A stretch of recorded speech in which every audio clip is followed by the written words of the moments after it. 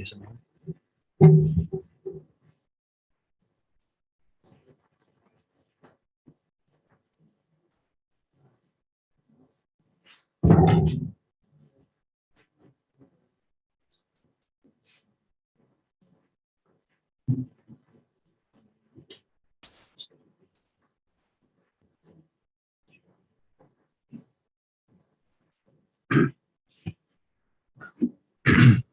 Kia ora katoa. Let's resume day 3, and Ki, nice to see you again. And I think you're about to provide mihi karakia with us. So over to you. Tupu ki roto, tupu ki waho, tupu ki te whai au ki te au māramati hei mauri ora. E ngā reo, e ngā mana, e ngā ihi, e ngā wehi, tēnā koutou. Tēnā koutou, tēnā koutou. Tēnā koutou I roto I te āhuatanga o tēnei o ngā rangi mokopuna, ke ne pēr he tohu I roto I ngā kōrero ka kōrero hia. I roto I ngā whakaaro ka whāreki hia. I roto I ngā kaupapa ka wānanga tia, ka runanga hia. I roto I te kaunihera. Nei rā mātau o te kaunihera e tuku mihi atu nei kia koutou. Kei ngā reo kōrero, kei ngā reo whakapua ki kupu, whakahua whakaaro, tēnā koutou. E te pai hiri tēnā koutou. Tēnā koutou I roto I te mahi nui. E tipene he koanga ngā pau te kite I a koe. I roto I tō tāua hononga ki te maunga e tautari ana. Me te mea hoki rā. I roto I tō hou anō whakapapa ki konei. I roto I tērā e wātea hoki rā koe ki te tū, ki te whakawātea I ngā āhuatanga. Engari ko te motu hake o tāu tūru. Tēnā e noho. Tēnā kia noho. I raro I te tapu o tāu, o te whiriwhiri, o te hirihiri, tēnā koe. Tēnā koe, tēnā koutou. Te karawe te tutaki anō I a koe, o rere a tātou katoa. E hari te mea ko hau, te kaupapa, engari ko koutou ke, me te hia, ki te whakapuaki, kia rere ai a kupu, kia rere ai a whakaaro, tēnā koutou, tēnā koutou, tēnā koutou. Kia hihiri nei tātou, kia karakia nei tātou. A whakarongo. Whakarongo ki te tangia te mā tui. Tuia I runga, tuia I raro, tuia I roto, tuia I waho. Tuia I te here tangata. Karongo te ao, karongo te pō. Tuia I te muka tangata I takea mai I Hawaii nui. Hawaii roa, Hawaii pāma mau ki te hono I wairua ki te whai au ki te au māra. Nō reira paupaua ko te pau o te aroha, te paupaua te pau o te rangi māri, e paupaua ko te pau o te aio. Paupaua ko te pau o te aio, kia rere arorangi ai. Kia rere ai ngā kupu me ngā kare aroto te tangata kia rongo hia e rātau kua tohua ki te ro. Paupaua ko te pau o te rangi māri e. Kia pai ai te whanonga, kia pai ai te rere, kia pai ai te āhua o te tangata I a ia e whakapua ki nei I ana kupu, I ana whakaaro. Paupaua ko te pau o te aroha. Mā te aroha tēnei kaupapa e whakahaere e arahi e taunaki. Tūturu whakamaua kia tina. Haumi e hui e tai. Paupaua ko te pau o te kotahitanga. Ko te kotahitanga o te whakaaro. Aha kua whakae, aha kua whakahe. Paupaua ko te pau o te kotahitanga. I roto I te tangata ko tāna e hia nei. Paupaua ko te pau o te aroha. Paupaua ko te pau o te rangi māri e. Paupaua ko te pau o te aio. Tūturu paupaua ko te pau o te kotahitanga. Mai tēnei wā tainoa ki te mutunga o te rangi nei. Tūturu whakamaua kia tina. Haumi e hui e. Nō reira, e te pai hiri matua, kei a koe te wā.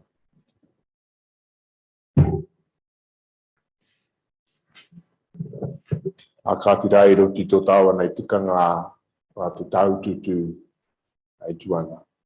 Nō reira, tika kia wehi kia ihua, ki tanga o te whakaaro nui, o te mihi atu kia koe kai te rangatira, a koe hoki, e ranga ani ngā tira, no roto mai te kaupapa nei, engari I roto I a tāua te aroa, me tō karakia hoki, ka mōhi hoki, me kore ake te tautoko te kaihanga aha koa te aha kahinga te taupapa. Reira, ka wehi kia ia. Ka hoki te whakaaro ki te tau ko tahi mano e warirau e āhuari me te kaumaono i ngā rangatire wānanga ana i auara, i auawa. E wānanga ana ngā rangatira mena ka tū tētai kiingi hei kanohi o te krauna no ingarangi e kanohi ki e hono atu ki a rātou. A mena ka tū kōwei katu. Ka mōhi o tāua ko te amohau tētahi ko kōro hia ko wānanga hia mena koia te tangata. A nā waira ka whiriwhiri hia e rātou a ka tū a pōtatau. No reira, pai maere ki a pōtatau te wherewhero te tuawhitu ki intu heitia o tira ki ngā kāwairanga tira no roto tēnā ki tēnā o tātou. Kai te whakaaro hoki ki rātou kua tahuri i te tirohanga kanohi. Ngā matu huhu a haere hoki o kia tura. Kai te mihi ake ki ngā hononga i Wainganui i a tātou o tira i a tāua ai ko maunga tautari tērā me tō hoa kiriweti ko Indi, karanga tuahine.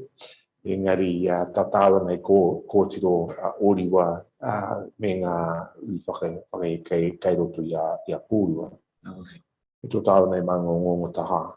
Kai te mohi o aha koa ko te he te pōtai hei te mutunga ko te tumira ko kanga whakamua a tātou katoa hei hapuri, hei hapu, hei iwi i roto rā no i ngā pūmanu mai waru o te arawa ko tēnei tētahi whainga ara te kaupapa ka wānanga hia e mātou o te rā ka wānanga hia e tātou. No reira kai te rangatira i raru ngā parirau o te tiatanga nei kone ka mihi atu kia koe o te rā kia koutou te kaunihira. Huri noa kia tātou katoa, kai te mihi ake, tēnā koutou katoa. Kahu. Tēnā koe tipiri. Kia ora, Ki. Nice to see you again. Right, preliminary is over. Let's resume hearing. Just two matters I want to put on the table as before we start. First, I should formally accept a letter from Transparent New Zealand, which was dated 20th of July, which they've sought to be tabled. So I'll formally accept that tabled document. And I just want to note for the record also that we had a comprehensive site visit yesterday, right around looking at numbers of things which we can indicate later on, which was a very useful familiarisation for us for the issues that we're hearing. So just be aware of that. If there are no other prelims, right? Well, this morning, or rather today, we've got quite a bit to get through, so let's get moving. And first up, we have Sigma Consultants, and horrors, you're giving us a 45-minute PowerPoint. Yes, right. So welcome both. And I should just note, and you'll be aware of this, commissioners have read all the material, of course, that's been presented, both submissions and formal statements of evidence and so on. So chapter and verse is not necessary, and I know you know that. So, yeah. Thank you, Commissioners, and thank you for the opportunity to come and speak to our submission today. If we had that option, we might not give that. Yeah. We have provided some additional summary statements, which we will read. I will go first, and then Kate Darm will present most of our evidence, and the other part of the session will be followed by Chiel. So I don't think our PowerPoint is 45 minutes. It's very short. So just turning to my statement. My name is Anne Nicholas. My qualifications and experience are set out in my primary evidence. I have read the relevant parts of the addendum 1 to the section 42A report and supporting documents. I acknowledge and appreciate the consideration given to Sigma's submission and evidence. Except for the 3 points I'll now cover, I defer to the evidence of Kate Darm in relation to our other submission points. I note in particular her evidence in relation to capacity in general and specifically in relation to the provision for the demand for apartments, generally agreed to be limited in Rotorua. As stated in my primary evidence, I do not consider that height should determine the future shape of the city, nor that increased height is the only way forward. The MDRS provides for 3 stories across much of the Rotorua urban area. 3 stories retains a human scale that is more compatible with the existing and potentially the long-term Rotorua urban character and its physical context, the lake and the landscape within and around the city. These provisions are yet to result in a visible change to the pattern of residential development, as time is needed to see and understand the response to the MDRS. Our submission is therefore focused strongly on the increase in height. In my primary evidence, I discussed 3 key matters as being of greatest concern. These are guiding and enabling progressive intensification over time rather than providing for 2050 now. The maximum height in the commercial 4 zone and the city centre 1 height and residential rural framework. In relation to the city centre 1 zone, I support the use of restricted discretionary activity status to evaluate larger additions and new buildings. This will enable case-by-case evaluation of the building design within its context. I also support the amendment to restrict residential units at ground level to peripheral locations around the edge of the city centre. I do not support the increased maximum height to 32 metres as proposed or amended through this process, but acknowledge that the restricted discretionary evaluation will enable a degree of appropriate consideration. However, City Centre 1 isn't the key focus for this hearing, and we will not pursue that in any great detail further.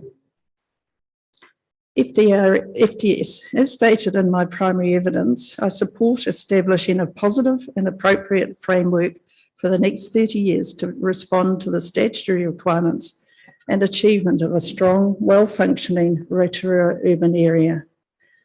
However, I also strongly consider that the district plan should guide and achieve such growth through an integrated and progressive intensification in a staged manner across from the city centre and the adjacent higher intensity residential areas.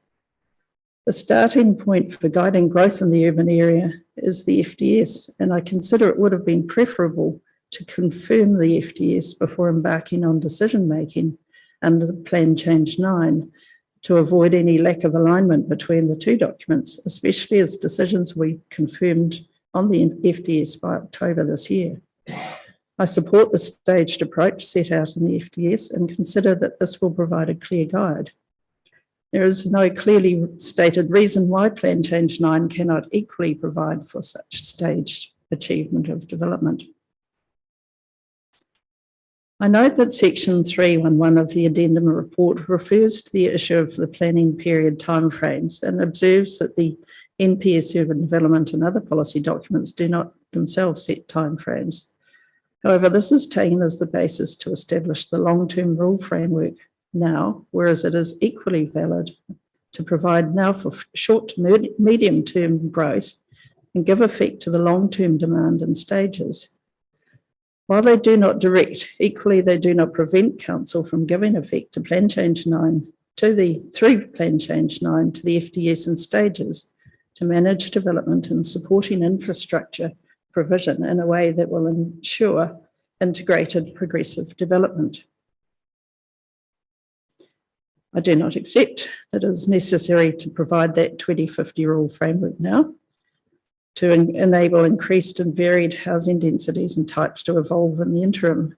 At present, the Rotorua urban area is working through the opportunities to develop under the MDRS. 3-story development, as I said, retains a human scale and enables intensification without a doubling in the maximum height. The benefits of the MDRS are yet to be seen in the pattern of development. In addition, even under the current rule regime, pre-MDRS, my experience has shown that 1 and 2 story developments are providing for the 1 and 2 bedroom units required and are increasing densities per site up to 5 or 6 times. Additional time to see the impact on housing stock and demand would inform staged changes to the district plan. The addendum report refers to the cost of intensification to the community as including a high degree of visual change through more visually prominent buildings and potential shading, which may result from isolated taller buildings developing on an ad hoc basis. These are significant impacts on the amenity and character of our city centre, residential and commercial areas, which should not be downplayed through this process. I remain of the opinion that encouraging a progressive intensification in and around the city centre and then gradually extending out through the higher density residential area over time would provide more appropriate guidance, allow lessons to be learned from the MDRS and avoid some of the costs associated with intensification. Such costs should not be inevitable or necessary.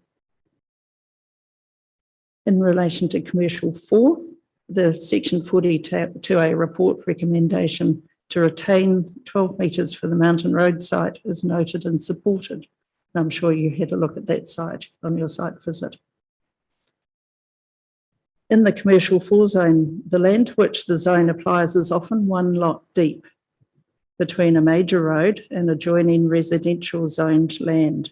It is these situations along Fenton Street and to a lesser extent along Lake Road that are of concern.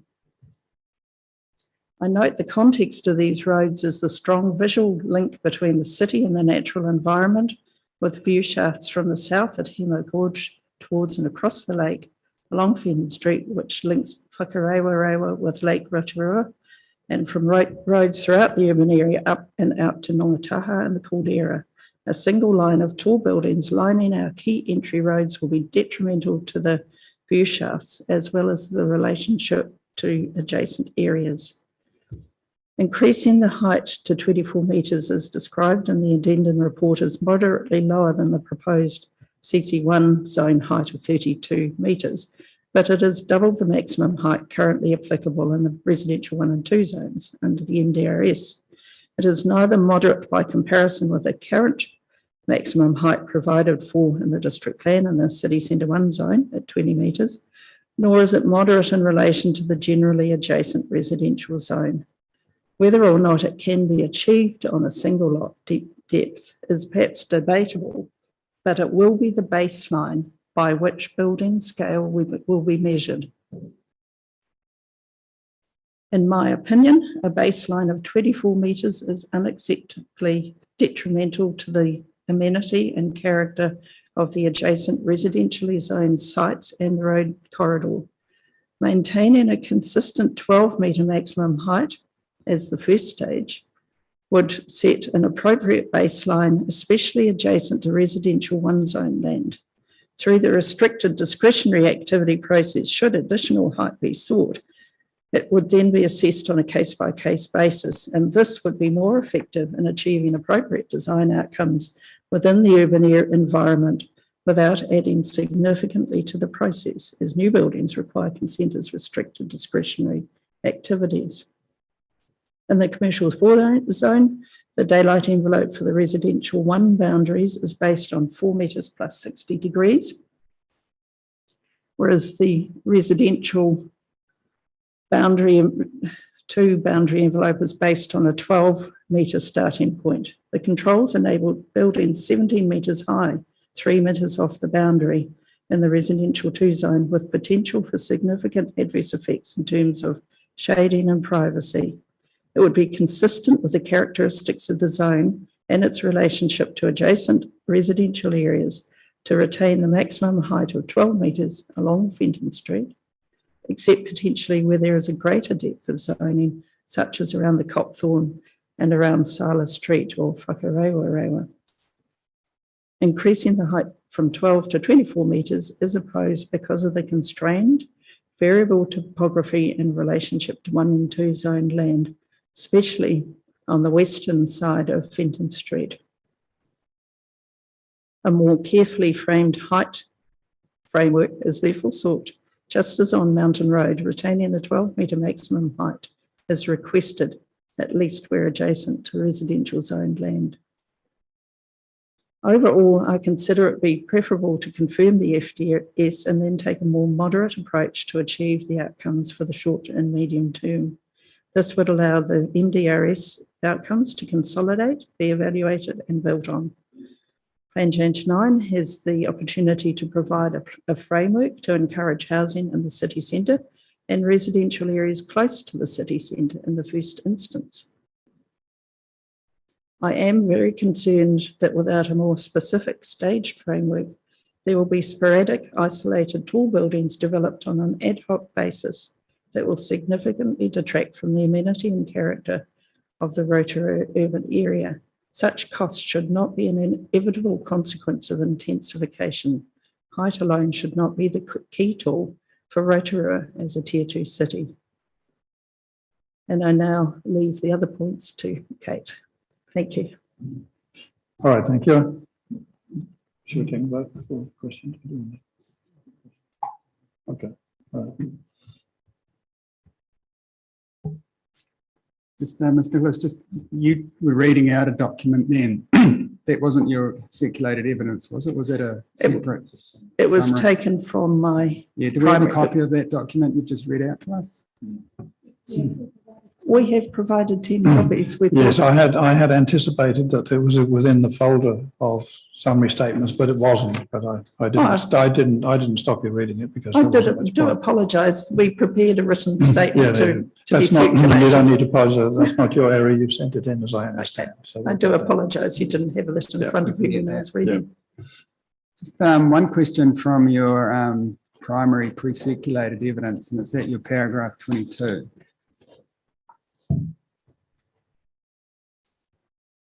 And it's on page 7 of your primary evidence, just at the very bottom.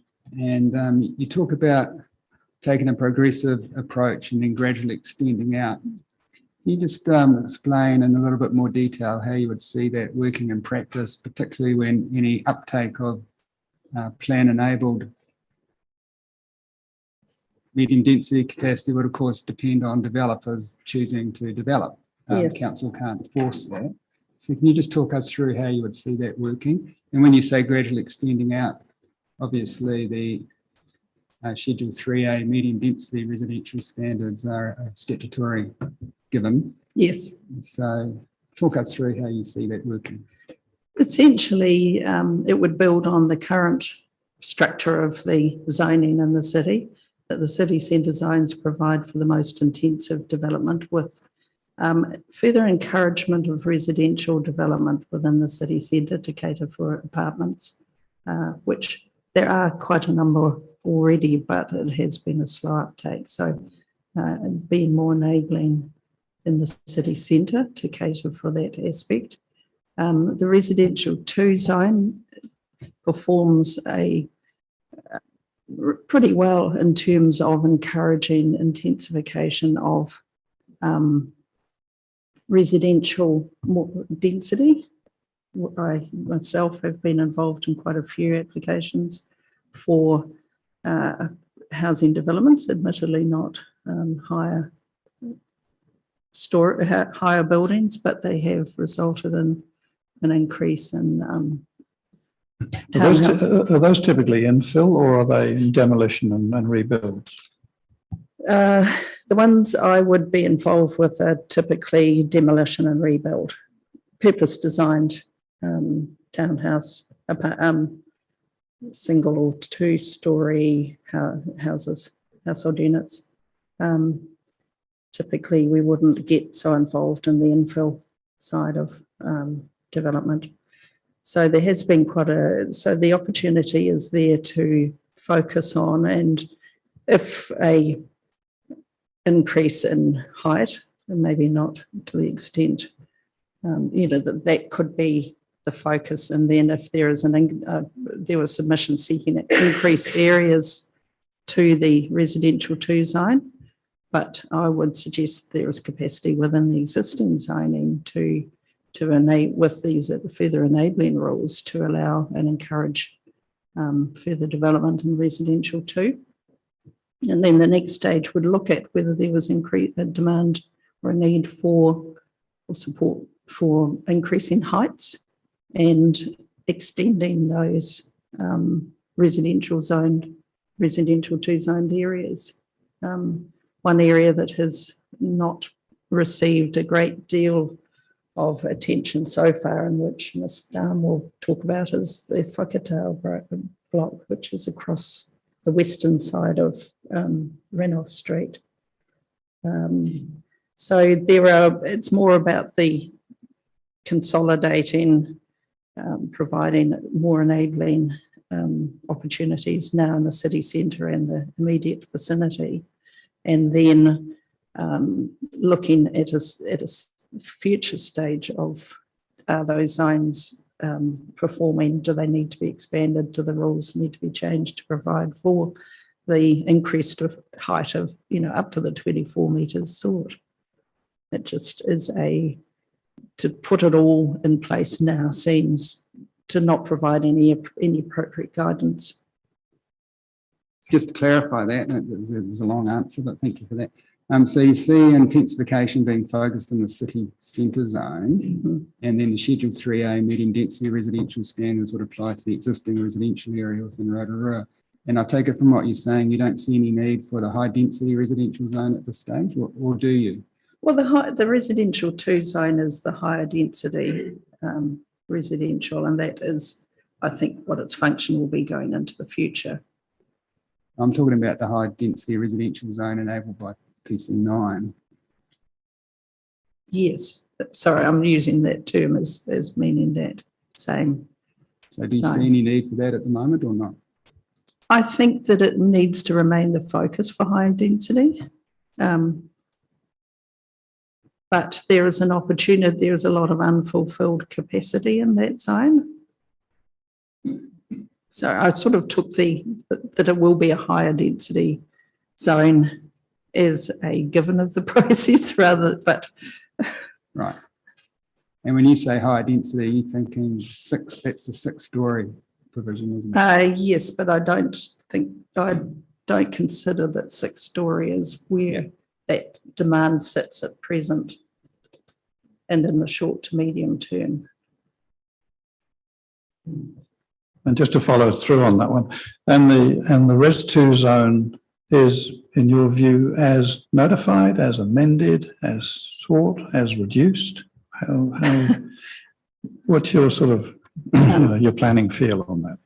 I would, Kate will talk more about this, but in my experience, the areas around the city centre provide the best connection to the amenities in the city centre.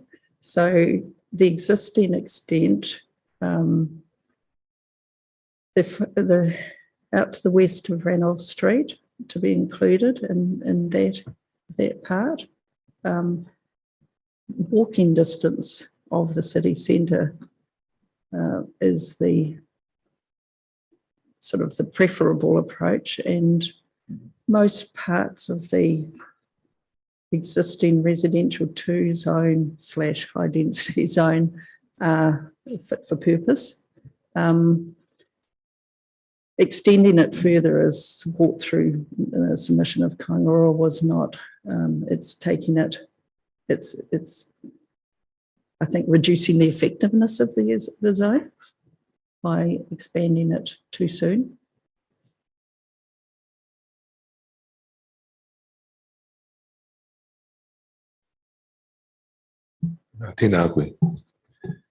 I'm not a planner, so I'm looking to be for a bit of education here, just in terms of reviewing your evidence last night and what you said this morning. There's putting aside for the moment a dispute about the disagreement around what the ideal height should be. And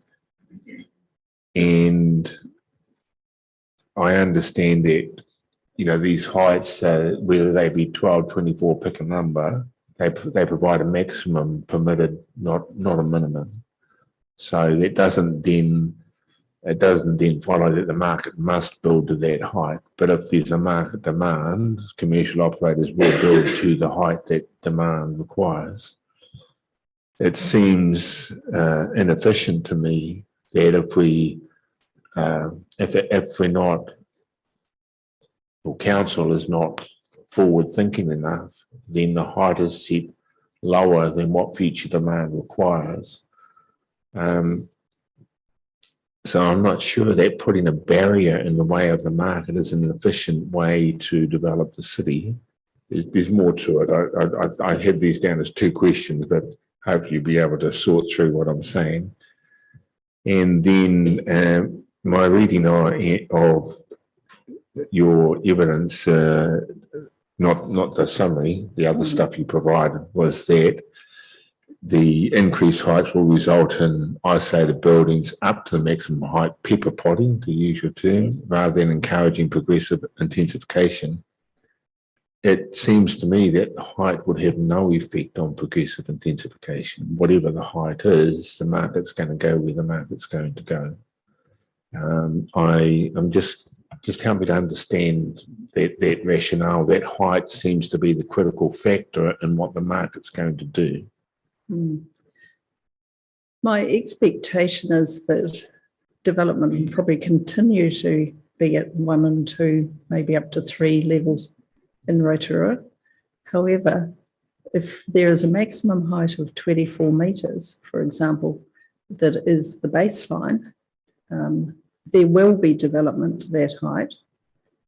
And I think we've seen it in most cities. There are some notable examples in Auckland and at the Mount, for example, of isolated single tall buildings. And indeed in the city centre here, you'll have seen the Borman Hotel, what used to be the Trust Bank building in Hinamore Street.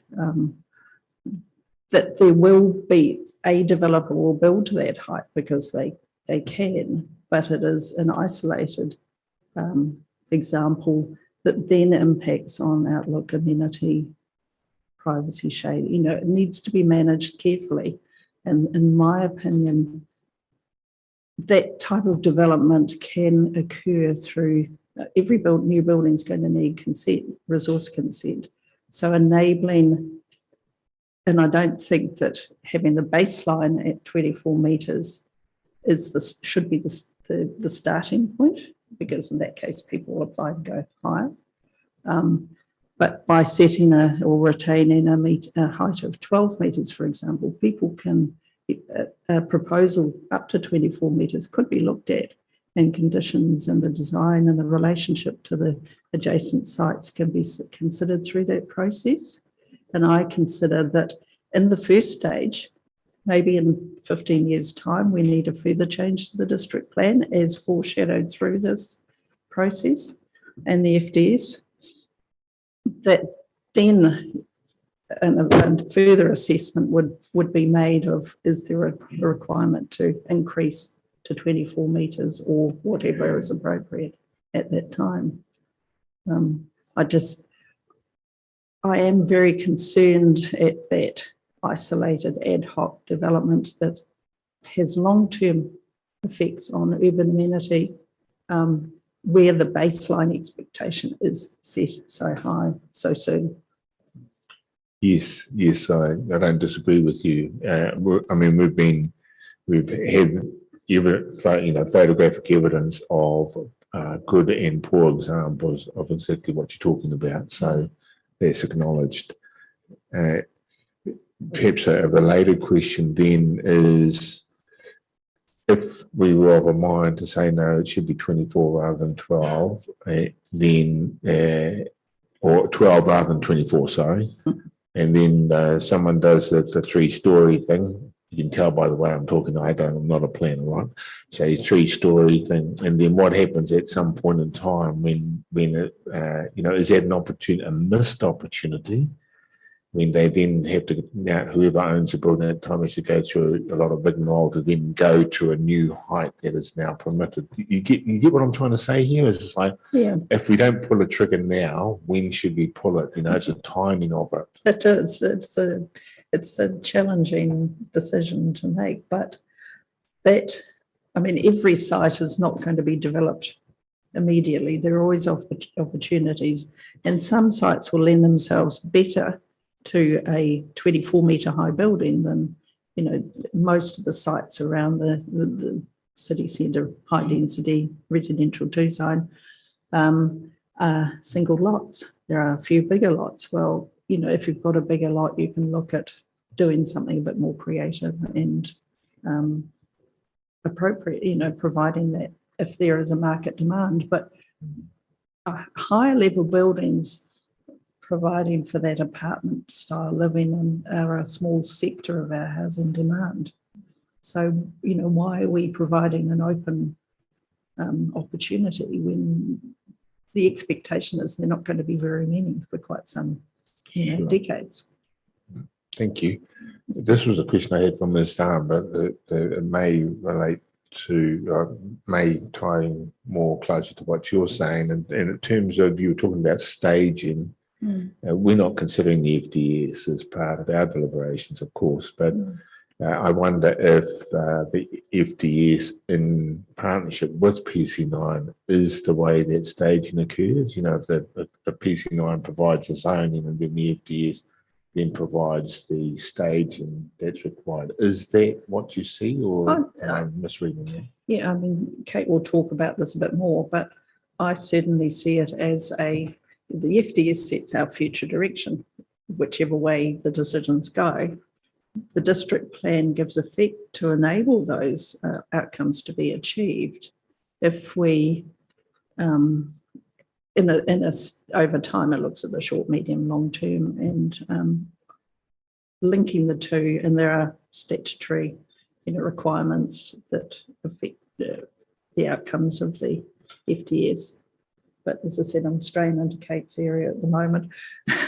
But yes, I do see those as linked, and it's an important alignment. Thank you. Thank you. Yes, Mr. Allen, let's take your statement now. Since quite clearly, I mean, one of the things that we have to wrestle with, of course, is that policies 3 and 4 of the NPSUD don't apply, and it would be helpful if they did, because at least they give you a direction, whereas policy 5 gives us less of a direction. And so, yes, your views on that, appreciate it. And you've got the summary there, Lou. We do, thank you. Yes. And if I'm going too slow, tell me to speed up. Okay, thank you for the opportunity to present this summary statement today. My name is Kate Dam. My experience is set out in my evidence, along with confirmation that I've read the Code of Conduct. Scope of the summary statement, I'm going to cover the commercial zones, the residential 2 zone, and the city centre 2 zone.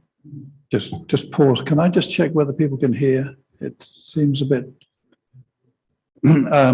Yep, I think people are indicating that maybe a little slower and a little louder. Okay. Thank you. I think it's worth highlighting that through Plan Change 9, the medium density residential standards will be implemented across most of the urban area. According to the evidence of Ms. Fairgray, this will provide an additional plan-enabled capacity of around 70,000 homes. In addition, Plan Change 9 will, assuming these changes are approved, further enable apartment development within the city centre 1 and 3 zones through increased height, while the changes to the commercial 4 zone would also provide additional capacity outside of the CBD and in an area with a more residential character, with or without the additional height. The additional capacity this would provide is not modelled, as the additional heights were not included in the modelling undertaken by market economics.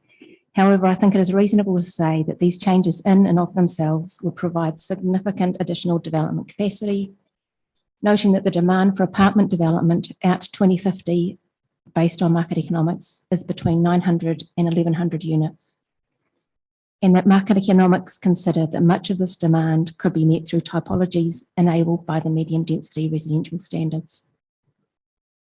Council, through Plan Change 9, is required to undertake a plan change to give effect to Policy 5. I note the policy refers to heights and densities of urban form, not solely residential development, and that these heights and densities are to be commensurate with either the level of accessibility or relative demand for housing and business uses. Again, not solely residential development, whichever is the greater. Council must also complete a housing and business capacity assessment every 3 years. And if the assessment determines that there is insufficient development capacity, must consider options to enable development and increase development capacity. In addition, if the insufficiency is due to the district plan, council must undertake a plan change. Lastly, council is also required to adopt and review a future development strategy with an associated implementation plan. I've reiterated the NPS here, partly to highlight certain aspects of the provisions, but equally to highlight that it sets in place a robust process of future planning and, importantly, monitoring through the HBA. This enables councils to set a path and roll this out over time with regular check-ins to ensure there is sufficient development capacity over time. In my opinion, given the above, council does not need to undertake the extent of rezonings that is being proposed now. The rezoning can be staged over time and reassessed through regular HBA reviews. Lastly, if we are to be successful at curbing urban sprawl and consolidating urban development around centres, minimising transport emissions, then we need to be creating apartments in areas where people want to live, enabling apartments that overlook industrial areas or are located in outdated shopping malls or overlooking large areas of car parking won't achieve that. Further, these environments are unlikely to change where the demand for redevelopment is so low and enabled over such a large area. So the commercial zones.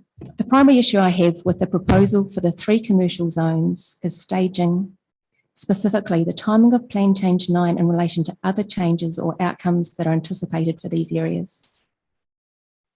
In the commercial 1 zone, which is Nongataha, the wider approach proposed is that high density residential development is enabled in the commercial centre through Plan Change 9. Potentially, council will do a centre plan, concept plan. Land elsewhere will be rezoned for commercial or business use as identified in the draft FDS, and the timings there are for short and long term. And then industrial land adjoining the commercial zone will be rezoned in the long term. In the commercial 2 zone, that's Tenai, the 2 centres on Tenai, the T Street Triangle and the West End Shopping Centre. The wider approach proposed is that the high density residential development is enabled in the commercial centre through Plan Change 9. Potentially council will do a centre plan or a concept plan. While in the commercial 6 zone, which is the southern edge communities, southern where Maitatina is, the wider approach proposed is that high density residential development is enabled in the commercial centre through Plan Change 9. Land elsewhere will be rezoned for business uses, as identified in the draft FDS timeframes, short and long. Whether those zonings will enable trade retail is unknown. The risks with this approach include, in Nongataha, residential development occurs while industrial activities remain or are intensified. In the primary evidence, I set out what the plan framework there is. Council has experienced similar issues in Ngāpuna. I don't know if you saw Ngāpuna yesterday, but it is an appalling example. Yes, no, we visited all these areas yesterday. So. Okay. Commercial 2 zone. Residential development occurs with individual buildings affecting the future development of these areas, which are intended to be the key secondary centres. I haven't said that clearly. An example here is the Tenai Shopping Centre. The parcels of land are to some extent at least in separate ownership. I think there's 4 or 5, maybe 6 parcels. One landowner could go ahead with apartment development with the potential to stymie the logical redevelopment of the whole centre. An overall concept design needs to be established before enabling provisions are introduced. Commercial 6 zone. Large format retail is displaced. I would also note the time and uncertainty associated with rezoning land. I also considered that the residential amenity that these areas offer is poor.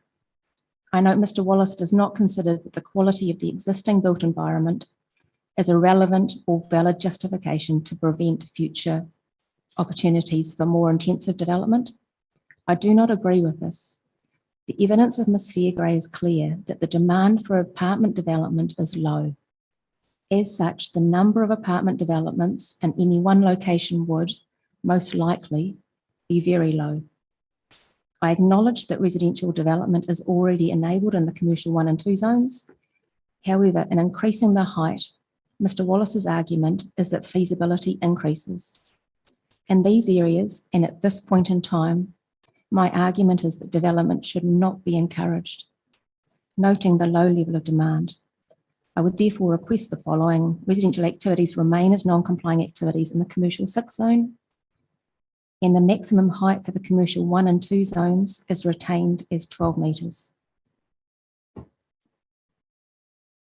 The FDS can then be used to clearly signal to landowners, businesses and the development community what the future form of the area is anticipated to be and the logical steps to be undertaken to facilitate that form. Timeframes or triggers could be used to provide greater certainty. This would seem to fit broadly with the future processes that Council is anticipating in any case with the development of the priority development areas. And the rezoning of high density development could slot into this as opposed to preempting it. Finally, Ms. Embling on Monday noted that Policy 5 provides a broad discretion, while Ms. Morgan noted that the policy needs to be read in the context of the wider NPS. Further, I note that the plan change needs to give effect and have regard to the other relevant higher level documents. Policy 5 does not need to be read bluntly, e.g. accessibility of X equals height of Y. I also think that there is no black and white answer to what commensurate is. At this point in time, and thinking specifically about Ngātaha, I think it's reasonable to say that a 12-metre height is commensurate, especially given the current range of community and commercial services and activities. In future, that may change given the anticipated residential growth. If Council does undertake further work on this centre and considers the potential to reorientate development towards the lake, I think the outcome in balancing accessibility with demand may result in high density development being located closer to the lake as opposed to in the commercial centre.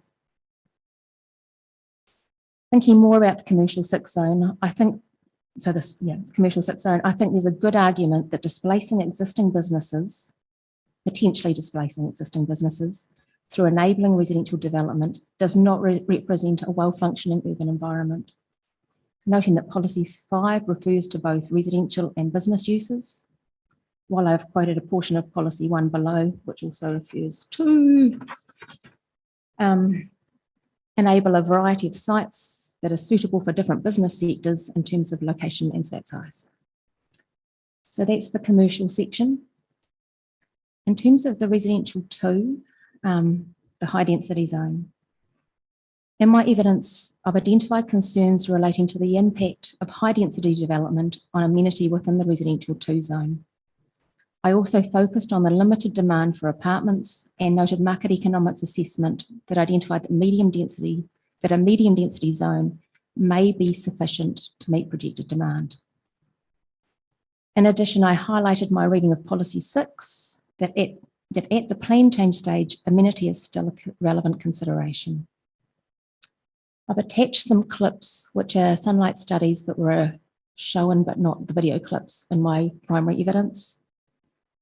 If I can show those now.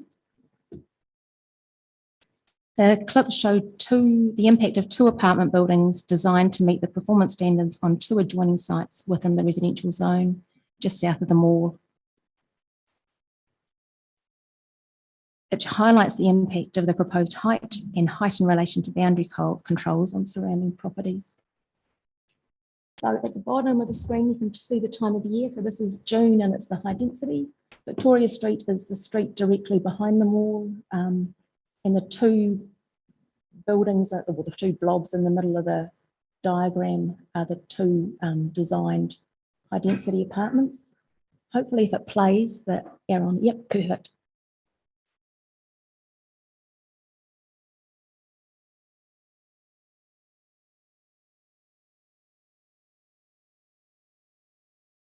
So that's high density in winter, middle of June. The next clip, hopefully, is medium density in June.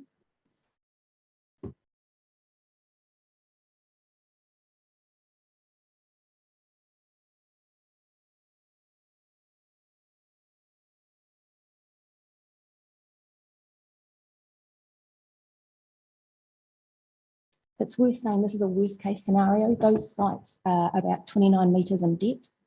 And I've interpreted the height in relation to boundary controls. That's, you can push, if you want to, you can push your building right back and not have the 4 metre plus 60 apply to the rear of the site. And so that's why those buildings are so close to the back. They look a little bit too close actually at the back there, but that's why you've got such an effect on the two buildings behind. If we look at the next one, which is, so this is autumn, high density.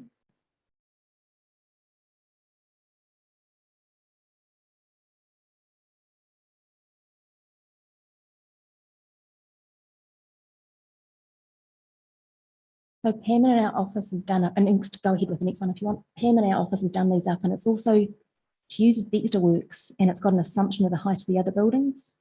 So you can see that not only the shadows from the apartments that we're showing there, but also the apartments of the existing buildings, which are much lower. I think they're all single. There might be some 2 stories, but you know, they're the existing buildings. And the last two, September, high density.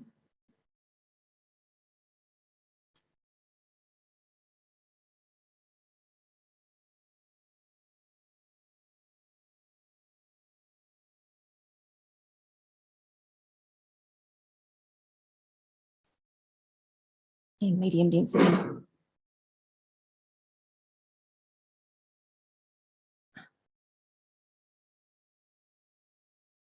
What I haven't said in the summary statement here is Ms. Fairgray's evidence is very much that there is limited demand for apartment development.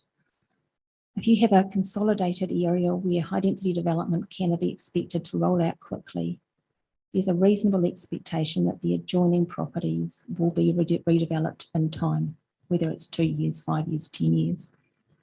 But with the level of redevelopment anticipated, then these neighbouring properties to the south, they have no realistic expectation that redevelopment will occur. So they're going to be stuck like that potentially for a very, very long period, which is what worries me. Okay.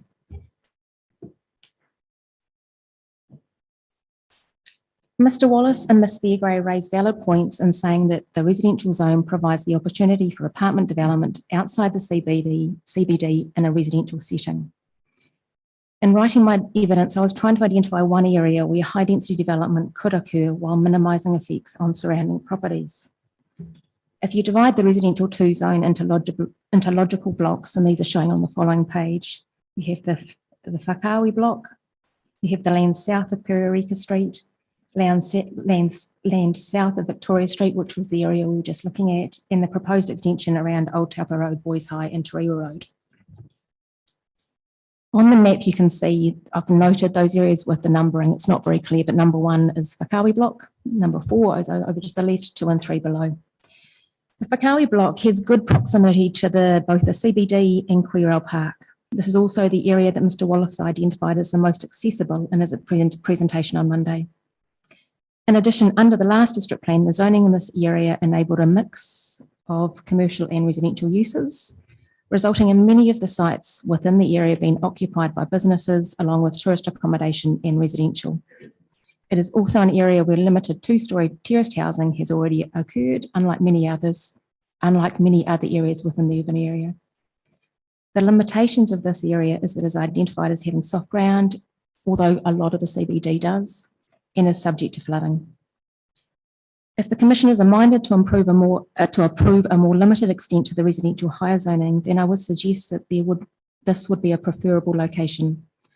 I note I have not followed the submissions around natural hazards. I would also note that there is the ability to also consider a lesser height and height in relation to boundary controls combined with objectives and policies supporting greater height where this does not create unacceptable overshadowing issues for neighbouring properties. I also note that the that the recommendation in the Section 42A report that enables residential activities at ground floor within specified areas within the city centre 1 and 2 zones will provide the potential for apartment development in areas of high amenity and outside of the core CBD. As well, the potential development of the racecourse is outlined in Mr. Mathfield's evidence, noting that there's a high level of uncertainty there. Given the demand for apartment development, the ability to substitute this with typologies enabled through the MDRS, along with the amount of apartment development enabled within the city centre zones and potentially the commercial zones, highlighting that the commercial 4 zone along Fenton Street also provides the potential for large footprint development in a semi-residential setting, I consider this provides significant additional capacity along with housing choice.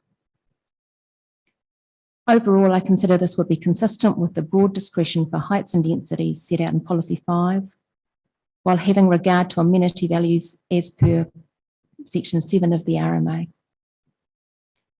Okay, the last section is on the City Centre 2 zone. Do you want me to go straight into that, or do you want? Yeah, okay. In my evidence, I requested the amendments proposed in Plan Change 9 relating to apartment development in the City Centre 2 zone be rejected, and the current rule frameworks retained, with the exception of the proposed height within the City Centre zone. This was based on concerns relating to potential for reverse sensitivity issues, potential to displace businesses, conflicts between users, poor quality residential environments. In Ms. Morgan's evidence, she considers that reverse sensitivity effects can be appropriately managed, and Ms. Fairgrave considers that the above ground residential development in this location is likely to be supported by and function together with the amenity provided by the city centre. I accept these points.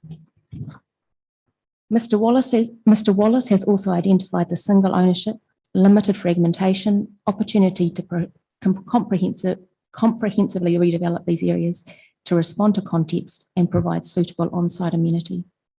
I also note that Mr.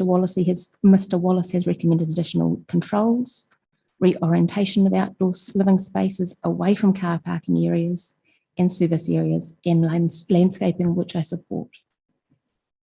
If you look at the City Centre 2 zone, there are some sites where apartment development could fit well. These are areas with road frontage and limited overlooking of car parking spaces. In the image below, boxes 2 and 4 seem logical and number 1 not bad. However, in other locations, e.g. box 3, you would need to carefully consider the relationship of the building with the more car parking areas to the rear, especially at night. Apartment development would bring people into these areas that are currently unoccupied at night. Many of the examples of apartment development associated with the LFR with large format retail provided by Mr. Wallace were high-end apartments in areas in close proximity to areas of high amenity. For example, the Farmers Building in Tauranga, which looks like it's about 120 metres from the seafront, with the majority in large urban areas with established apartment markets. The City Centre 2 zone is in a different context to these examples.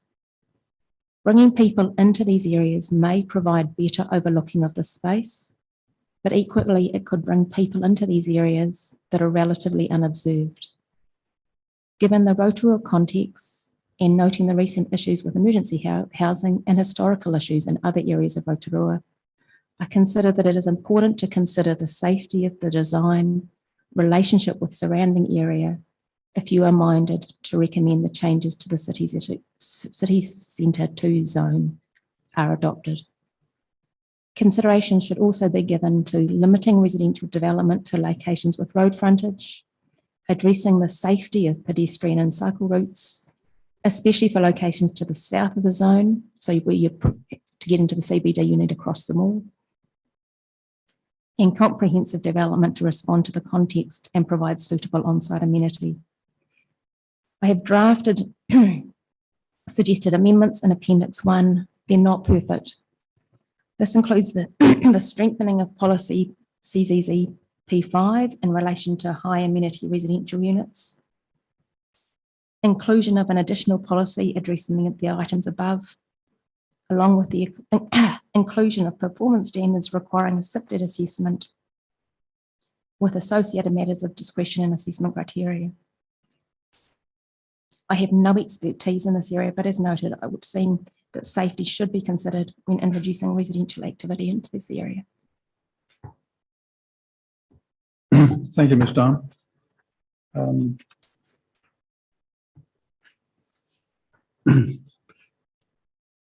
I mean, for both of you, it's obviously helpful to have a contrary view. It always is, and you certainly supplied that in detail, and that's very helpful. And one of the issues that we have to think about, of course, is the extent to which we can use the IPI process to cure the ills of the existing plan or the existing situation, and that's obviously in the forefront of our mind. But it's I mean, from a policy point of view, I think what both of you are saying is that. Well, what are you both saying? On the time horizon issue, you're saying that we don't actually need to satisfy the 30 now. We need to go to some point, but I'm not quite sure what that point is, but certainly not the 30 you're saying, because there are other processes that will be in train either under the existing legislation or the new bill that some people hope will go through next week. I'm not one of those, but that's beside the point. So that's a whole different matter which we don't have to think about as to what the new legislation might actually require. But anyway, the important thing is for us is what, in terms of policy 5, as I infer from your evidence, if you look at subclause B, which is the relative demand for housing and business use in that location, I think you're both saying that nature of fact, your reading of relative demand is that there's very little demand in most of these places. Is that how you're framing that particular clause? Because I mean that's a cardinal direction that we have to give effect to. Yeah. Yeah.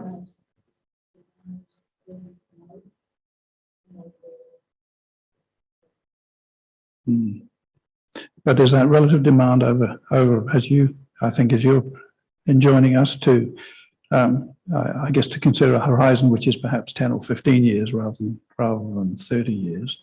So is that relative demand at the end of that period of time, or is that relative demand now? How are you reading that phrase?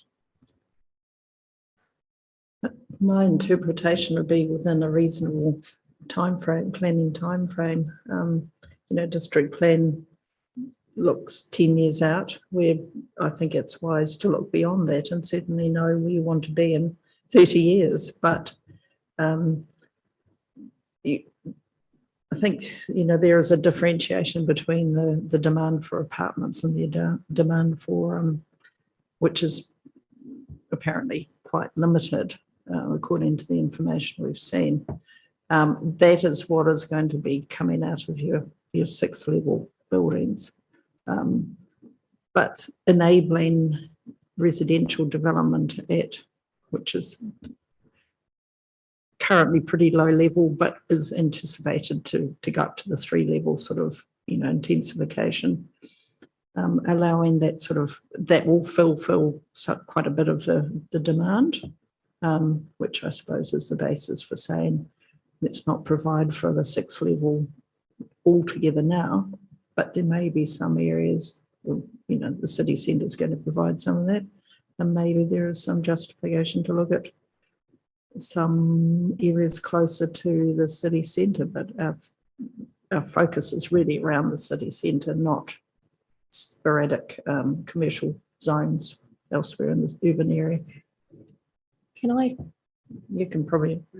No, Ms. Embling in the legal submissions talked about a 30-year time frame. I don't think it is timing. I think the NPS sets out a process. You've got the HBA where you have to every 3 years review. And so it's a regular check-in to make sure that you have sufficient development capacity, not just to, not immediately. You need to be looking out to the future, but you need to constantly check in and make sure that you are creating well-functioning urban environments. It's not just... Doesn't that cut both ways, though? I mean, if in actual fact you think that you've gone too far, subsequent processes can cut them back as well. Yeah, but the effect is in place. Well, for example... may or may not be. It depends on how you frame that scenario. So for All non, I'm saying is that the processes that will continue can go both ways. They can move things backwards or they can move things forwards. And it's not a one-way street. yeah, but I don't think you should plan for what you don't want.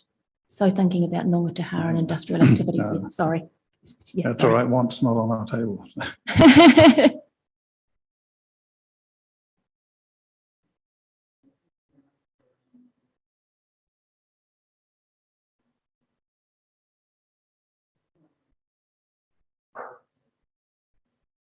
Yeah.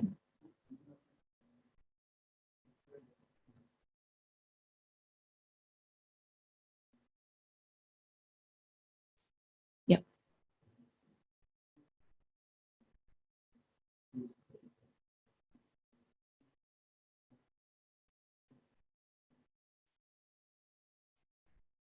Yep.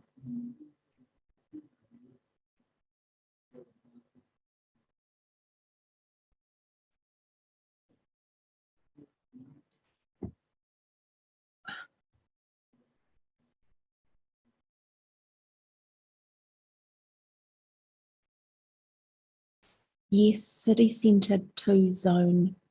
I'm concerned about, you can look at beautiful apartment developments and you can think about the redevelopment of that area and think that could be great, but I think it needs to be done really carefully.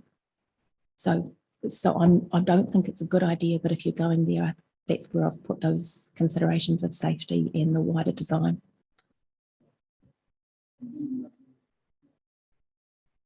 And holding off for the commercial zones 1, 2, and 6.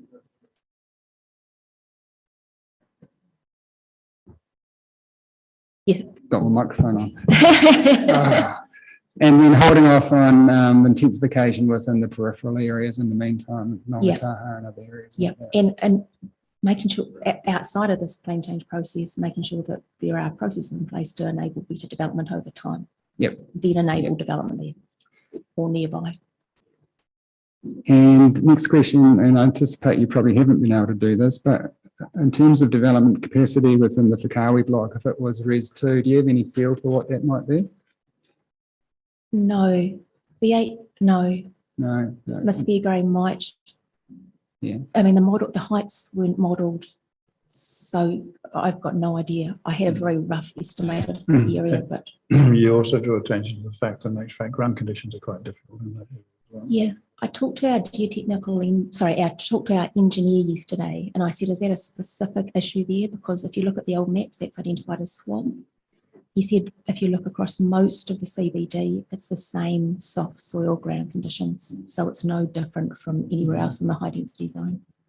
So to the officers, I appreciate your advice just on what the development capacity would be if Res 2 was enabled within the Whakawe block, indicated as number 1 in Ms. Darm's summary evidence today, just to help us get our heads around the submitter's landing point. But other than that, no further questions. Thank you.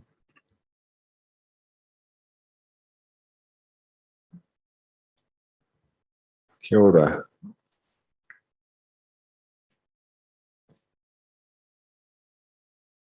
Just thinking a bit broader than the heights, and I take the comments that you made about amenity view shafts and so on and so forth.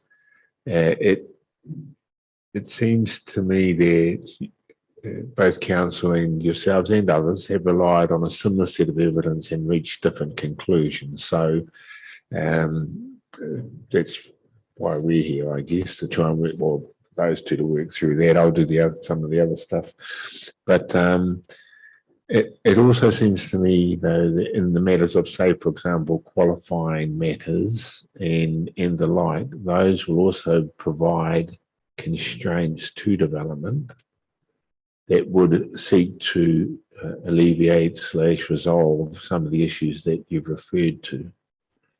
And then we talked earlier about the FDS and the relationship with that in PC9. So it seems that there's still a question in all of our minds, if not here, where, if not now, when. There's a question coming. So I almost started giving evidence. Sorry about that. But if I'm just trying to work through in my own head, you know, like you presented an argument that's well thought through, and I'm just thinking, okay, if not that block, this block, if not that height, this height, but I sort of feel like with the qualifying matters, with the FDS and PC9 across those, and district plan, of course, then across those various documents, there will be a way through. And I circle back to one of the concerns, if we are too conservative in PC9, i.e. in terms of height and distribution, doesn't achieve the purpose that the NPS requires it to achieve. I'm not saying that's where you've gone, but you know, you understand some of the concern that I have, and I'm just curious if you, well, hopefully you understand it, and just wondered if you had any further comments on that. Just a really quick one, that Ms. Fairgray's evidence is that the demand for high density apartments out to 2050 is between 900 and 1100 units. If you divide that into buildings, it's a really low demand. We don't need, in my opinion, to go the extent that we have with the plan change, and we don't need to do it all now. That's where I'm at. Yeah, sure. Okay, thank you.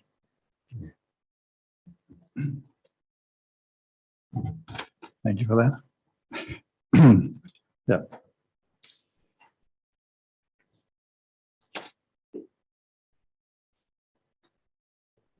I think next up is Mr. Little, I think, isn't it? Yes, right. Thank you, Mr. Little.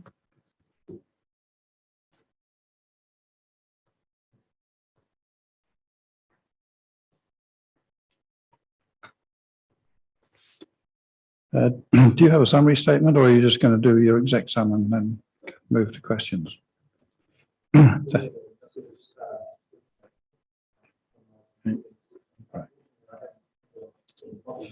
All right. And can I just check with you? Will you be addressing the addendum 42A addendum? Would that be a useful place to start rather than finish? Yes, good morning, and thank you for the opportunity to speak to the Chair Consultant's submission and statement of evidence. My name is Rowan Little. I'm a senior planner with Chair, and wrote and prepared both our submission on Plan Change 9 and statement of evidence. My qualifications and experience are stated in my primary evidence. Chair Consultants and our predecessor, CanMap Hawley, have had a long history in the Rotorua district of providing expert surveying, land development and planning advice and services. Proposed Plan Change 9 is therefore very key to our business activities and the clients we serve.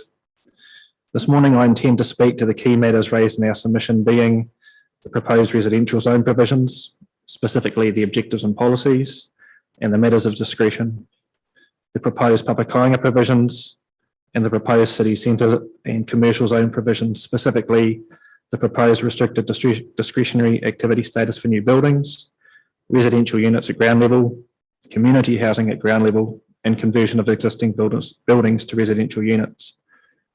I appreciate that I had indicated I only need 10 minutes to speak, and there are several matters to speak to. Thus, I'll be rather brief on some matters and more detailed on others, particularly the proposed city centre zone and commercial zone provisions. Yep, 8.5 minutes left. No pressure. So the key matters that I will speak to this morning in regard to the city centre and commercial zone provisions start with the restricted discretionary activity status for new buildings. Chair had opposed the proposed change in rule status from controlled to restricted discretionary. What we are hearing from our clients and developers is that the consent process is costly, slow, clunky and inefficient. However, I understand and appreciate the need for specific and qualitative urban design assessments, as the building heights proposed under PC9 are greater than those under the operative district plan. However, as stated in paragraph 56 of my primary evidence, I believe that good urban design outcomes can be achieved through having good quality matters of control or performance standards, which incorporate specific building design and site layout requirements. There is the opportunity for the matters of discretion which have been proposed under CCZ R32 A to E to just as equally apply as matters of control. In the Section 32 assessment in Addendum 1 to the Section 42A report, staff state that impacts on amenity, safety, functionality and vibrancy cannot be assessed qualitatively through a controlled activity status, and state this is due to the limited ability to manage the adverse effects of any poorly designed proposals through imposing conditions of consent. However, staff acknowledge that it may be possible to draft permitted activity standards to address these matters and others. However, they have concerns that they would be highly prescriptive and not relate well to the range of activities and site conditions within the city centre. Just your professional view on that. I mean, as you know, matters of control need to be very specific because they don't allow for much discretion, basically. Yes. Do you think you can capture those elements with that degree of specificity, really? As I was going to sort of read on, in my opinion, a highly prescriptive set of permitted or control standards is what should be sought. This would give certainty to developers and applicants around the expected and required urban design outcomes, avoid poorly designed buildings, and would have an economic benefit of avoiding the need for resource consent if permitted, or create greater efficiencies if controlled. And I did state in my primary evidence that if one of the main objectives or aims is to create a vibrant CBD and more vitality, my concern is that by requiring a restricted discretionary consent for any new building in the CBD, that potentially stymies development, results in more cost to developers and a more more time is involved, of course, in going through the consent process. If we could possibly streamline that and provide a more efficient way of considering new buildings in the city centre 1 zone, then I'm for that. And I think that would greatly help with increasing vitality and vibrancy in the city centre zone. What we don't want to happen is to, I guess, make Rotorua an unattractive place to develop by having consenting barriers or hurdles in the way. And then for any activity that did not meet prescriptive standards, a higher activity status would rightly apply, then allowing for a qualitative assessment and management of effects. And that's in the same vein as the currently operative district plan, where we do have a controlled activity status for new buildings. Any of those buildings that don't comply with the performance standards are then elevated to a restricted discretionary activity status. Turning to the matter of residential units at ground floor level, Shell had sought further restrictions on residential units on the ground floor on any street in the city centre 1 and 2 zones to ensure an appropriate and efficient use of commercially zoned land for prime retail, commercial and business activities. It is pleasing to see that this submission point has been accepted and is recommended to be accepted in part by staff. Mr. Cam Wallace, in his evidence, has recommended that the ability for ground floor residential uses is retained in certain areas, and this is demonstrated in figure 18 of the Section 42A report. I broadly agree that most of the areas shown in figure 18 are suitable for ground floor residential use, but do not agree that the entire blocks, as mentioned in paragraph 66 of my evidence, are entirely suitable. In my opinion, the inner streets of those city blocks that I identify in paragraph 66 of my evidence do not necessarily possess those qualities that would make them suitable for ground level residential use, as they do not have an outlook or interface with a high amenity public open space and are enclosed within an existing area predominantly comprised of commercial and retail uses. The other areas or sites identified in figure 18 of the Section 42A report do have an outlook or interface with either an area of high amenity open space or are located opposite other compatible areas of existing residential development. I now turn to community housing. We'll check on that one too. So that's the reason why you were comfortable with the block facing runoff south of Pukuatua Street? Yes. Because on the other side is basically the residential use. Yes, that's Okay. right. Thank you. Yeah. In terms of community housing, as per paragraph 76 of my evidence, in my opinion, the central city is not the appropriate location for community housing activities especially at ground floor level, where many of the residents in community housing by definition require some form of care, often because of mental health, alcohol and drug-related issues. For those types of activities to be permitted within the city centre 1 and 2 zone at ground level is particularly concerning in terms of the adverse effects these activities are likely to have on the vitality and vibrancy of the CBD and community safety, with such activities being incongruent with the purpose of the city centre zones, the issues identified in CCZ I1 to I3 and some of the objectives and policies. Addendum 1 to the Section 42 report under Section 3332, paragraph 3 states that community housing is defined as a place of residence for a maximum of 8 people. At this scale, the activity is unlikely to adversely affect the amenity of the street or the function of the zone. I would have to disagree.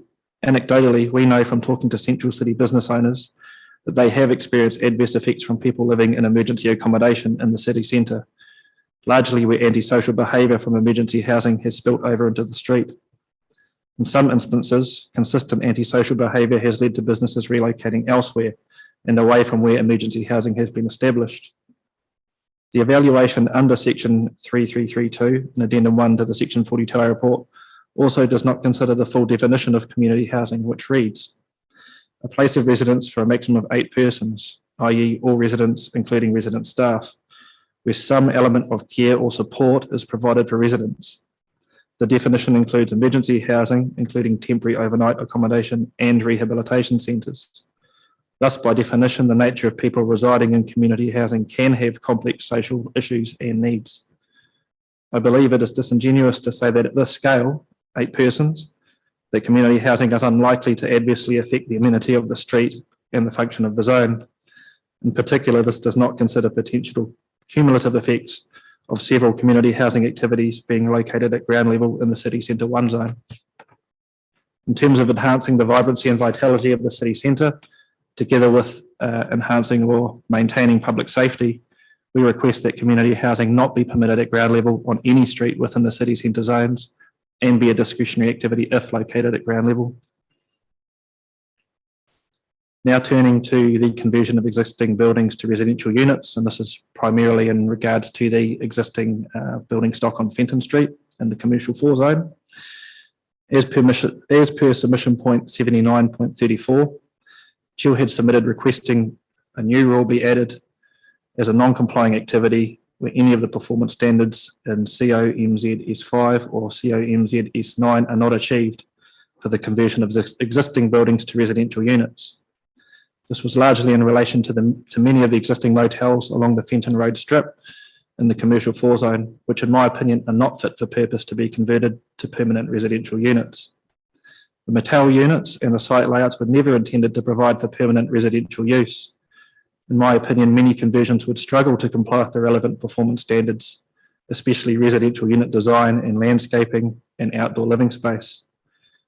Where the conversion of an existing building fails to comply with the performance standards, poor living outcomes could or are likely to arise, and these type of activities should be discouraged from occurring. The non-complying activity status for an activity that fails to comply with any of the standards is, in my opinion, appropriate, as it will require a higher level of assessment as to its appropriateness and allows for the Section 104D gateway test to be applied.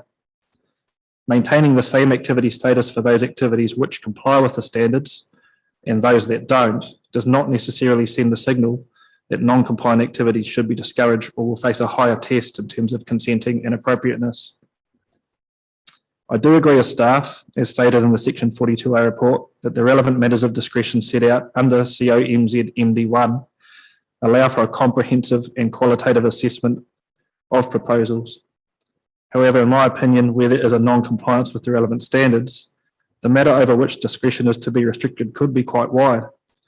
For example, there are 14 different subpoints under COMZ MD1 alone, not to mention COMZ MD3 and other matters of discretion under COMZ R33.2, including the extent to which the activity will avoid, remedy or mitigate effects on the non-compliance of achieving the purpose of the relevant performance standard and the objectives and policies relevant to the matters of discretion, and B, how the degree of non-compliance will reduce the amenity of the zone and affect adjoining sites. In this sense, as the potential matters to be considered could be quite wide, consideration of the non-complying activity status or the unrestricted discretionary status should be had.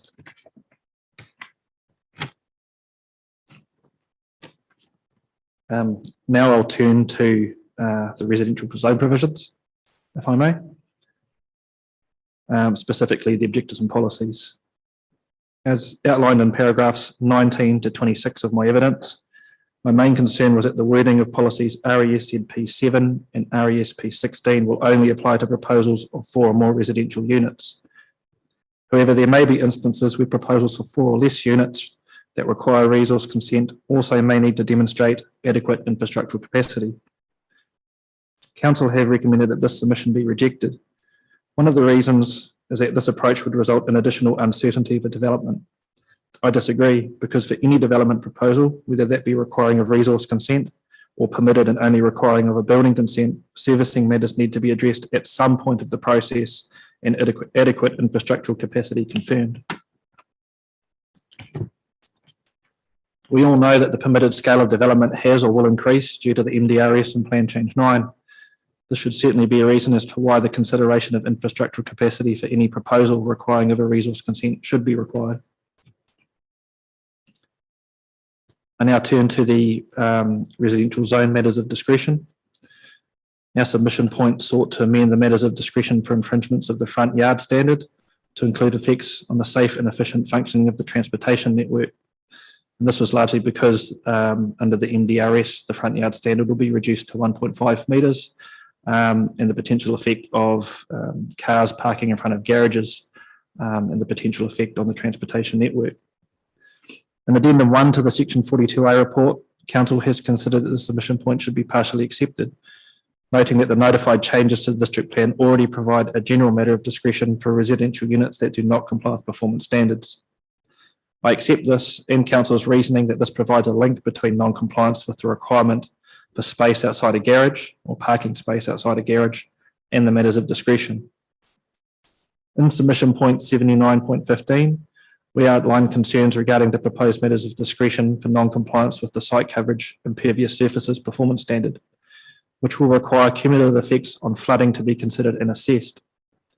As described in my evidence, I believe that this will be an unachievable matter of discretion. As to do so, one would have to have access to relevant and up-to-date flood data and understand how many other previous consents for non-compliances with the impervious surface coverage standard have been granted and cumulatively what the overall scale of those effects were. It is not possible to gather that information easily, especially for a layperson, and therefore the assessment criteria is not realistic or easily achievable. As submitted, in my opinion, the words including cumulative effects should be removed from the assessment criteria RESZ MDA 5.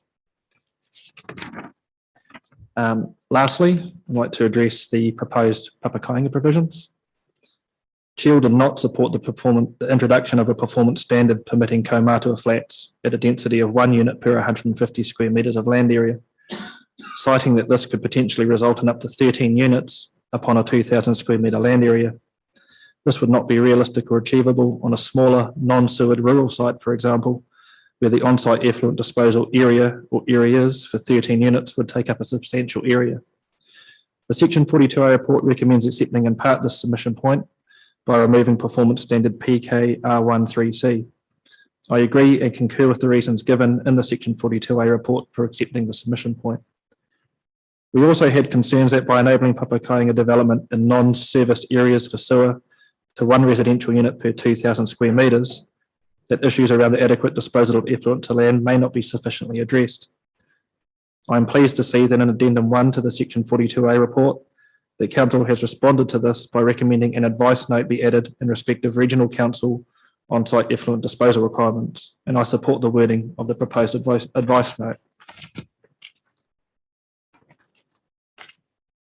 In summary, Chair is generally supportive of Plan Change 9 and appreciates that Plan Change 9 is a vital component to Rotorua Lakes Council's future growth strategy and policy approach, together with the future development strategy by enabling significant housing capacity to meet future growth projections and the development capacity requirements of the NPS.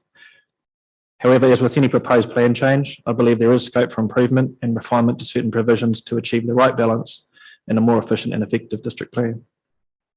Thank you for your time today and the opportunity to speak. I'm happy to take any questions you may have. Thank you, Mr. Little. And if you can provide us with either the copy of that or a summary of where you currently stand on the issues, that would be helpful. I just want to pick up the one issue, which is the infrastructure capacity issue. I mean, the evidence that we got from Mr. Manzano was that they will simply respond and there's no issue. You have a different view, obviously, because infrastructure planning is a different process and they simply take that into consideration as going forward. Your experience different? I guess where I'm coming from is, and as a consultant planner, often when we're preparing either a land use consent or a subdivision consent, one of the main matters that we investigate and look into is whether or not there is sufficient infrastructure capacity to service that development. Generally, up until the NDRS came into effect, most of our infill development, whether that be land use consent or subdivision, was generally up to 2 dwellings per lot. Obviously now we're going to have greater residential intensification, and we can potentially have up to 3 residential units on a site. I guess where my concern lies is that with the increase in residential intensification, should there or there should be a need to prove through your resource consent applications that there is adequate servicing and infrastructural capacity to service that proposal. As it stands at the moment, there is no objectives and policies and no performance standards that would require that for land use consents. There is that requirement under the subdivision provisions, however.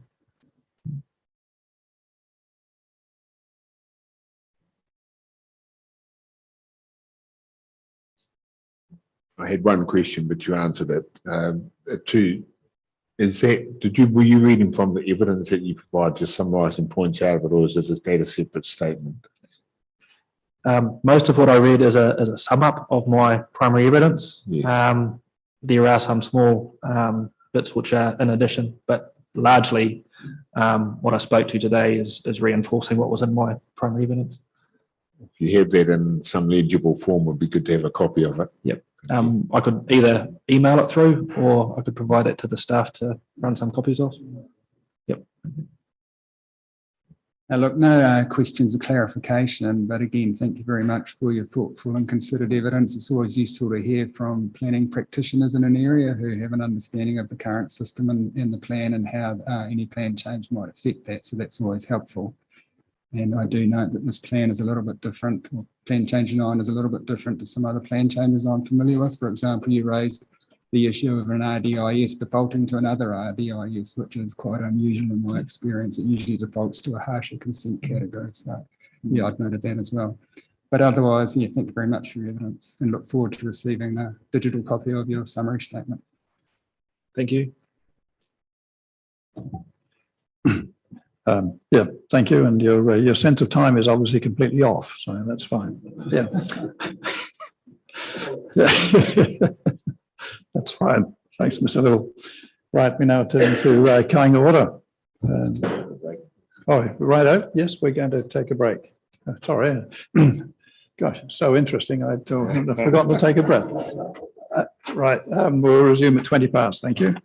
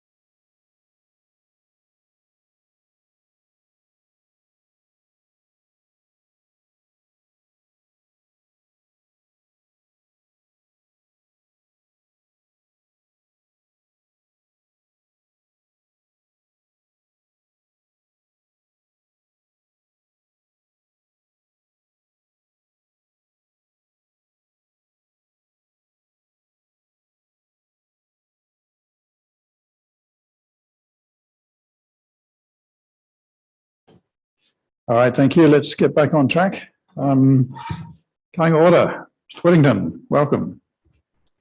Thank you very much. I'm Nick Whittington. I'm representing Kāinga Ora. To my left will soon be Brendan Liggett, the National Planning Manager. I think we don't believe he exists. We just see the name. I think he's just gone to the bathroom before going back in.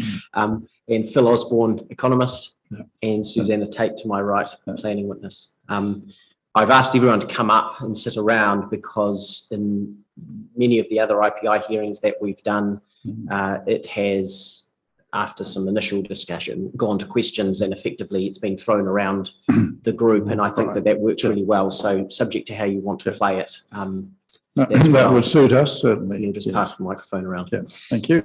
And Mr. Liggett.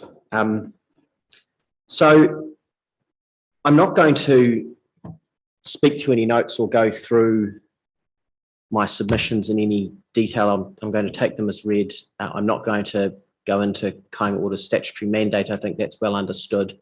But I'd like to start with the NPSUD and the legislation, and I'll try to weave in to what I say some answers to the questions that you asked my learned friend for the council on Monday.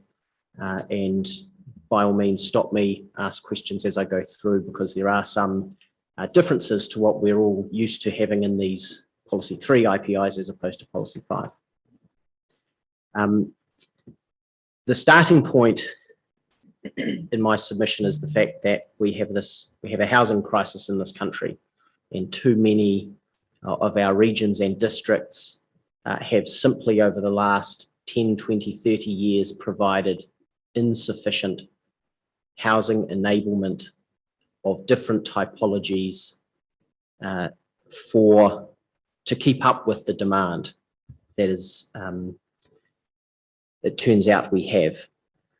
And to jump around a bit, there's a reflection there that forecasts going into district plans throughout the last 30 years have always proven to be insufficient and inadequate for the amount of housing that we need. So when, and I'll say this about Mr. Osborne too, when the people who are here trying to forecast demand for you are doing that, they will be wrong. They're doing their best. They're trying to give their best indication of what they think will happen. They will 100% be wrong. Something else is going to happen. They may be more or less correct or more or less in the ballpark, but they will be wrong. And that is something to reflect upon when you get to the fundamental question about the spatial extent of the high density residential. We will be right.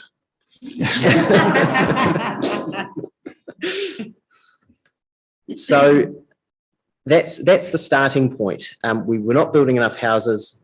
There are lots of reasons for that, but fundamentally the Productivity Commission in two reports in 2013 and 2015 respectively about housing determined that district plans had played a significant role in not enabling enough. The default setting was one of seeking to control housing and not a default setting of being enabling and allowing the market to respond to demand without unnecessary constraints.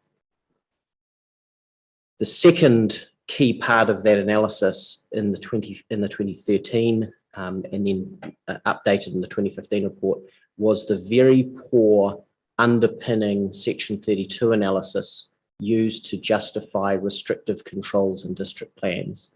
They analysed decisions about 9 particular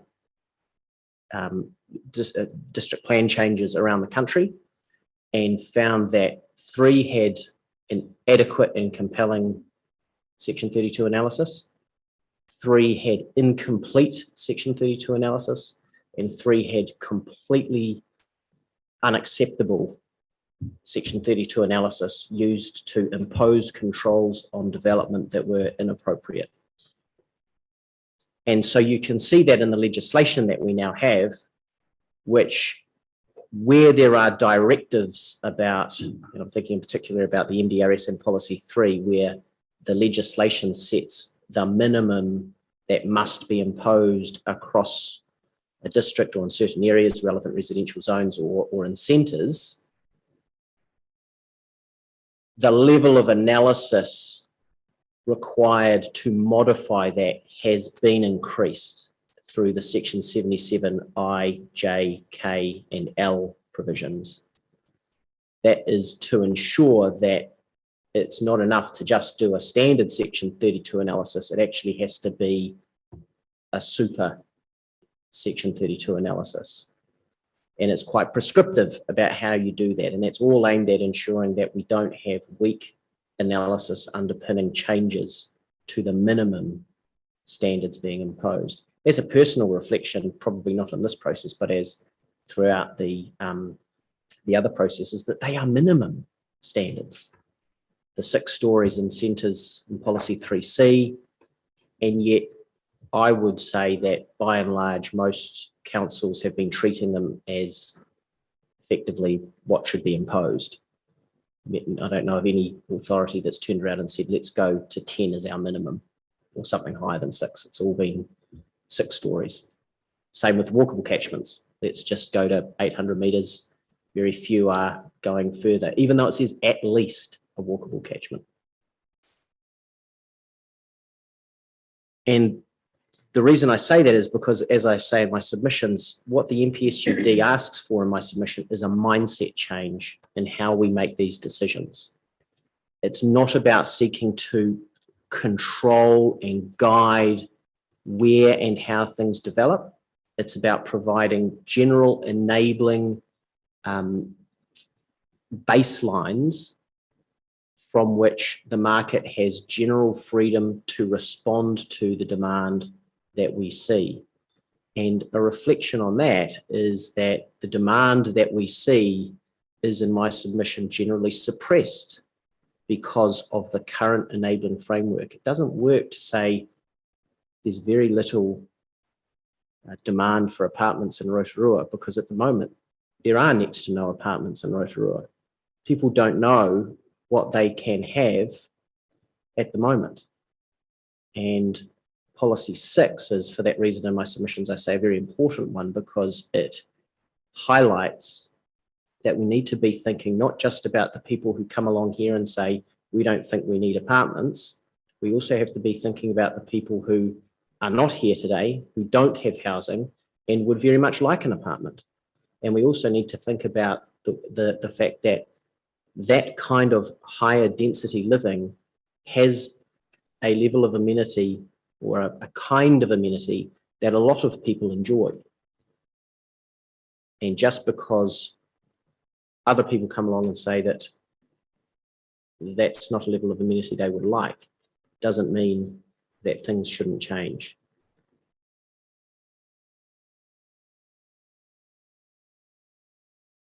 As we know, we've talked about the housing crisis in the country, but Rotorua is one of the worst affected areas for housing deprivation. That, to the council's, I think, immense credit, has been recognised, and it has entered into this housing accord with the government.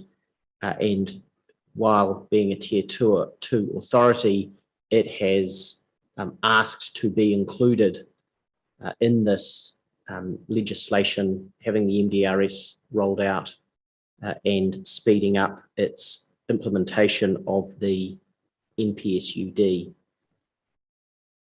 That's as far as I say the tier 2 status takes us. I don't know if I was misreading the room, but when I watched Monday, I felt that quite often the status of Rotorua Lakes Council as being a tier 2 authority was used as a way to almost loosen the strings of what the legislation is providing for. And in my submission, that's not appropriate. What is different about Rotorua is that it is tier 2, and so policy 5 applies, but it doesn't change the rigor with which decisions about application of the MDRS or policy 5 itself or qualifying matters in relation to policy, in relation to the MDRS, need to be applied. And on that, I don't know if anyone was suggesting that qualifying matters might apply to policy 5, but I agree entirely that qualifying matters are relevant to your NDRS assessments, but have nothing to do with policy 5. I don't think that's a loophole in the legislation. I think it's quite deliberate.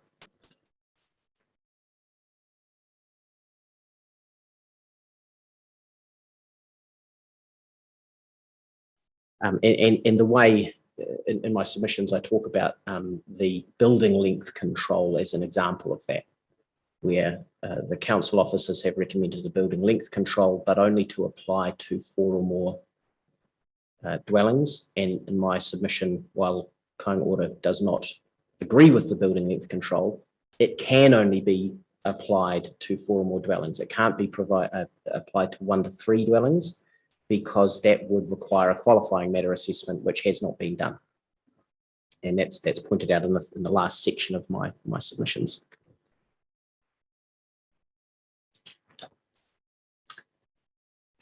So I'll turn to policy 5. Policy 5 has been characterised on Monday as a broad discretion.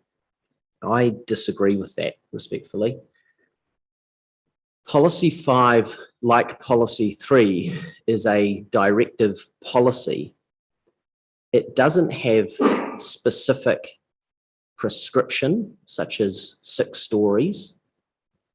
It provides scope for interpretive assessment.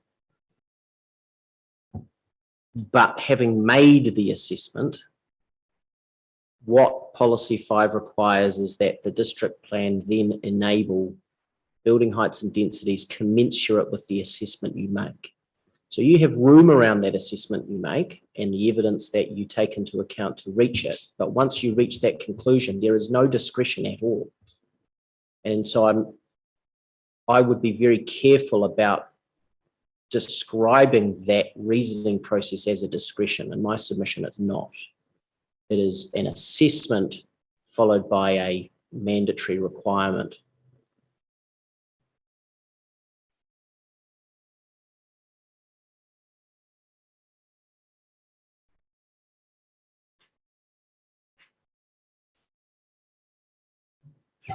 Can I just push you a bit further on that one, just in terms of whether is that a difference that is significant? I think it is, because of the mindset change that I'm trying to highlight. I don't think that it enables you to come along and effectively decide what is the most appropriate set of provisions, what's the most appropriate height, and approach things in that way. What should we provide for in Rotorua? What it's saying is make an assessment of the level of accessibility of planned and existing active and public transport in certain locations. That's the easy one, relatively speaking. It's the second part, which is problematic. And I've got a lot to say about the second one, so we'll move on to that soon. But then there's relative demand. And you work out which of those would require the greatest enablement, the greatest building heights and densities. And that's what you must then provide for. I don't see that as a question of discretion at all. I see that as a question of assessment, of factual and evidential assessment. You reach a finding about what those, whether it's demand or accessibility, whichever is the greater, and then you consider what is commensurate with that. Now, I'm not saying that there's not interpretive scope around that. What's commensurate, people will disagree. People will, maybe it's 8 stories, maybe it's 9 stories. There's always going to be wriggle room, if I can put it that, but that's not discretion, as the law usually talks about discretions. That's assessment. Is it significant?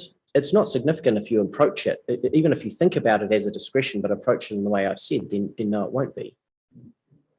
I mean, I think what you're saying is we need to make findings of fact on those matters and then go from there. Yes, that's right. But when you go from there, you need to make findings of fact about the matters that are in A and B of policy 5. And then you need to make a finding of fact about what would be commensurate with that. But that's what you then need to, you don't have discretionary scope to fiddle around with that once you've reached your findings.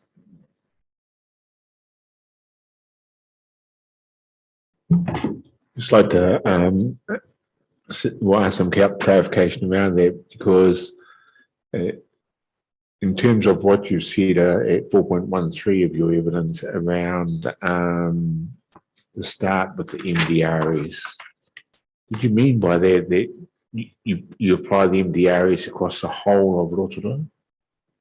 The relevant residential zones, yes. Say that again. The relevant residential zones of Rotorua, yes. So you wouldn't apply the MDRS within the rural zone. Yes, sorry, yes, sure. Because you would have heard earlier in terms of the some of the points made there, actually PC9 has gone too far in terms of the zoning and in terms of heights and so on and so forth. So there's a tension there between what you're submitting and what we've heard earlier that we need to resolve. And I also note there's some tension between where Kāinga Ora is suggesting that the zoning should go versus where council is. What's the way through using the argument that you've used at 4.13? Well, I think the argument I've made at 4.13 is distinct from what I've just said. So what I've just been talking about is policy 5. What I talk about at 4.13 is the correct approach to amending the MDRS on account of qualifying matters.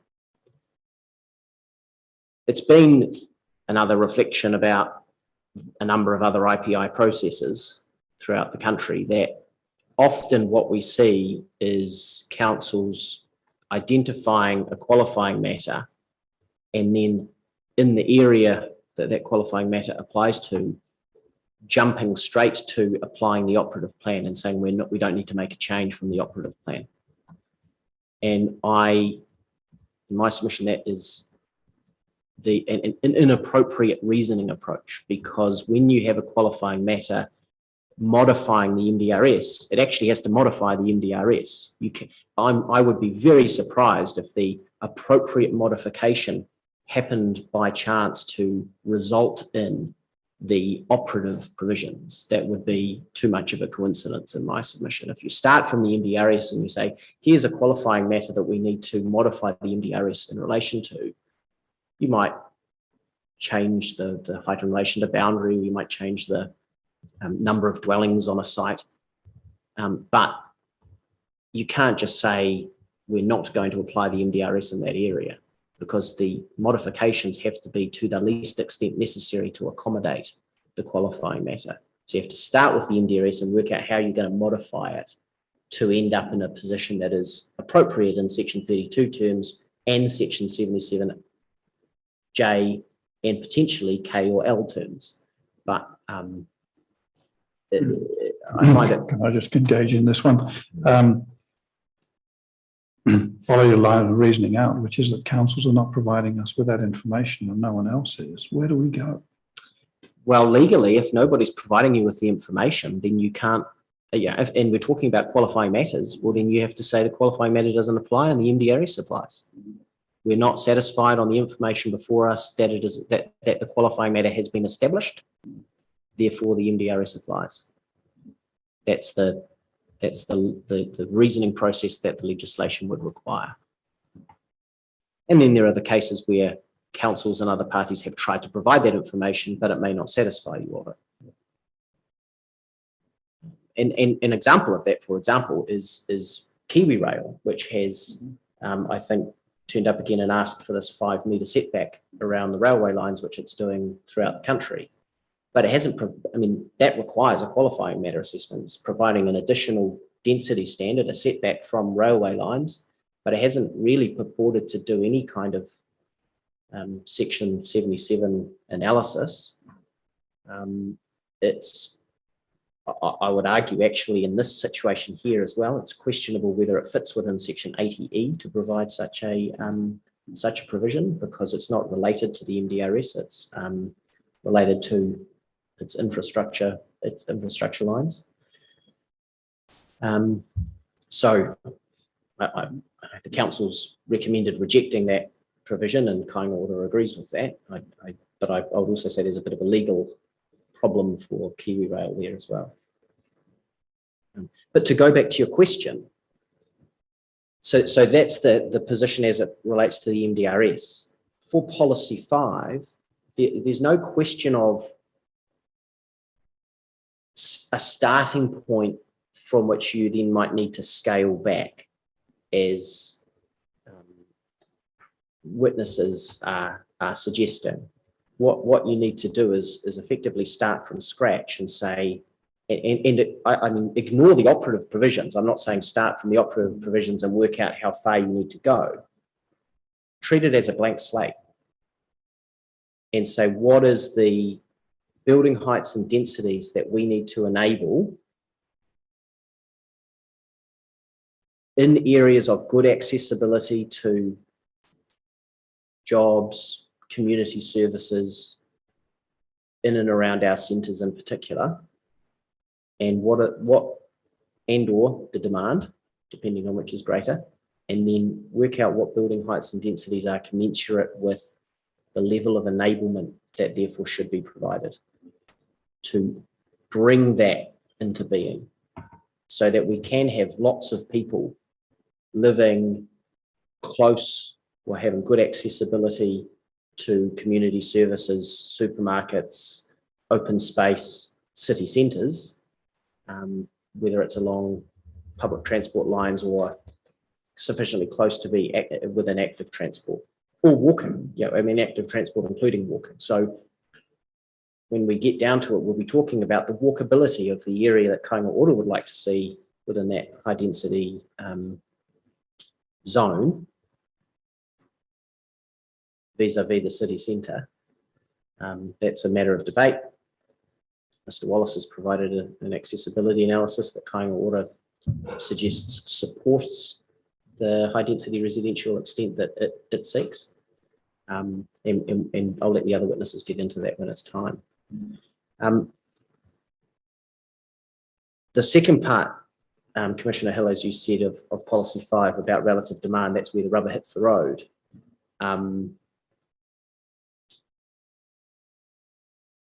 That's right. And this morning's witnesses, I might let Mr. Osborne almost take this question of what relative demand is, but if I'm, from my perspective, what they were talking about is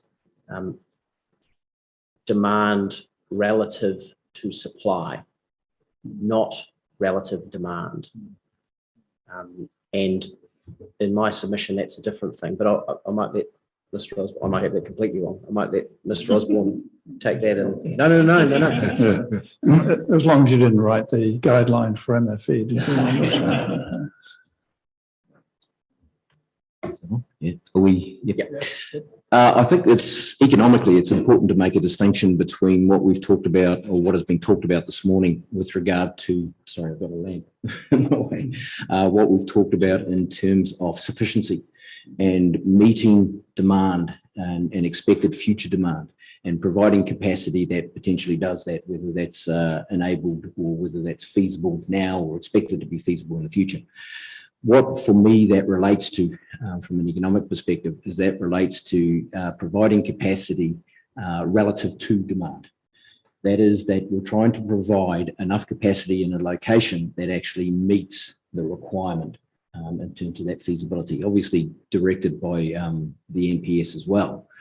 Relative demand, however, again, from an economic perspective, is primarily looking at the differences between those areas. We are, the plan is not necessarily trying to meet all demand in every area. What it is trying to do is it's trying to accommodate demand sometimes in areas that have greater efficiency, such as the town centre, the city centre, sorry. In terms of sufficiency for the city centre, 32 metres isn't required. You could probably meet the demand for the city centre in 3 levels quite easily across in terms of general capacity. However, what we're talking about is we're talking about that demand relative to other areas. How do we attract demand and accommodate demand in areas that are efficient? And the way that we do that is providing that capacity, additional capacity or more enabling provisions. What that is obviously a competitive advantage for that area. In that way, these efficient locations, whether it be the city centre or the high density residential 2 zone, are able to accommodate more of that demand. If you don't provide it, it can't actually accommodate the levels of demand that would be efficient in this particular regard. So it's a distinction between relative demand, capacity relative to demand, or relative demand in terms of other areas and how we make the areas that are efficient more competitive. So do we need to be able to put a finger on a number or a range of numbers in terms of that demand factor? Because otherwise, isn't that simply double counting the level of accessibility, and that the centre will always be more accessible than anywhere else?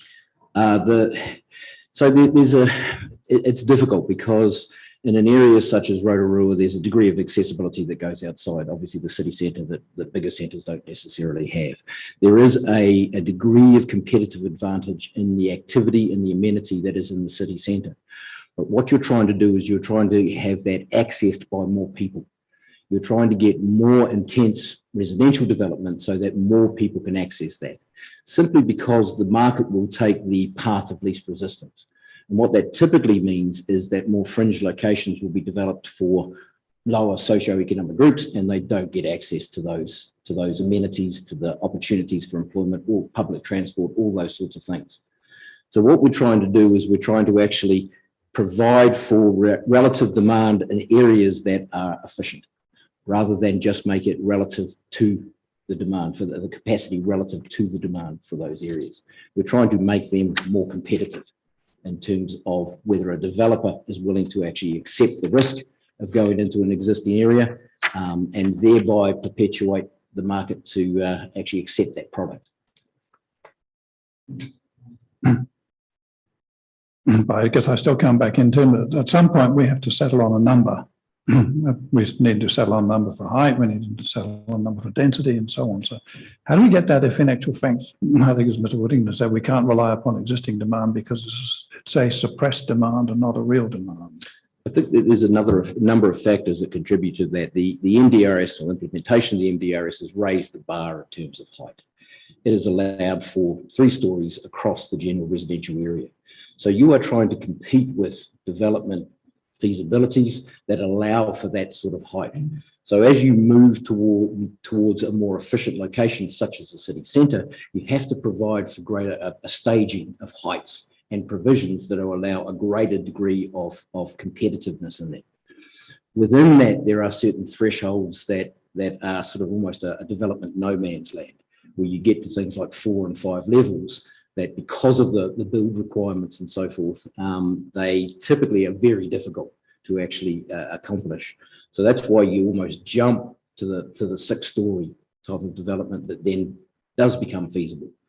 What essentially you're trying to do is there's no point in enabling 20, 30, 40 metres if it's never going to be feasible. You want to make sure that you provide a height that at some point the market is likely to actually accept.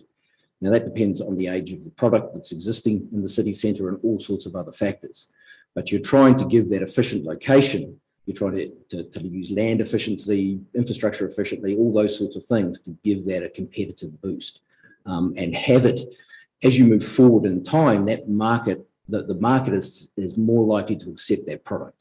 The first apartment in Auckland CBD, the poor person wandered around, in an empty street.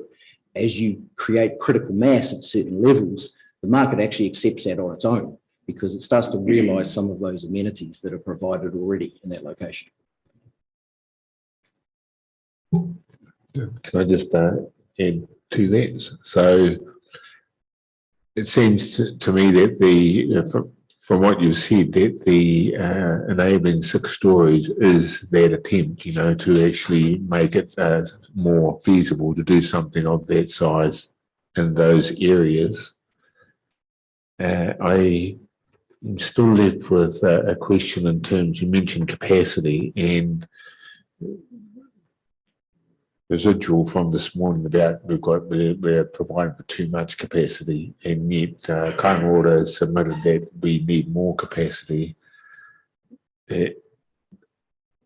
In my mind, is if we have too much space where you can do certain things, you get the very pepper pot thing that was referred to this morning that has perverse outcomes in terms of we get this stuff going where the market can do it cheaply, but not necessarily what looks good from an amenity perspective for the town or for the city. What view do you have on that? Unfortunately, to a degree, it's a function of the MDRS. Capacity was before that was brought about, the amendment was brought about, was sufficiency was the big question. Are we providing enough? Now, in most locations, the MDRS provides more than sufficient because it's allowed development everywhere. Unfortunately, that development and that intensification through medium density is not necessarily the most efficient outcome. So what happens is we get exactly what you talked about. We get a spread of the population and we get development in far-flung areas that don't have the efficiency.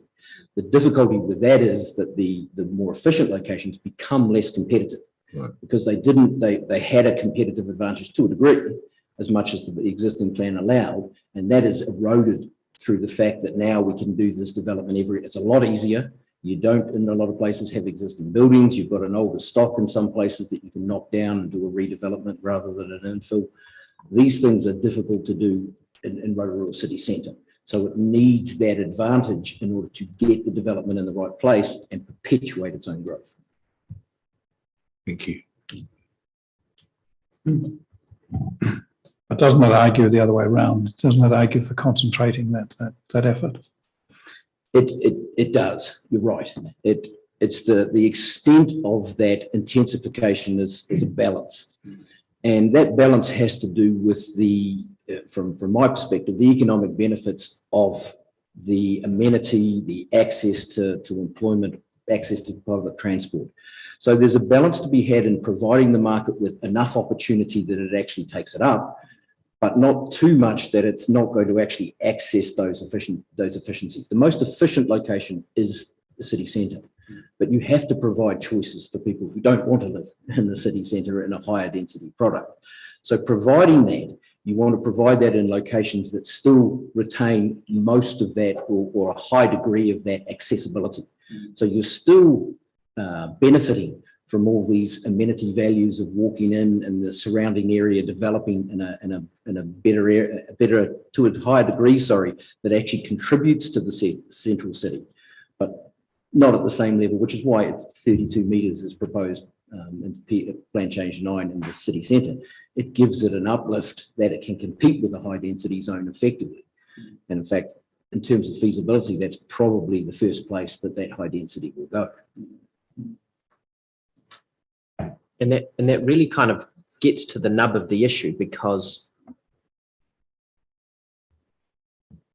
I don't know if I would say that the council's position is necessarily an available one, but let's treat them as being the council's position and Kāinga Ora's position as being two available positions you could reach on the evidence. Kāinga Ora's point is, if you don't enable to the extent that Kāinga Ora wants, you will potentially foreclose the opportunity to expand the scope later, because medium density development in the debated area in the meantime will mean that you can never actually get the high density later.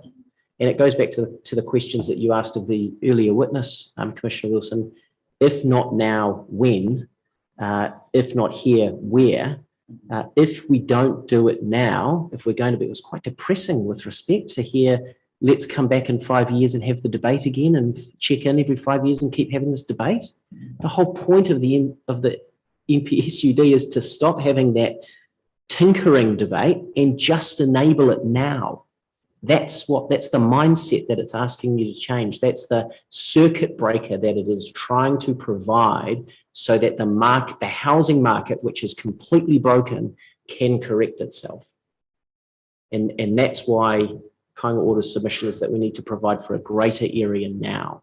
It's effectively a difference of opinion between Mr. Osborne and Ms. Fairgrave about the level of capacity you need to enable in this high density zone to actually achieve what you're going to what you want to achieve. Yes, there's an available, you're right that the argument that Mr. Osborne just explained works to concentrate it as much as possible. But if you concentrate it too much, and if you get that wrong, then you're just perpetuating the same problems that we've had over the last 30 years of district plans. If we inadvertently get the predictions wrong and we're unduly constraining, then we've lost the opportunity and we will have stuffed it up again. And the flip side of that argument, of course, is if we actually let too much out and we don't actually concentrate, then we lose that option as well. I mean, it is, as you say, it's a balance as to where the boundary should be. And that's, I mean, a lot of our questions are focused on precisely where the boundary should be. Yeah. That said, I don't think it's a case that you could go, I actually don't agree with the argument that you could go too far the other way, or that Kāinga Ora is going too far the other way, because over time that will correct itself. There will be undoubtedly a transitional period where there has to be a first mover. Someone has to build the first 6-story apartment block, and it will stick out like a sore thumb for a few years while the second one and the third one and the fourth one come along. And even if those are spread out over a slightly bigger area than they otherwise might be, over time that will correct itself. It might be 30 years, it might be 40 years, it might be 50 years. But that's the sort of time frame that we should be thinking about, because if we just think about the next 10 years, we will foreclose the opportunity for what things should and could look like in 30, 40 and 50 years. I'm not sure if you're getting the hissing from the microphones, but maybe it's, oh, that's probably because mine's on. I was just waiting for you to pull your magic wand out and tell us where the line was. But no questions of legal clarification from me, but it does seem to me that Council, you're arguing something that Mr. Osborne is not actually agreeing with from what I've heard. He's saying we should be concentrating around the city centre zone, whereas you're saying we should go broad, and if we get a pepper pot development of 6-story buildings in the meantime, that's just too bad.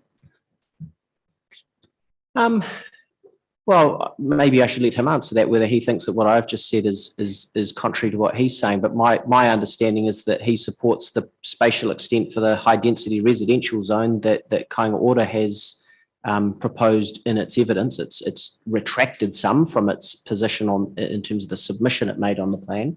But Ms. Fairgrave doesn't agree with that extended position. My understanding is that Mr. Osborne does, and I'm questioning whether the risk of pepper potting or the risk of an extended area over which buildings will pop up is a bad thing from a more general perspective than an economic one.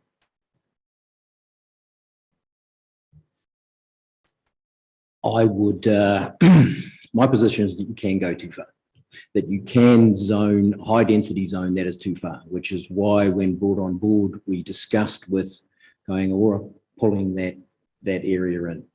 I think that is primarily around, there's two factors to that. One is the accessibility assessment that was undertaken in the Section 32A that showed that the area further south was less accessible.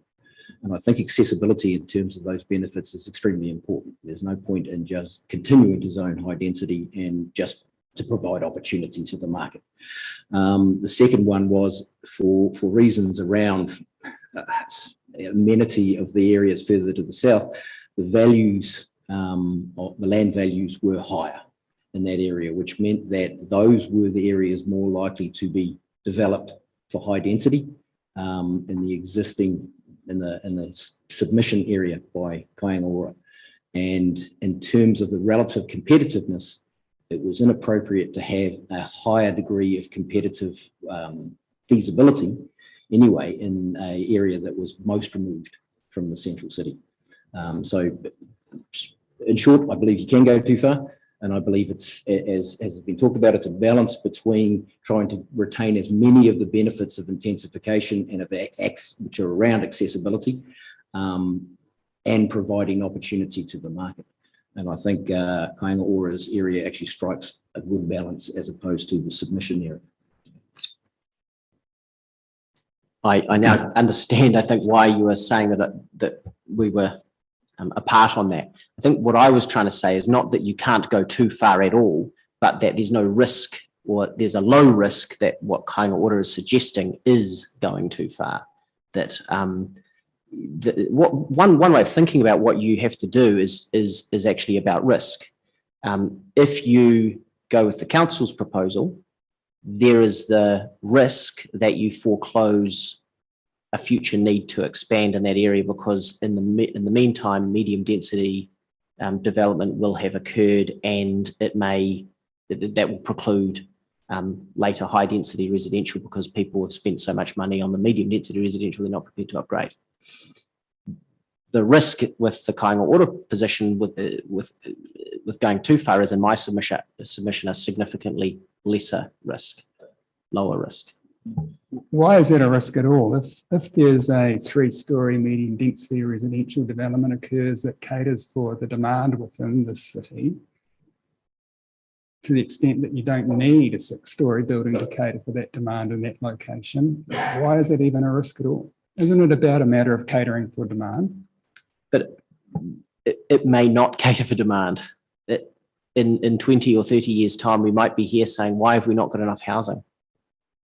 We need 6, 7, 8, 10-story dwellings, 10-story blocks. Why 30 years ago did we not provide for a greater level of high density in that area close to the towns, close to the city centre? PC9 is notified provides for 129,000 additional dwellings in terms of planned enabled capacity. The estimates of actual demand in PC9 evidence is 9,700. The FDS estimate of demand is 12,300. So we're already looking at 10 times the amount of demand. But we don't know how much of that is actually going to be developed. I'll let, sorry to keep coming in. You're right. Look, if a 3-story terraced house development is what the market wants, even with a 6-story, a higher density zoning, that's what the market will produce. We're not taking that opportunity or that option away. What we are doing is we're providing a development option that may not be meeting the needs of the current population. That is providing enough capacity and development opportunity for higher density development within these areas. Not arguing, as I said, the MBRS is taking care of sufficiency. We're not arguing that there's not enough through PC9 to actually meet the needs of growth. What we're saying is that there is a need in the market to provide for a product that will contribute to affordable housing beyond medium density in locations that are efficient. And if the market wants to accept that, then that's what the developers will start to build. The risk of the first developer off the ranks of building that is significant. And so the benefit has to be relative to that. Because if the vast majority of the market currently is 3-bedroom standalone houses, providing anything different is difficult because your market size is small. Until that's accepted in the market, until it's accepted that by living closer to Rotorua city centre, there are benefits. There are benefits to being near a vibrant city centre, and that vibrancy may not be achieved through a medium density zoning in these locations. As I say, it doesn't take that opportunity for the medium density, and from my point of view, the majority of it will be that medium density. But we're providing for a product that has significant economic benefits in an area that will contribute to that.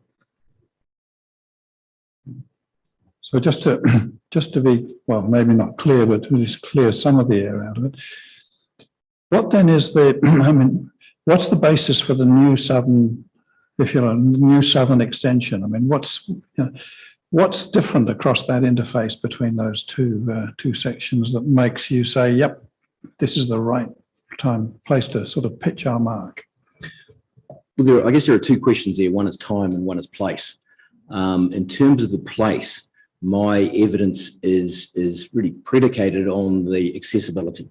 It is saying that one street further south still provides just as many accessibility benefits, 99% of the benefits, but it provides a significant uplift and potential to the market.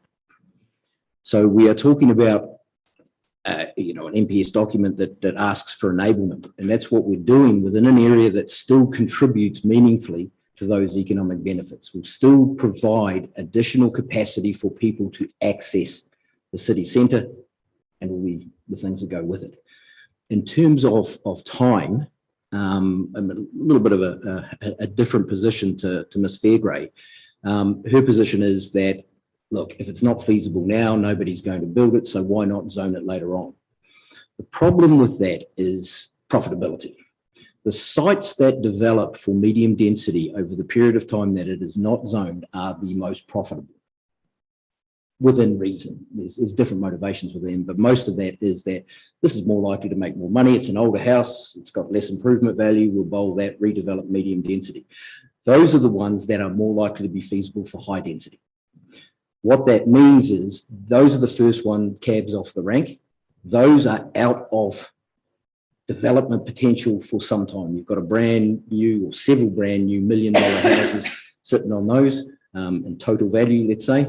The chances of knocking that down and building higher are gone for 50 years plus. So the difficulty is that we are extending the need or the time required to make the remaining ones feasible. So if they're not feasible now and the ones that are most feasible disappear, we're left with ones even less feasible moving forward. So if we don't signal to the market there's an opportunity for that now, I mean, the alternative is that it's not feasible and it doesn't happen. That's not really a cost in terms of us, but there's an opportunity cost of saying there is an opportunity here for a developer to decide whether that's a public or a private developer to actually develop this product that property or site would be taken out of the market otherwise. So we're taking the low-hanging fruit and we're getting rid of it when we've already said that it's difficult to actually achieve high density development in Rotorua. I'm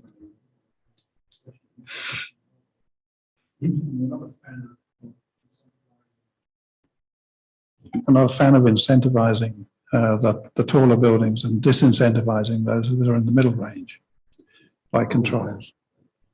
I'm not in favour of controls generally. I'm more in favour of the carrot rather than the stick. Yes, developers. It's the Ohakune carrot, isn't it? Yeah, right. The big carrot. Yeah. The market. There's plenty of sticks out there, and I mean we've talked about that this morning. That people can go through a consent process to get these things. It just doesn't have the difficulty with that is significant. It would be great in terms of the RMA if everything was effects driven and we could simply say, look, as long as you can prove it's good, that's fine. That has a significant cost, a significant risk that if you can make money out of a lower density development, that's what you'll do. Just want to get some clarification. You used the term efficiency before. Is that in relation to efficiency of, as it relates to being accessible, efficiency for the market, so that wherever the construction occurs or redevelopment, it's accessibility, amenity, and vibrancy. That's what you mean in terms of efficiency in those aspects? When we talk about economic efficiency, it goes slightly beyond. That's really the driving factor in terms of the location. Economic efficiency also is, when I talk about that term, I'm also talking about land use efficiency and so forth, making the most out of that land that has those attributes. I mean, these are the marginal utility is significant to put one more person next to the city centre, whereas the cost is relatively small. So we're trying to get as many people with access to that as possible, essentially. Right. Yeah. I just want to circle back to a previous comment I made. Trying to resolve it in my own head, and again, it goes back to a comment that we discussed with previous submitters. Is the risk is the market? I think using your term, the market, or one of your terms, the market follows the path of least demand, or least demand follows the path of least resistance, which then lend itself to people potting So the market goes where it's easiest to develop, of course, because then less cost means more profit and so on and so forth. And does that create an adverse consequence in terms of the overall amenity and efficiency and stuff like that? Yes, is the short answer, unfortunately. I mean, what we're talking about is we're not talking about an A to B where all demand is accommodated and we're 50 years down the track. There is a transitory process in providing for greater density, and that results in costs of a development that isn't in keeping with the current environment, but maybe foreshadowing a change in that character. And that's the key thing, especially in Rotorua, is it will require transition. Just like the central city, putting a 32-metre building in some of those areas is going to be transitional. It's efficient, it has long-term efficiencies, especially when more vibrancy creates more development potential within there, and you're more likely to get an uptake, which is sort of the question that we've had around actual numbers of demand, 900 to 1100 sort of for apartments. I mean, that's a function of enablement in and of itself, but you create a critical mass by providing more people. I keep using the central city because that is the crown jewel, as it were. It's a great central city and you want to make the most of it, but you want to contribute choice so that more people who wouldn't otherwise live in the central city are also living close and can have an affordable product. Right. So then, it might look a bit ugly now, but over time, using your term, the market will sort itself out. I guess I'm not an urban designer, so I can't pick ugly in terms of that, but there'll be a transitional period. Yes. But it is less likely to be pepper potted because of the values that are attributable to that activity. So if you'll almost get a precinct in the CBD, in the central city there, where you get apartments. More restaurants will be down the bottom and near that, and you'll get more apartments trying to access that amenity. So it does, to a degree, it does feed off itself. It's a little bit different as you go into a high density zone because they're individual sites and people are just, the market is what the market is. They're trying to make money off those sites, but it still accesses a large proportion of that economic benefit. Thank you. Can't recall whether your evidence supports or not, but do you accept the 900 to sort of 1100 apartment over the 30 years, that sort of number, or are you just you haven't sort of recounted that, you've just sort of based your argument around it? I think, as I said, the demand's an interesting thing, because if we as in Rotorua decided to keep a 12-metre height across the board, then it is unlikely that many apartments will be built, which means that when we're looking at this in 10 years' time again, we'll go, well, in terms of revealed preference, the number of people wanting to buy is very low and it will just continue on. So we know that demand is a function of enablement. The more we enable, the more that demand is likely to be taken up. By some of the things I've talked about, by the environment being better, by being more vital, you're less likely to be live in Rotorua central city now than if there were 1,000 people living in there in 10 years' time. It is a much more attractive place. So demand feeds demand to a certain extent of that. There are attributes, as you said, that give it a competitive advantage, but we need to realise those at a better level to bring those up. More people in that central city is a better thing. And that steps back as you come away from the central city in terms of that accessibility. I would say it's dangerous to start to plan for 900 or 1100. I think you are trying to give this type of this typology of housing the best chance it can because it's very efficient. The market doesn't need to take it. It doesn't need to accept it. There's no minimum height here. This is just about enablement and saying, if you can sell these apartments and people want to live in them, it's going to help us and make this a better and more affordable city. I guess what am I trying to work through? Trying to work through the slight enlargement to the high density area that is being sought. You're saying that's more likely to realise the typology, but you're not saying it's going to actually increase.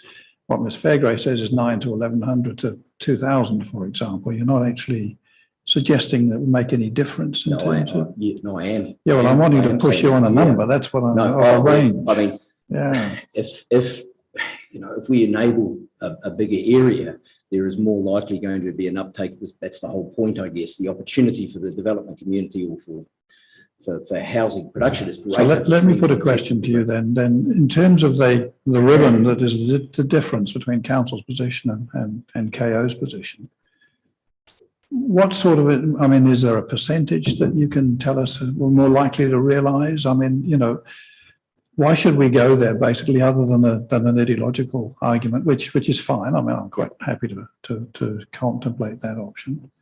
I think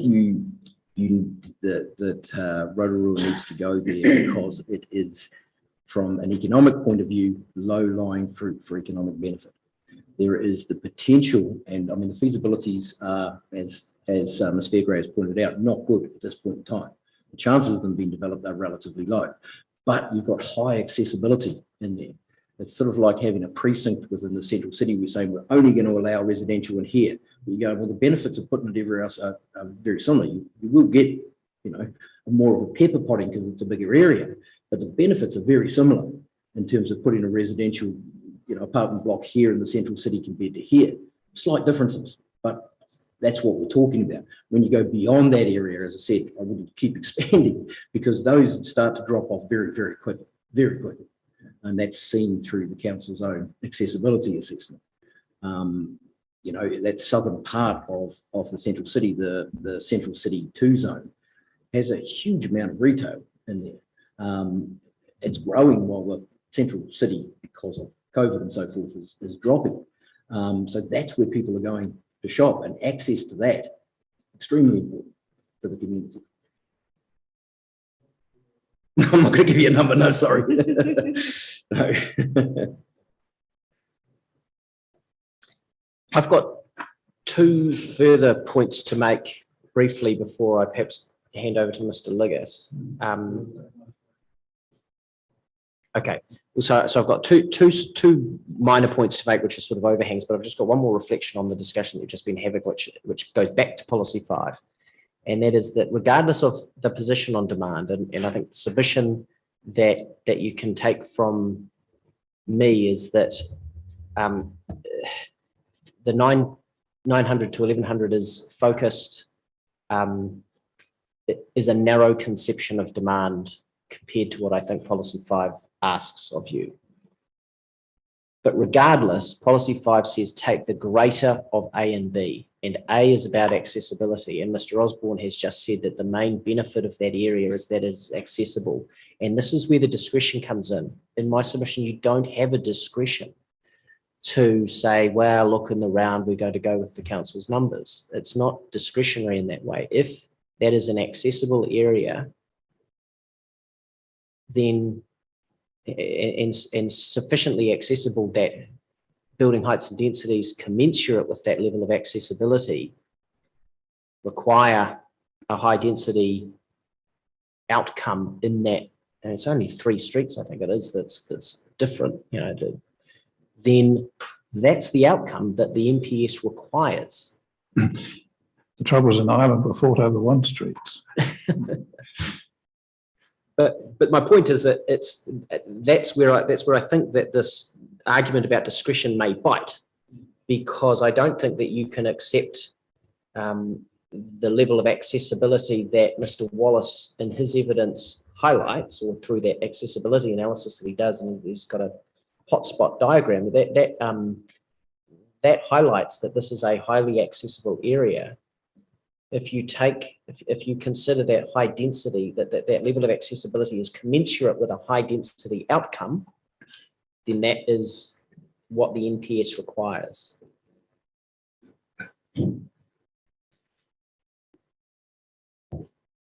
The 2 additional points are things that came out of your discussion with my learned friend on Monday. The first is about the FDS, and I would agree with you that because the FDS has not yet been confirmed, there is a debate to be had about the extent to which you can put weight on it. I would still say that it is relevant. Under section 74, there is a general relevance of plans and strategies developed under other enactments. So the FDS is to an extent relevant in that sense. It's not yet in force, but it would be a shame if the timing of that assessment, I don't think it's going to be too far out of timing. If what I heard this morning is correct, that it's going to be determined in October, then it may well be something that you can take into account well before March. But if it pans out as it does, then in my submission, a decision to go with the narrower council extent could potentially preclude or undermine that FDS. The second is the Waikanai case. The Waikanai case, didn't think about it too far in advance. It came to me as a bit of a surprise that it was being discussed on Monday, because I didn't understand there to be any arguments about whether certain provisions were out of scope of Section 80E, or that was a significant issue in this particular relating to this particular IPI. I may have that wrong, but what I would say to you, to the extent that it's relevant, is that in my submission, it's wrongly decided. I can provide you more reasoning behind that. I don't know the extent to which in other IPI processes that's been the position taken by lawyers, but there are very few lawyers I've spoken to who think that it's rightly decided, if I can put it that way. Sorry?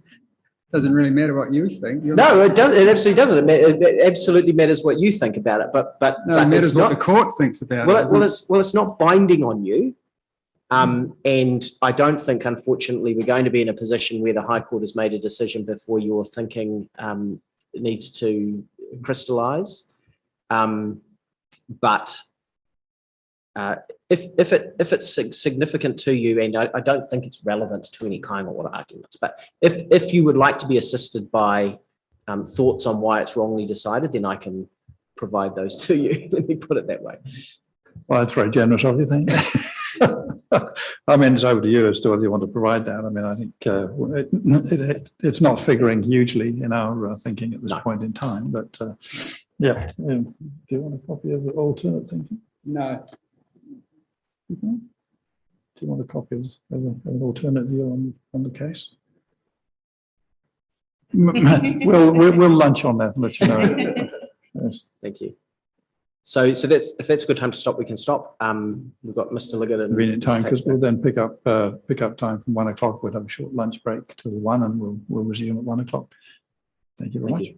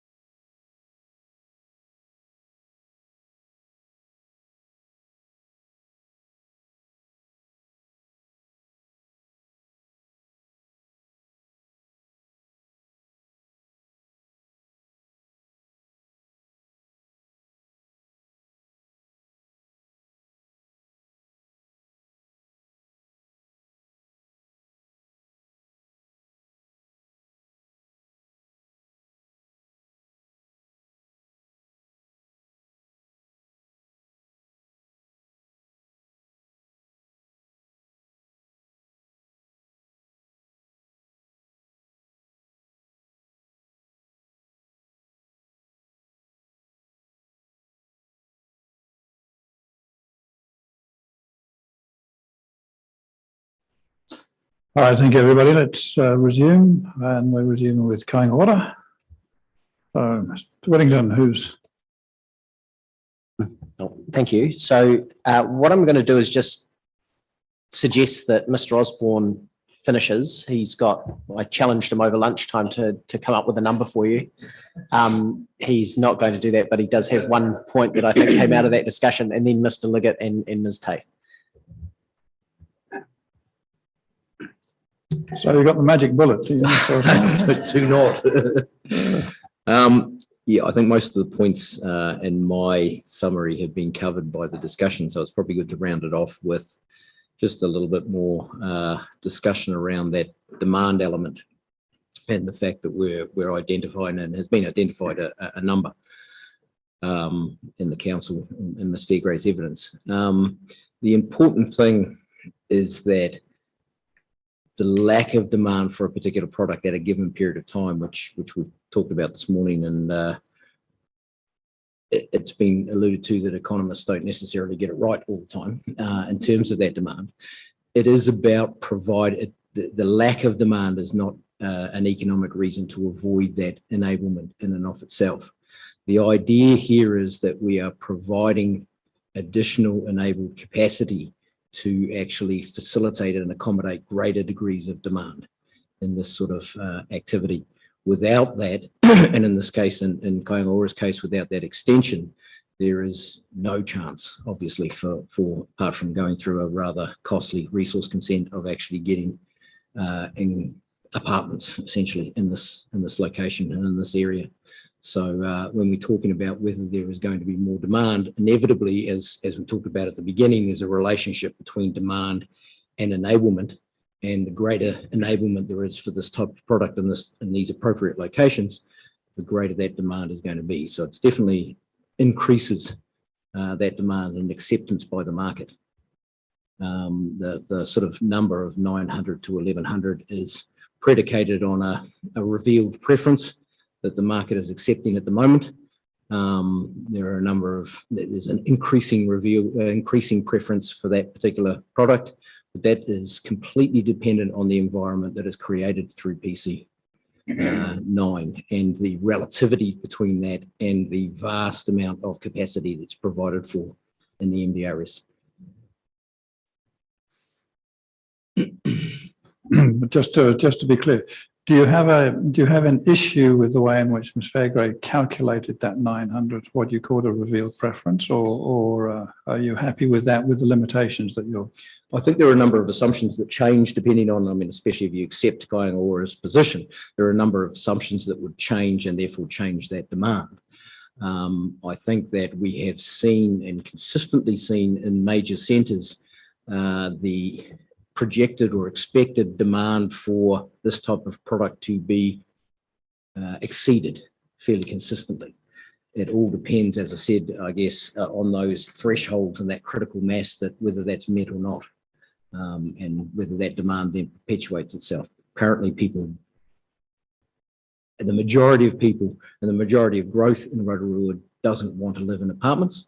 But if you provide a product that's not currently here in an environment that currently doesn't exist to the same level, and an enablement for the development community that doesn't exist, then you are going to see material change. And clearly Auckland is a good example of that. I mean, from the growth of apartments in the 80s right through to now, where revealed preference, it's a very common preference in actual fact. Yeah, yeah, Auckland's an interesting example, and I mean, you can see how the change in an environment significantly impacts on the competitive nature of apartments. We're seeing that at the moment in Auckland. And so you want to keep that competitive advantage high for these to occur at all. And as we say, at the infant sort of stage of a city's development, the risk is significant for a developer to try and bring this to the market. So, Mr. Osborne, it seems to me from your evidence that you're very clear in your mind that the focus on where we want to enable or facilitate additional residential capacity is in the city centre in terms of vibrancy, access to commercial activities, community services, etc. In that regard, and on the assumption that the Schedule 3 medium density residential height and density standards become the new default in the residential zone, in terms of enabling or encouraging anything greater than 3 stories close to that vibrant, or what we want to be the vibrant city centre, wouldn't it be sensible to disincentivise anything greater than 3 stories the further away you get from that city centre? I think if you look at all the areas the same, then yes. If you, excuse me, if you considered all areas outside of the city centre as having the same contribution to economic benefits and so forth and efficiency, then yes, you would want to make sure that you don't enable greater development and greater competition outside of the city centre. What we're trying to find here is a balance between the vast level of capacity that is enabled under the MDRS and a very specific area that has not as great economic benefits as the city centre itself, but definitely greater than the vast majority of the MDRS enabled capacity. So we're trying to find that balance where we don't and I think the 32 metres in the central city does that for the most part. We're trying to find a balance between saying this area in terms of its efficiency and appropriateness stands above the other MDRS areas. So we want the development in here more than that without having too much of an effect on, or without having an undue effect on the city centre development potential. And I think the first place you will see intensified residential development is Rotorua City Centre.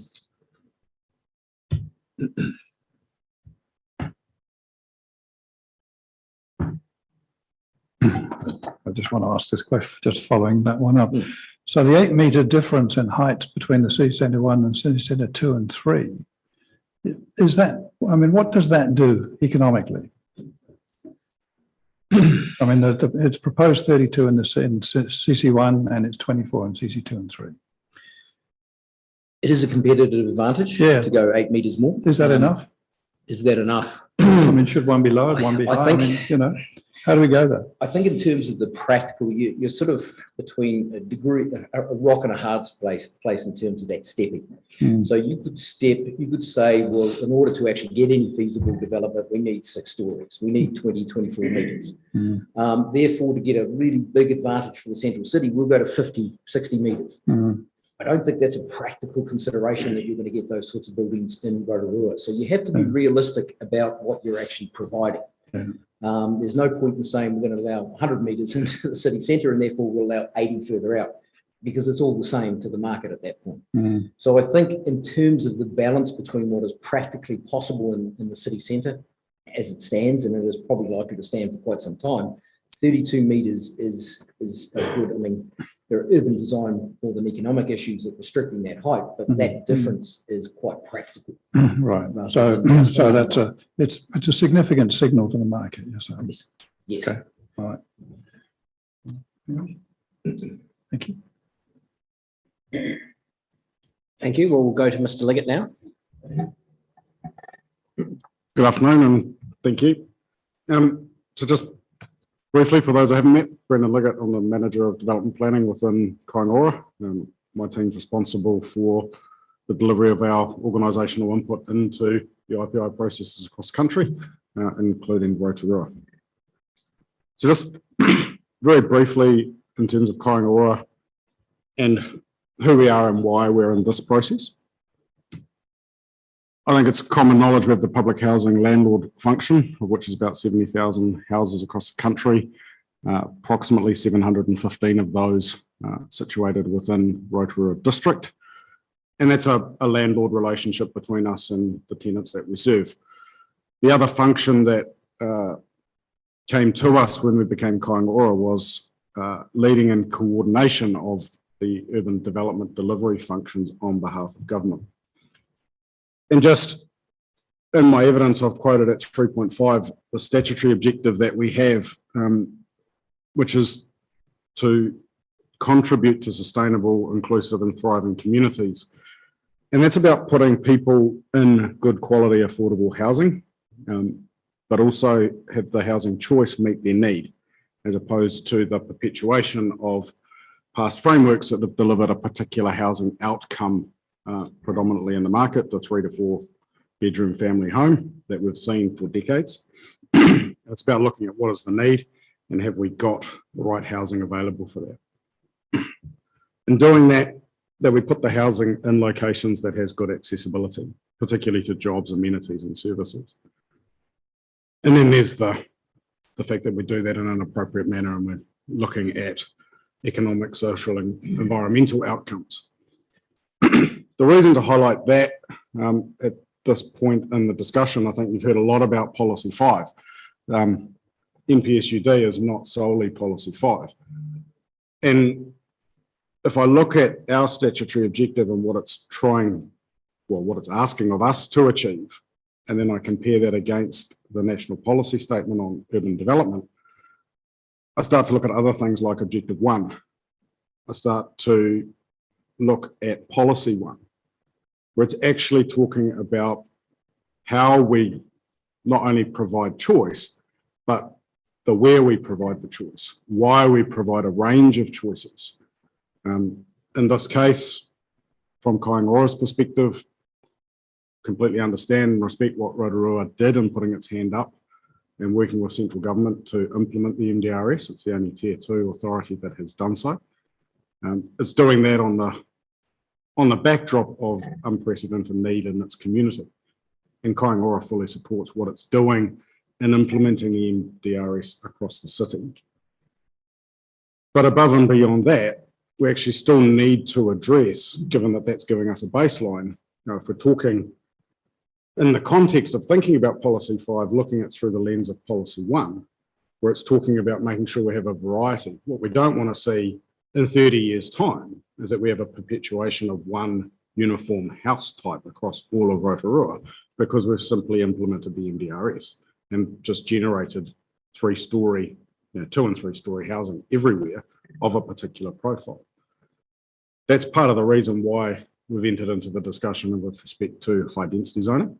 And yes, our original submission sought it that we take it south right down to the golf course, off the back of further work, working with economic and planning advisors. Yes, we've pulled that forward for the purpose of Plan Change 9, understanding that council's looking at the FDS and we have a submission that still brings into question that area further to the south. The reason for the difference between those two positions at the moment is one of future planning. We say at the moment there is sufficient evidence in front of you that the locations that we've identified are highly accessible, are highly economically efficient in terms of providing that other type of housing opportunity into the Rotorua market. We can't simply do MDRS and the city centre. As I've said, that'll give you 3-story type, 2 and 3-story typologies, and then it will give you inner city urban apartments. It'll leave a gulf in the middle as to the other housing choice, which is residential apartment living. Yes, we can have a degree of that within the MDRS in terms of, we deliver successfully across the country the 3-story walk-up typology, which fits quite nicely into the MDRS rules and frameworks. But there is other forms of housing that can be supplied into the market, purely residential, that are not city centre focused or commercial focused and residential surrounding.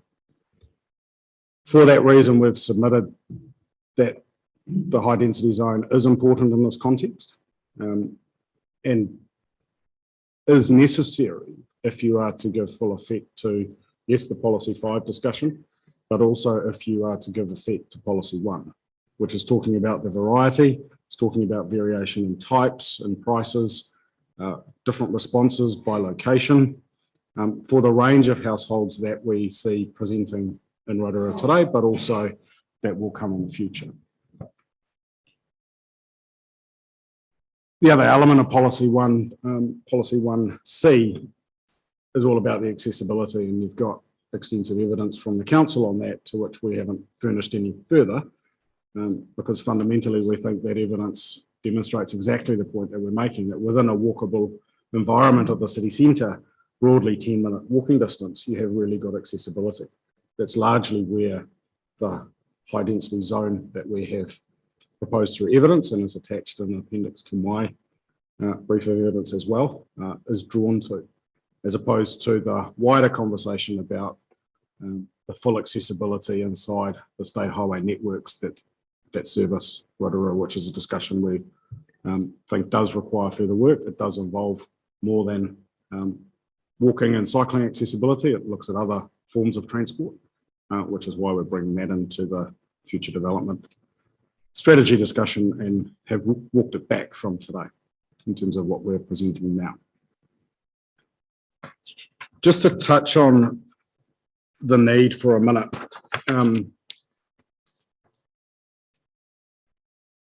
Where there are some submissions, and council's covered off that there is some commentary around the MDRS and is it appropriate and is it too much for Rotorua? In terms of the need that we see presenting both to us but also in the general market,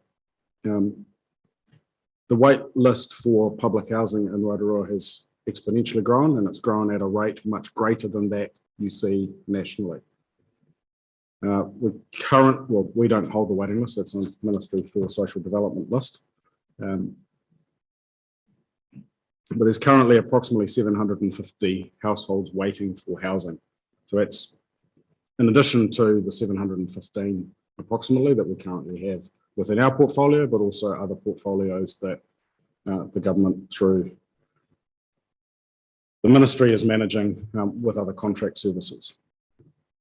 It's a six-fold increase in the last 5 years. And if I look at it proportionately, it represents about 3.7% of the total waiting list nationally, in circumstances where Rotorua has 1.5% of the national population. So what that is saying to us is that in Rotorua, we're 2.5 times more likely to be unable to meet the need for public housing than we are on average across the rest of the country, which is a product both of supply of public housing, but is also a product of the need here. When the MDRS was announced, the Housing Minister came out as part of their press release, and I've cited it in my evidence. In the preceding, I think it was 10 years, since 2013, 9,000, the population of Rotorua grew by 9,000, but the household net increase in terms of housing was 1,200. So for every additional house that is built, 7.5 people have come to the city to occupy. Again, if we look at national averages, that's 3 times the average occupancy rate, which sits in the order depending, and there is locational characteristics about this, but is generally between 2.3 and 2.8 across the country. So in the last 10 years, we're requiring the new housing that has been built to service 3 times as many people as we would expect the housing across the country to serve in terms of population. So in that context, it is Kaingora's view of this that there is a demonstrable unmet need for housing in Rotorua, and that it does need a circuit breaker. In part, the MDRS is doing that with respect to the broad numbers of capacity, and we fully support and endorse that. The point of difference between us and the council is predominantly, yes, there are some words and details that Susanna, Ms. Tate, will cover off, but fundamentally it's the spatial extent of the high density zone and some of the provisions within that relate to the ability to deliver the intended outcomes of that zone, namely the height relation to boundary control.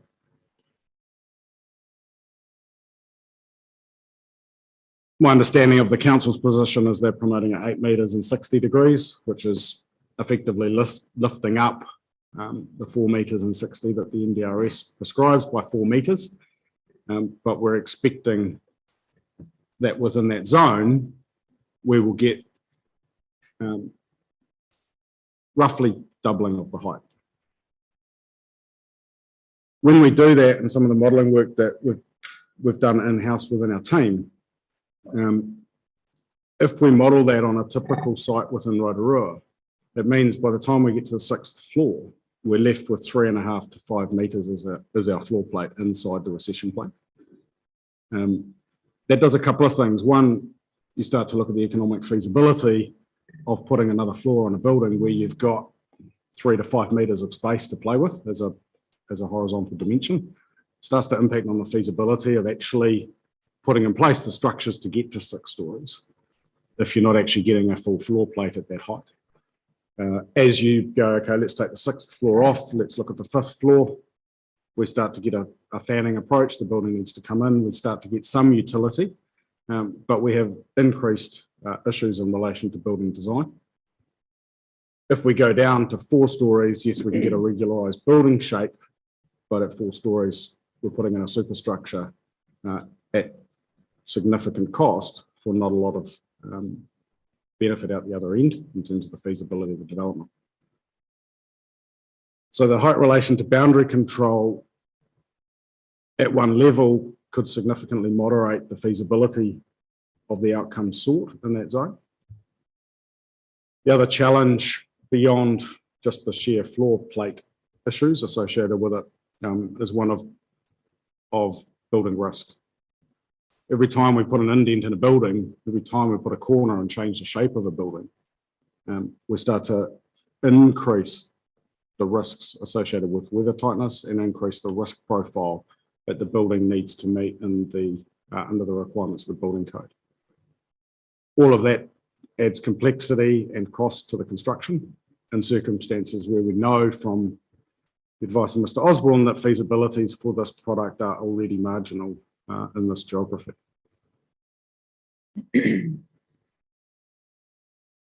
So given the existing subdivision pattern that we need to deal with if we're talking about putting high density into the existing urban fabric, the work that we've done, and it's our view that we need the 19 metres and 60 degrees. We have promoted that it only occurs within the first 25 metres of the depth of a site in circumstances where lot depths are in the order of 48 metres. So that would extend to or just beyond the first half of the site. Coupling that with 50% site coverage, what we're endeavouring to promote is that we actually put the predominant building bulk to the frontage of the site. If we do that universally around the various sites, yes, in a pepper potted manner, as has been discussed this morning, that can potentially address some of the shading concerns that were raised by the submitters presenting this morning. If we're getting buildings concentrated to the street and keeping the backyards as open as possible, we're allowing light to move around a building much more readily than was presented to you this morning. I think that probably covers everything that I need to cover in terms of presentation. I could answer any questions if there are any. Well, thank you, Mr. Liggett.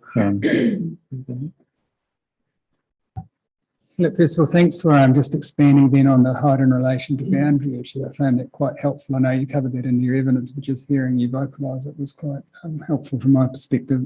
Just when you talk about public housing, is that the same as community housing? Not in terms of the way that this plan has defined them. So public housing for us would be just straight residential under the plan. It's just a house that you see in the street.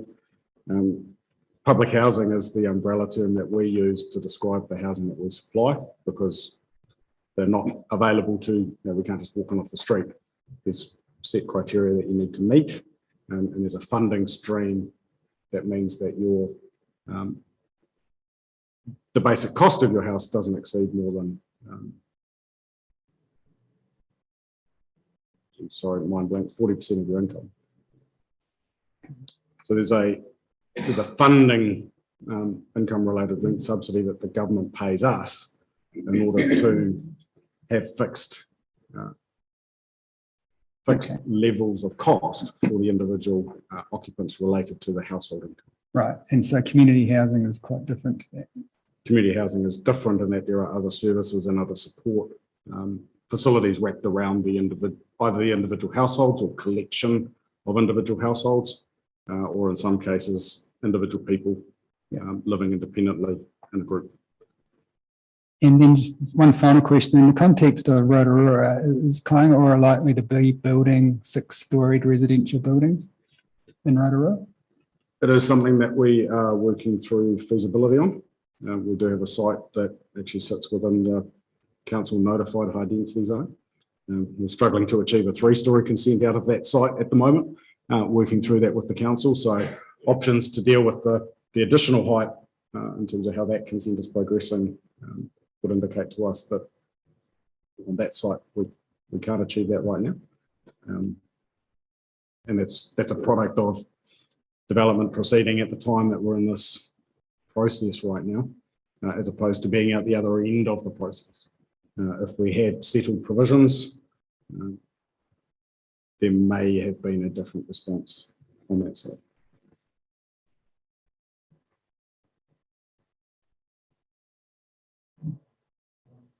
Only question for me, Mr. Liggett. I have no issue in terms of the attention you bring to us with respect to the fact that it's the MPSUD as a whole that we have to take account of. That's not an issue for us. We're fully appraised of that. But some in submission have pointed out to policy 2 as a if you like a dampener on the extent to which provision needs to be made, using the term as it does, provide at least sufficient development capacity to meet expected demand. Your take on that particular policy and the extent to which we should or should not have particular regard to that policy? I think that policy is there to address the fact that we do need to ensure that we have planned for what we need. The very decision that the council and the minister made with respect to ultimately the direction that came here in terms of the MDRS speaks exactly to that policy. Rotorua District Council does not have sufficient housing to meet the current demand, let alone the future demand right now. Policy 2 is explicitly directing that something changes. This process is the change that is in part needed here. There are a range of other things that are also needed alongside. We can't, a district plan can't deliver additional houses, creates a framework by which people within the market can do that. And whilst I don't want to get into a discussion on the FDS, do I take it that Kaingaora is involved in submissions on that? Yes. And presumably in the same line that we're talking about now in broad terms? Broad terms, yes. Yeah, okay.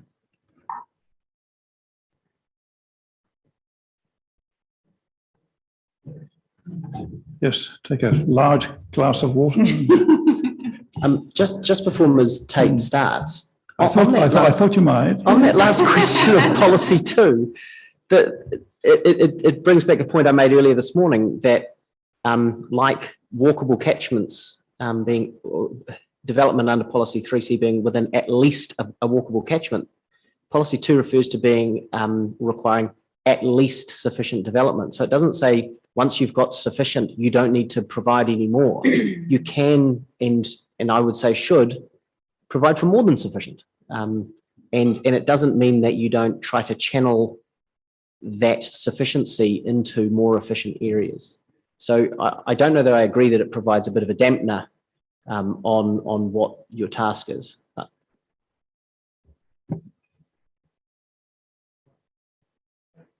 Good afternoon. You've read my evidence, I assume.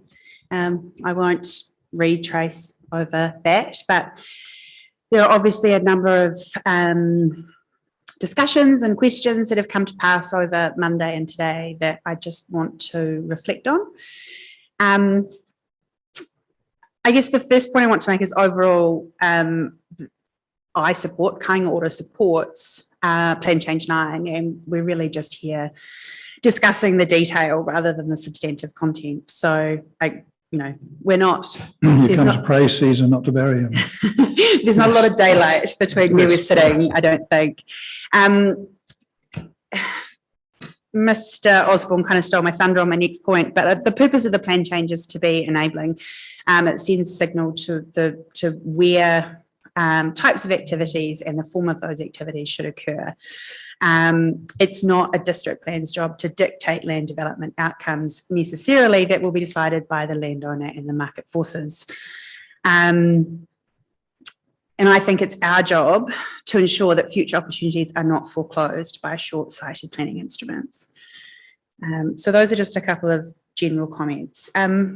Moving on to the crunchy extent of residential 2 topic.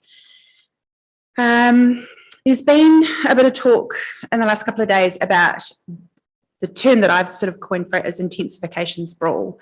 So this concern that if you provide a larger area, the intensification will occur at the edges of that extent. But I think the really important thing that we need to come back to is that the extent of that area is accessible. That has been confirmed through the work of Mr. Wallace, and I note in our evidence that the additional extent that is now proposed by Kāinga Ora is accessible. And I guess that kind of brings me to a point that I sort of made in my evidence that I just want to come back to. But the residential 2 zone signalled by the council's extent is a little bit of a false economy in the sense that the true edge is not really Rotorua Boys High School. It's not really the reserve and the marae. Those pieces of land will not be built out for obvious reasons with high density development. So that edge is actually not as far out as signalled by the council. So I just wanted to sort of, because we've talked about edge and how far should the edge go, there is at its northwestern edge, it won't go out that far because those activities will not be foreclosed for the purposes of high density. So what I've taken from Mr. Wallace's assessment is that the council's city centre is located, and by city centre I mean the point at which Mr. Wallace showed a star on his map, accessibility map. It was located on the corner of Puku, Atua and Runoff Streets. However, the city's southern edge is actually located at the corner of Victoria and Runoff Streets, being the corner of the city centre 2 zone. So because the city centre 2 zone has effectively been disregarded in the context of the council's assessment, it's kind of slanted the discussion about what is accessible, in my opinion.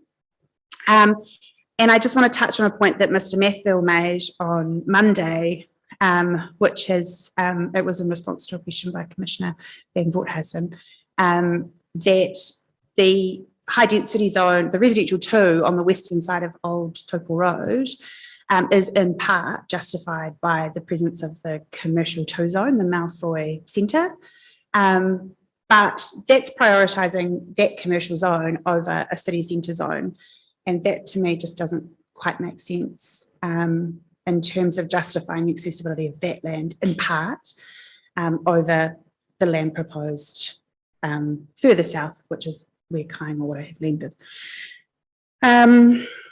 So if you take it from the corner of the city centre zone out to the furthest extent proposed by Kāinga Ora, it's about a 900 metre distance, so probably just over 10 minutes.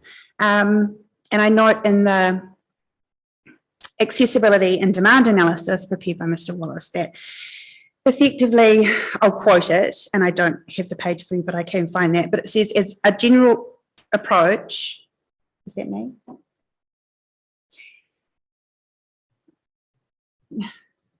A general approach adopting a 400 or 800 metre catchment equivalent to a 5 to 10 minute walk as a starting point is consistent with standard national and international best practice, or practice, sorry. However, consideration also needs to be given to how far people walk and what types of destinations they are walking to for higher value amenities, e.g. a city centre. So I take this to mean that where you have a city centre at play and there's lots of amenity and services and employment opportunities, you can start to stretch out that walkable catchment a bit. So I don't think going up to 900 is unreasonable. I took from Ms. Morgan's and Mr. Wallace's comments on Monday that one of the primary concerns about the area proposed by Kāinga Ora is in fact the lack of open space. And I don't think it's appropriate to not zone on that basis. I think that the starting point for zoning the land needs to be on, there are a number of good reasons for rezoning this land that have been put forward by us at this table. And if the rezoning of land results in a need for more open space, then the council has to acquire that land. And I acknowledge that that's difficult in an existing urban environment. There's a cost to acquire the land and develop it, and it's not as simple as a greenfield development. but that is a cost that comes with higher density living. There'll be financial contributions. That land can be channeled, that funding, sorry, can be channeled into providing those services if and when required. And one last point on that, there are primary schools in this area. And from my own personal experience, primary schools are a great place to go and play. They have fields, they have playgrounds. So while it might not technically be reserve or open space, there is space here to go and play and be outside and kick a ball and do those sorts of things.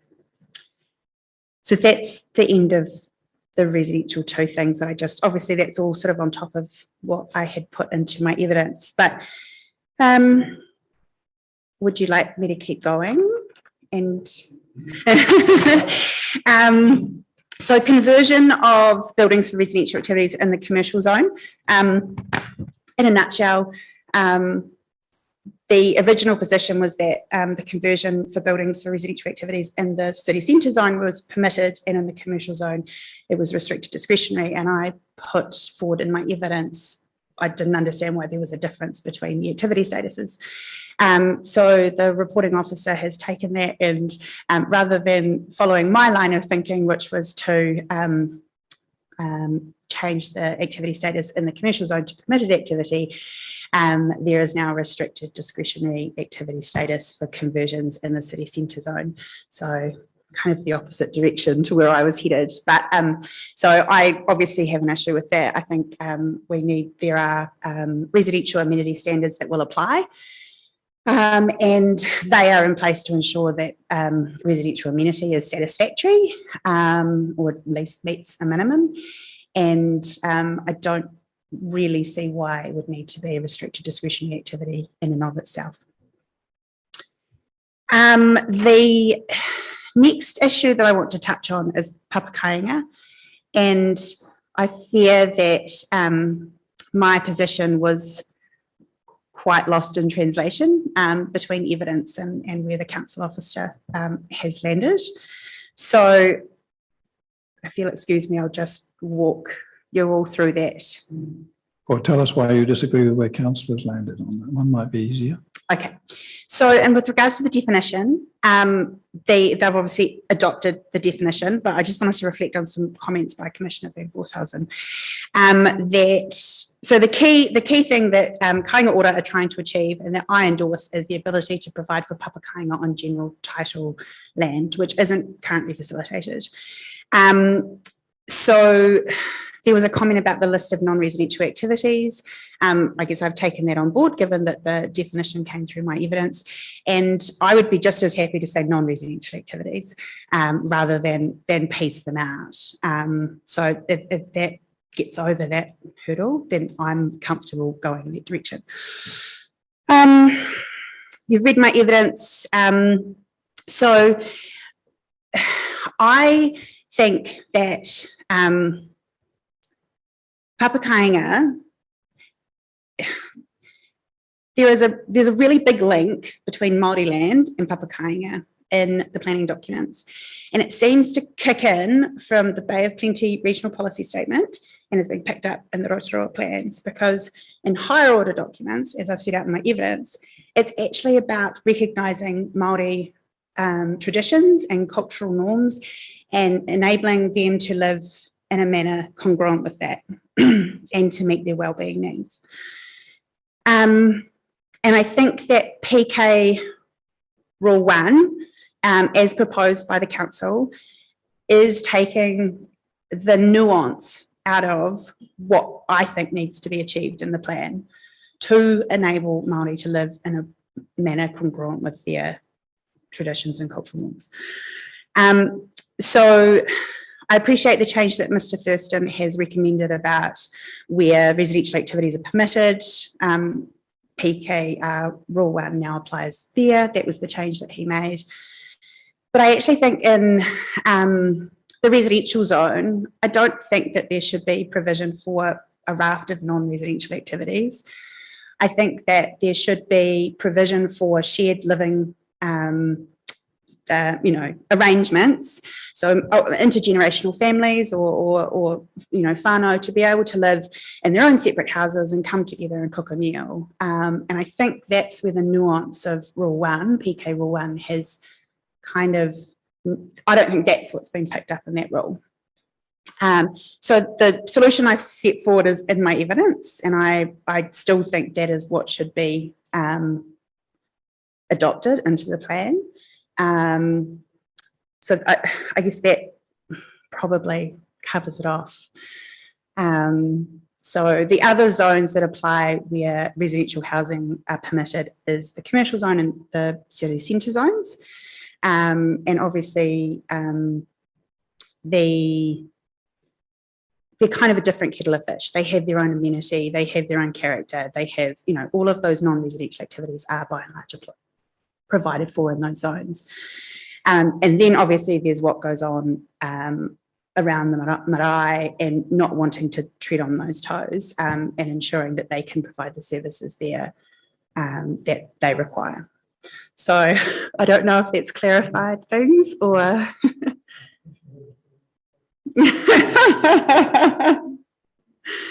Should I keep going or would you like to ask a question now? No, from what you've said, it seems like you've summarised what you've written in the evidence, right? So that's fine, thank you. Okay. And I do have a note to read through it again carefully as we deliberate, so thank you. So there's two sides to it. There's the step away from Māori land and limiting mana whenua to Māori land as defined under the Māori Land Act. And then there's obviously ensuring they can live in a manner congruent with their their traditions and cultural norms within the residential environment, whilst respecting it as a residential environment. That's probably the two sides to it. I'll move on. The next 3 points are much quicker, I think. So the geothermal hazards overlay. So obviously you've seen the rule that's made its way through the addendum and where Rule 8 is sort of landed. So I support, obviously I picked up on the Commissioner's reservations about the use of the building consent process for the first part of that rule. I have seen that method used in other plans, primarily in relation to noise contours. So it's not, in my opinion, an uncommon method to not hold up processes or rely on another process which is going to happen.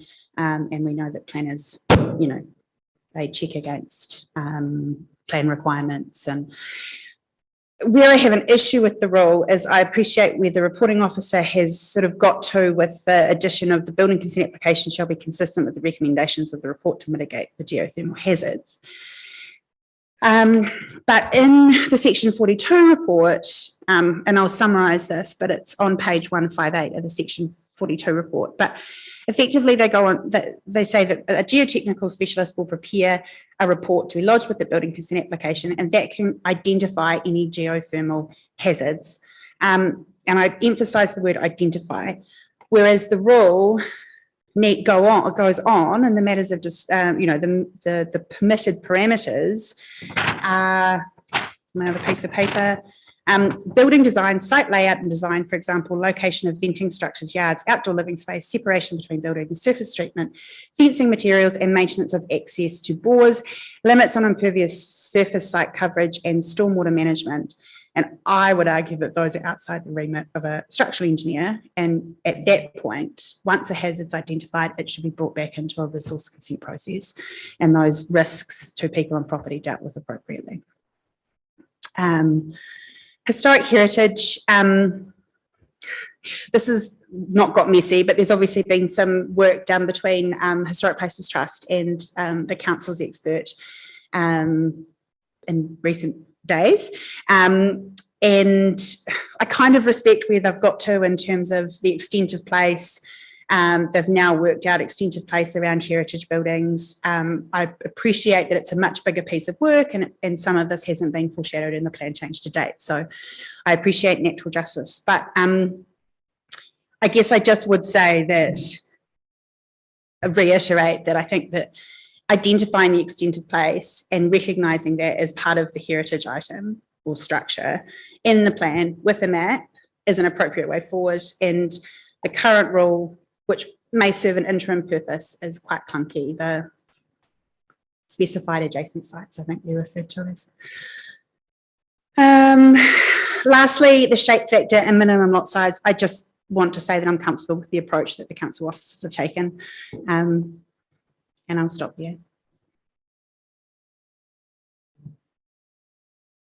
All right, thank you for that. Just on that geothermal thing, that was precisely the point that I was concerned about. Because I'm aware that noise and odour and those sort of things can cross different jurisdictions, basically. But it is the competency and the risk of getting it wrong, which was concerning me. So.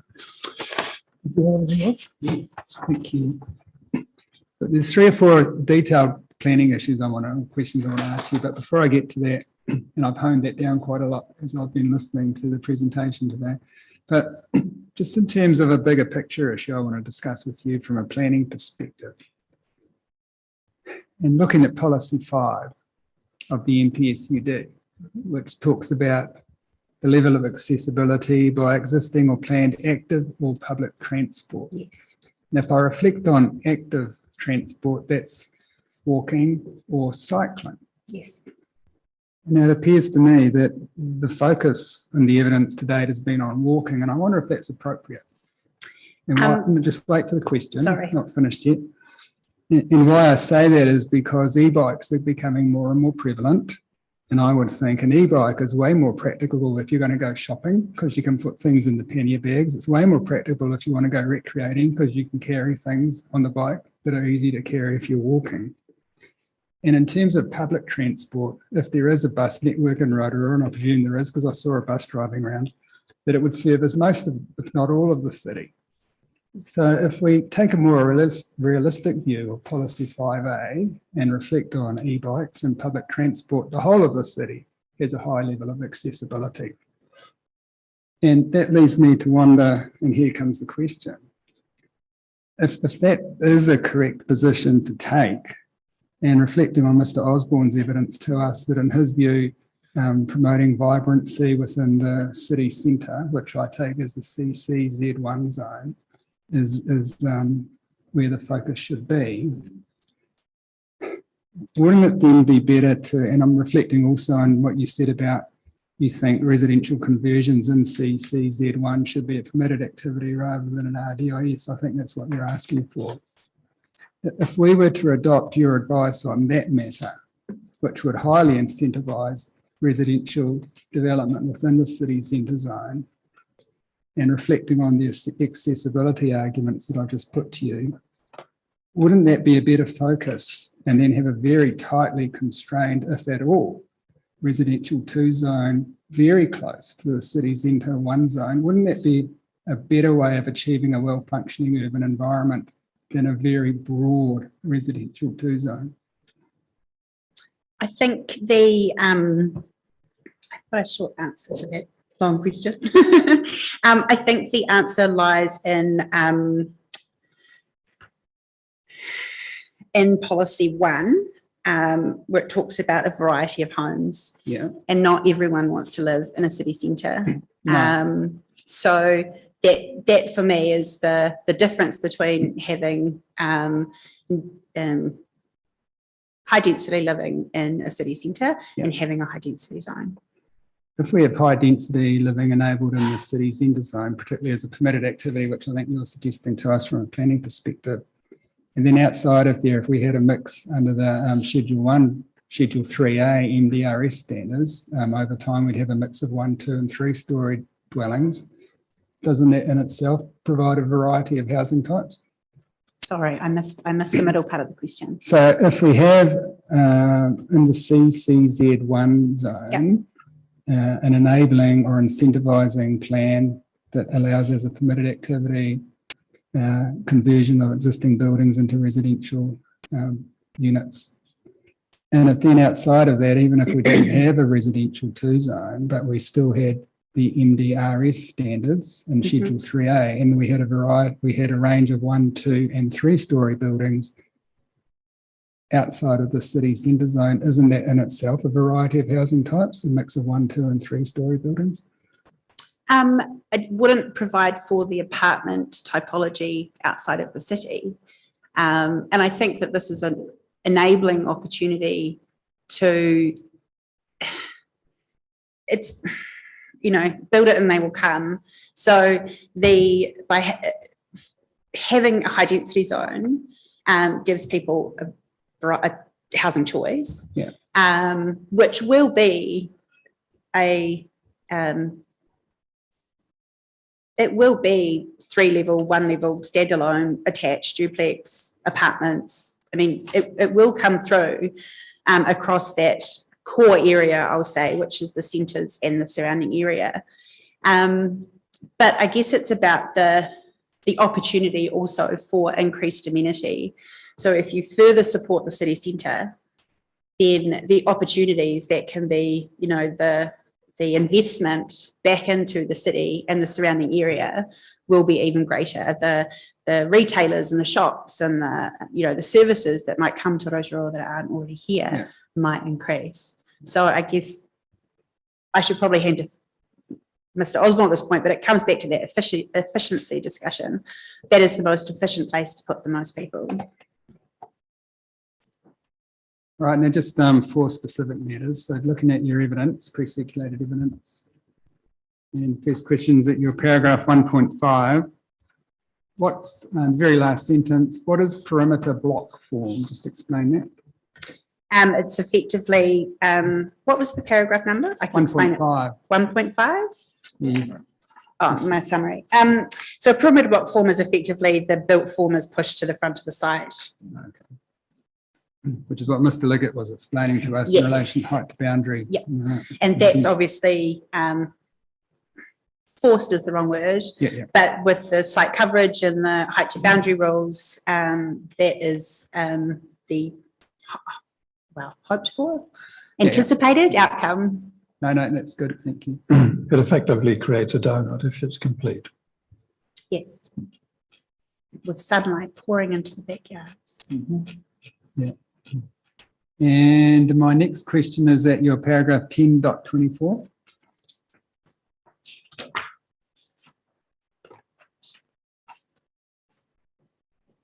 Yes. And you're suggesting there an additional matter of discretion. And my question to you, isn't a standard that the officers have recommended to us, which is, and you might need to tend to it, res in its 6 capital A 0.5, it's going to be hard for you to find probably. That's okay. Do you know the name of the standard? It's maximum building length. Yes. Standard. And it's right under a picture of a house or a diagram of a house. You want me to go find it in my... Yeah, the question is, isn't that performance standard a more certain outcome than a matter of discretion, having a performance standard on that matter? So my arguments is that the building length is really only relevant to 4+ units, because you would typically fit your 3 units into the length now proposed, even the one that was notified. So I think that the reality is that once you get into a resource consent process that's considering the design of your building, it's all up for grabs. So, you know, the council will be able to provide comment, grant or decline consent. So I stand by my evidence in chief, which I think is an assessment criteria or a matter of discretion, is sufficient. Just on that matter, Mr. Whittington, I think you, legal subs, didn't you challenge the lawfulness of the building length control? No, what I was concerned about was that the debate might lead you to impose the building length control over 1 to 3 dwellings. And if you did that, that would require a qualifying matter analysis because you'd be amending the NDRS. But so I don't think there's a legal problem with it being in place over 4+. The disagreement is a planning one rather than a legal one in that respect. Yeah. Right, I'll jump your way forward now to 11.51. Sorry, 11 point. 11.51, sorry. Going back.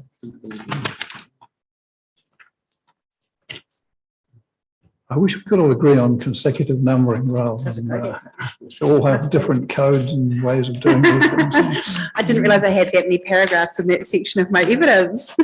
I apologise. Is that the national evidence standard?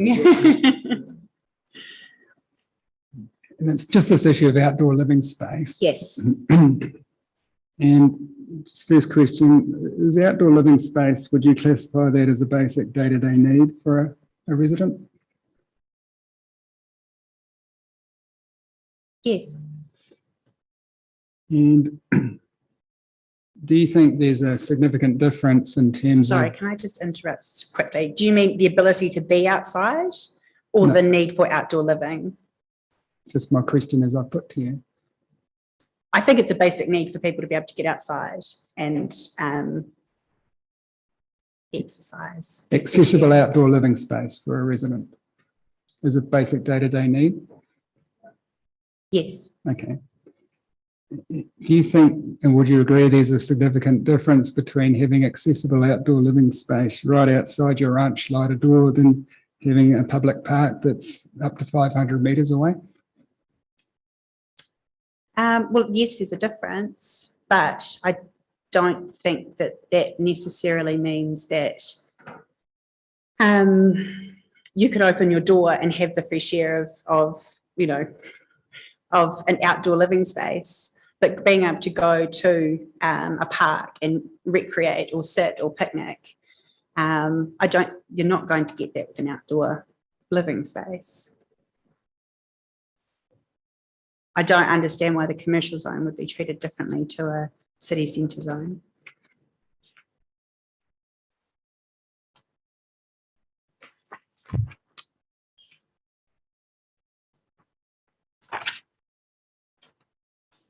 No, look, that's all I wanted to ask about. Thank you.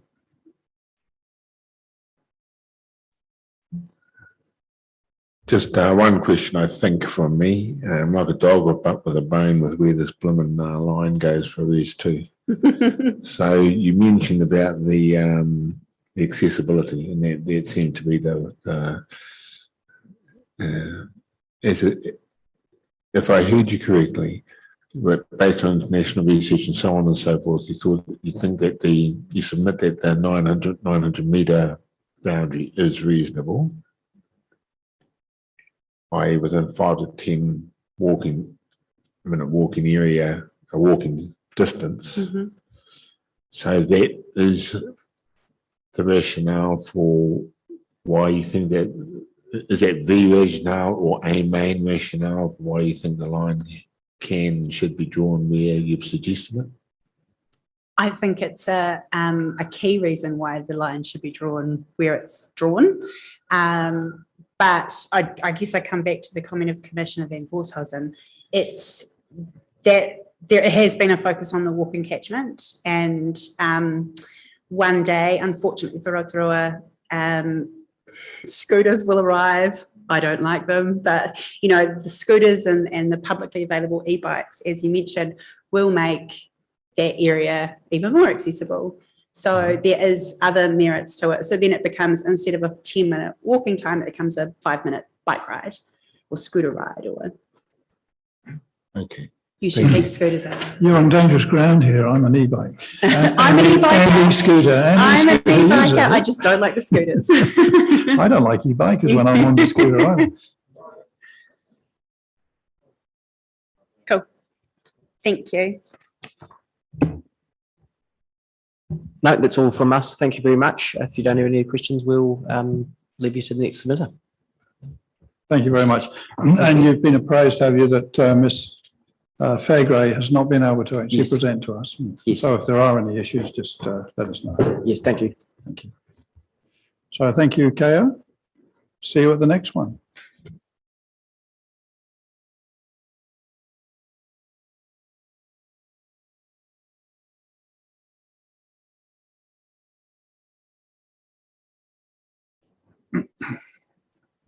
Yep. I think we can probably turn the lights off now, because I think we're going to I think we're going remotely now to the Retirement Village Association and Ryman's.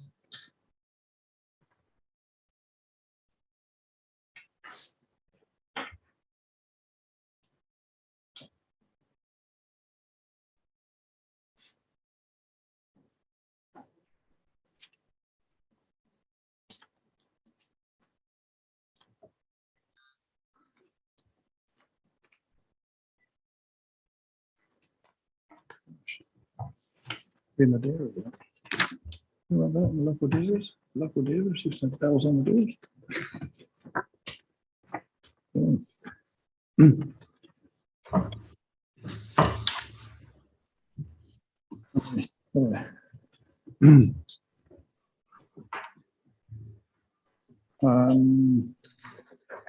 Mr. Hinchy, is Mr. Hinchy not?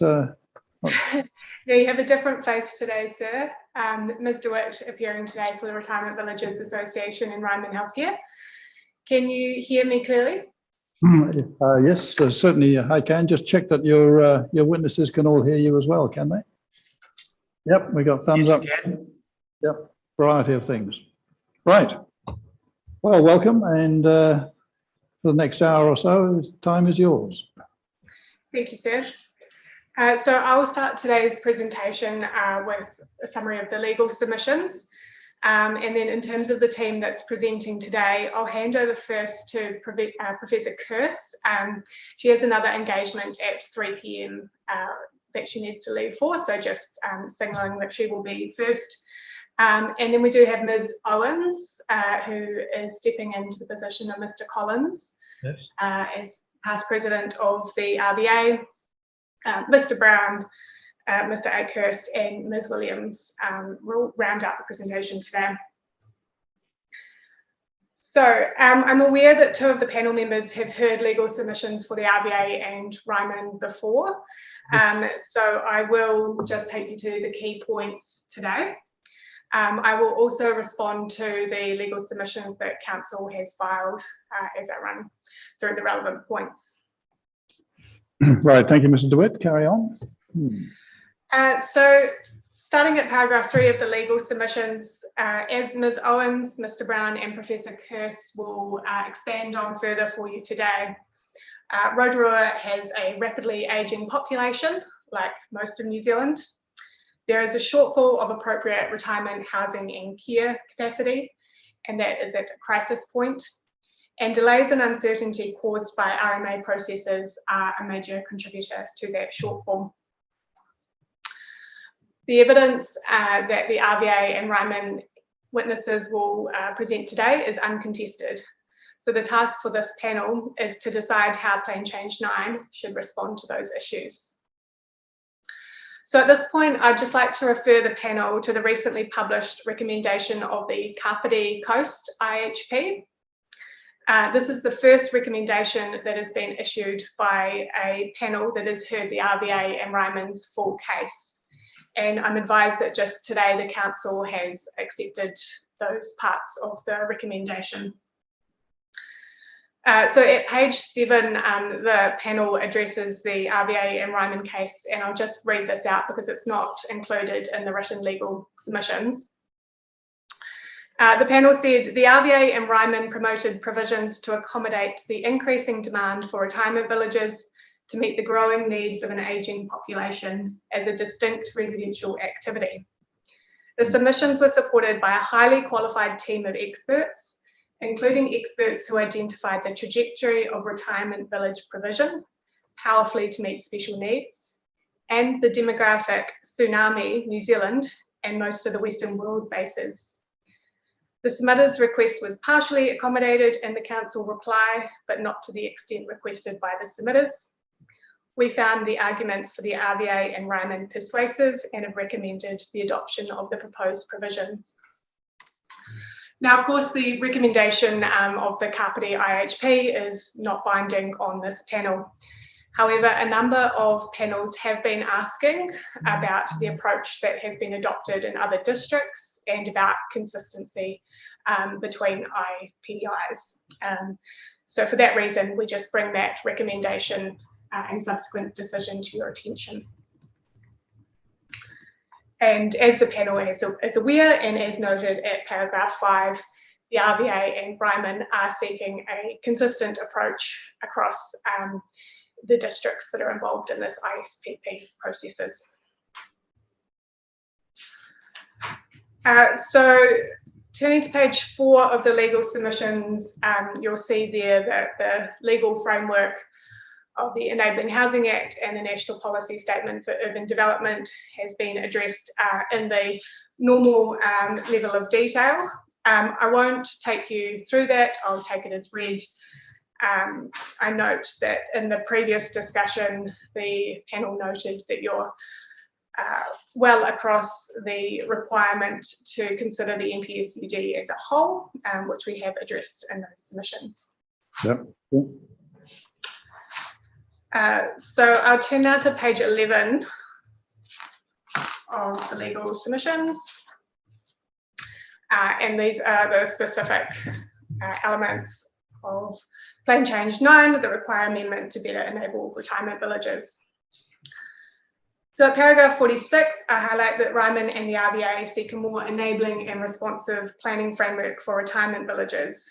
And as noted, this has been developed by industry experts to reflect the experience across New Zealand with consenting, building and operating retirement villages, and including those challenges that are posed by the RMA processes.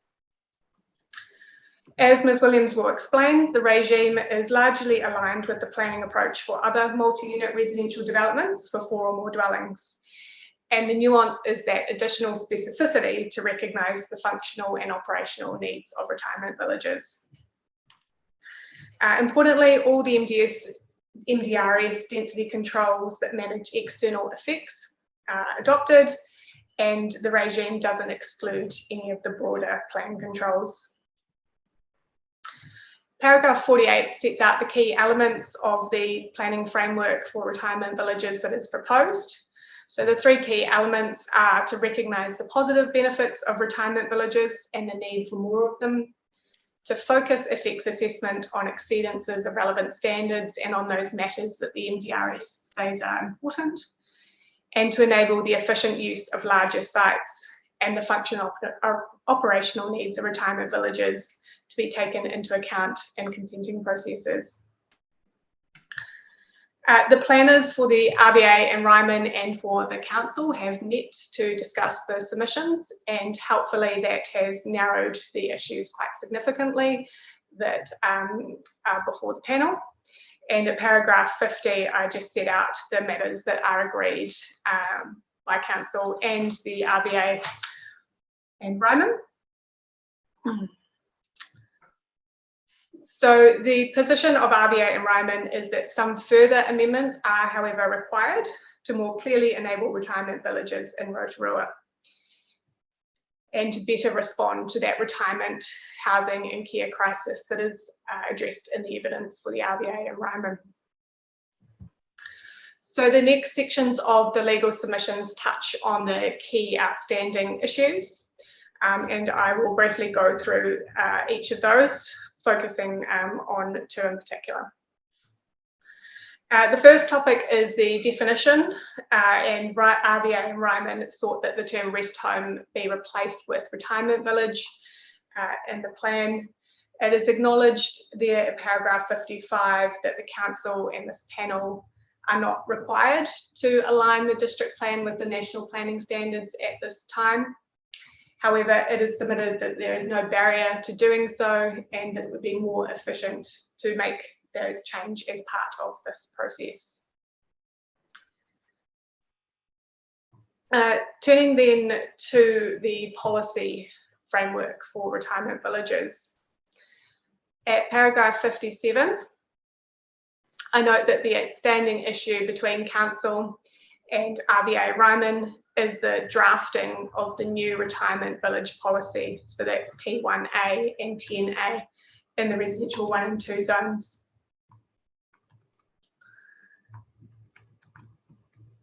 Paragraph 60 The policy drafting that is proposed by Council is focused on managing the adverse effects of retirement villages.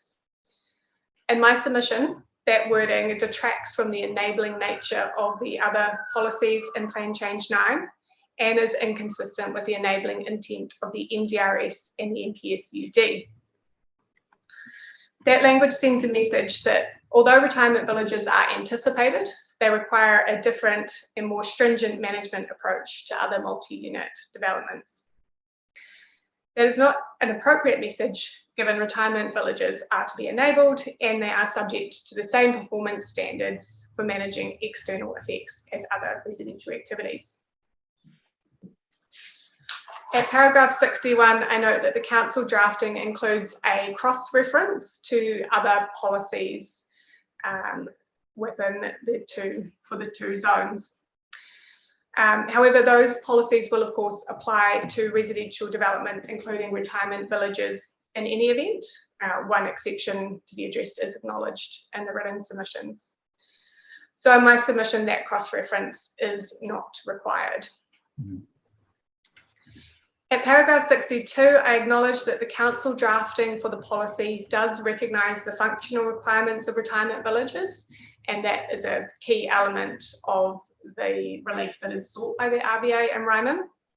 However, it doesn't go on to explain what those functional and operational requirements are.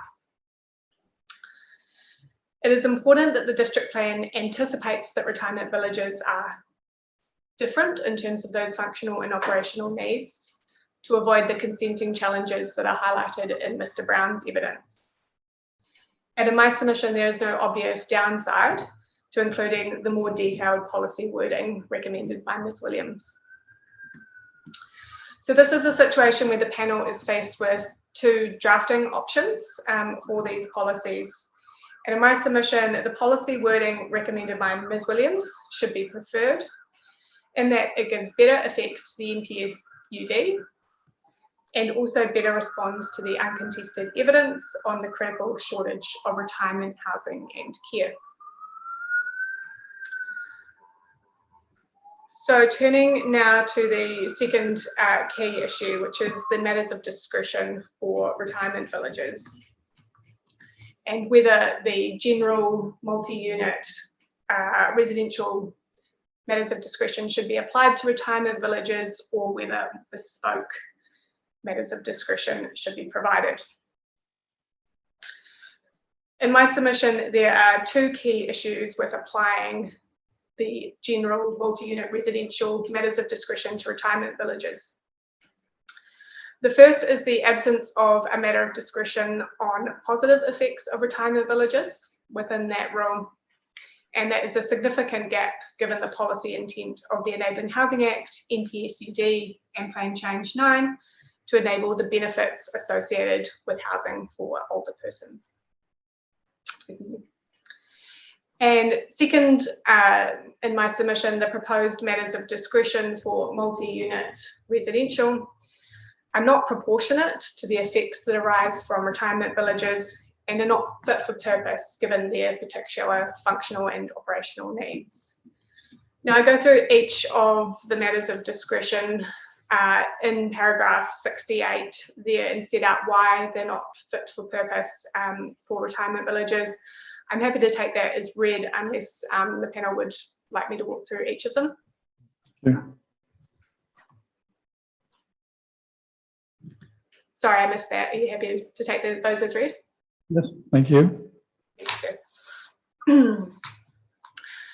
So again, in terms of the matters of discretion, the panel will need to decide whether to prefer the Council's approach or Ms. Williams' evidence. And in my submission, Ms. Williams' approach should be preferred as better aligned with the NDRS, the MPS, and recognising the functional and operational needs of retirement villages.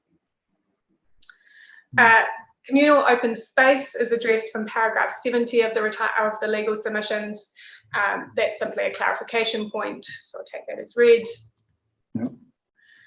At paragraph 73, a touch on notification presumptions. The council officer has recommended a number of notification preclusions for retirement villages which are supported.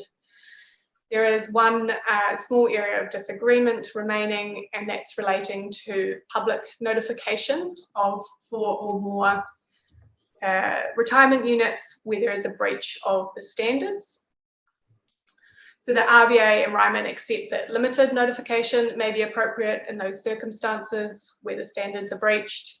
However, it is submitted that public notification should be precluded in those circumstances. It is not appropriate for a residential activity in a residential zone. Public notification is highly unlikely to provide the decision maker with helpful information. But as set out in Mr. Brown's evidence, it does contribute significantly to the length and complexity of consenting processes. So the RBA and Ryman therefore seek a public notification preclusion in those circumstances. Yep. Turning to the city centre and commercial zones, the evidence of Ms. Owens, who will present today, and Mr. Brown sets out the importance of enabling retirement villages in these zones, given the shortage of appropriate sites in residential areas. And Ms. Williams also addresses why these zones are part of the solution to the retirement housing crisis.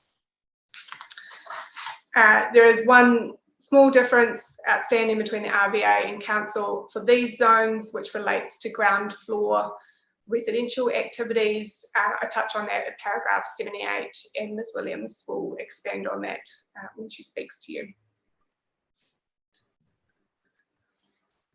So I just want to move here briefly to financial contributions. These are addressed later in the legal submissions from page 26, but I'll just very briefly touch on them in this oral presentation. They are relevant to this Plan Change 9 process because financial contributions are a matter of discretion in the proposed retirement village rule. In addition, the intensification that is anticipated as a result of Plan Change 9 will inevitably mean that these financial contributions rules come into play more often. The Council has clarified that retirement villages can only be charged financial contributions for infrastructure and not for reserves, and that is supported. In terms of the infrastructure rule, however, the concern of the RBA and Ryman is that it lacks a robust and clear methodology for calculating contributions. It doesn't prevent double dipping in terms of the potential overlap with the development contributions policy. And it doesn't recognise the reduced demand that retirement villages create. So where these issues have arisen elsewhere, they have resulted in village operators being overcharged, and therefore the RBA and Ryman seek amendments to address these issues, and Mr. Akehurst will address you on these issues further. I guess I just need to ask you that at that point, Mr. Witt, I mean, the infrastructure FCs are not really on our table, so I'm not quite sure how you think we might deal with that. Yes, there's no direct amendment to the rule itself in terms of the financial contributions for infrastructure, but in my submission they are on the table because they are brought into the regime for the intensification through that matter of discretion, and they will be utilised, as I mentioned before. The intensification that is now on the table means that inevitably they will be utilised more. So they are related in that respect.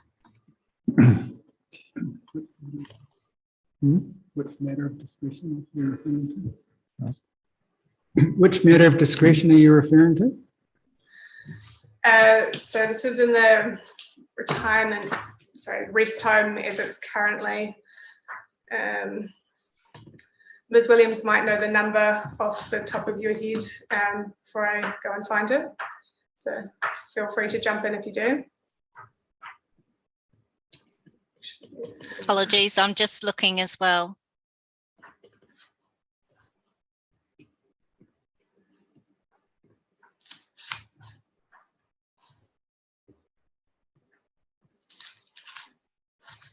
So it's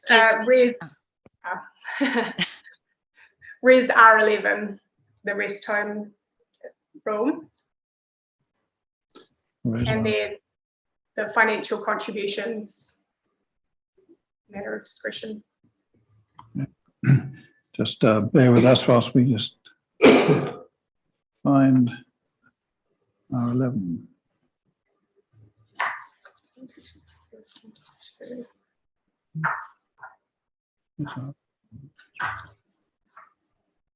Eight, 9, 10, 11, there we go. Last time.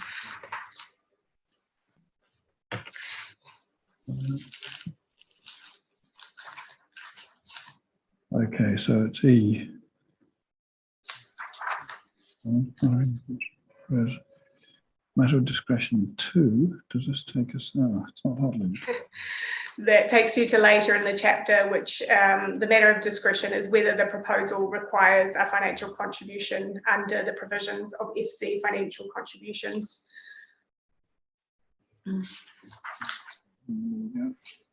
Yeah. So that is the linkage that's relied upon for that. Okay. All right, I can see the trace. Yeah. Thank you, Seb. So I'll turn now to the part of the legal submissions dealing with scope for the relief sought by RBA and Ryman.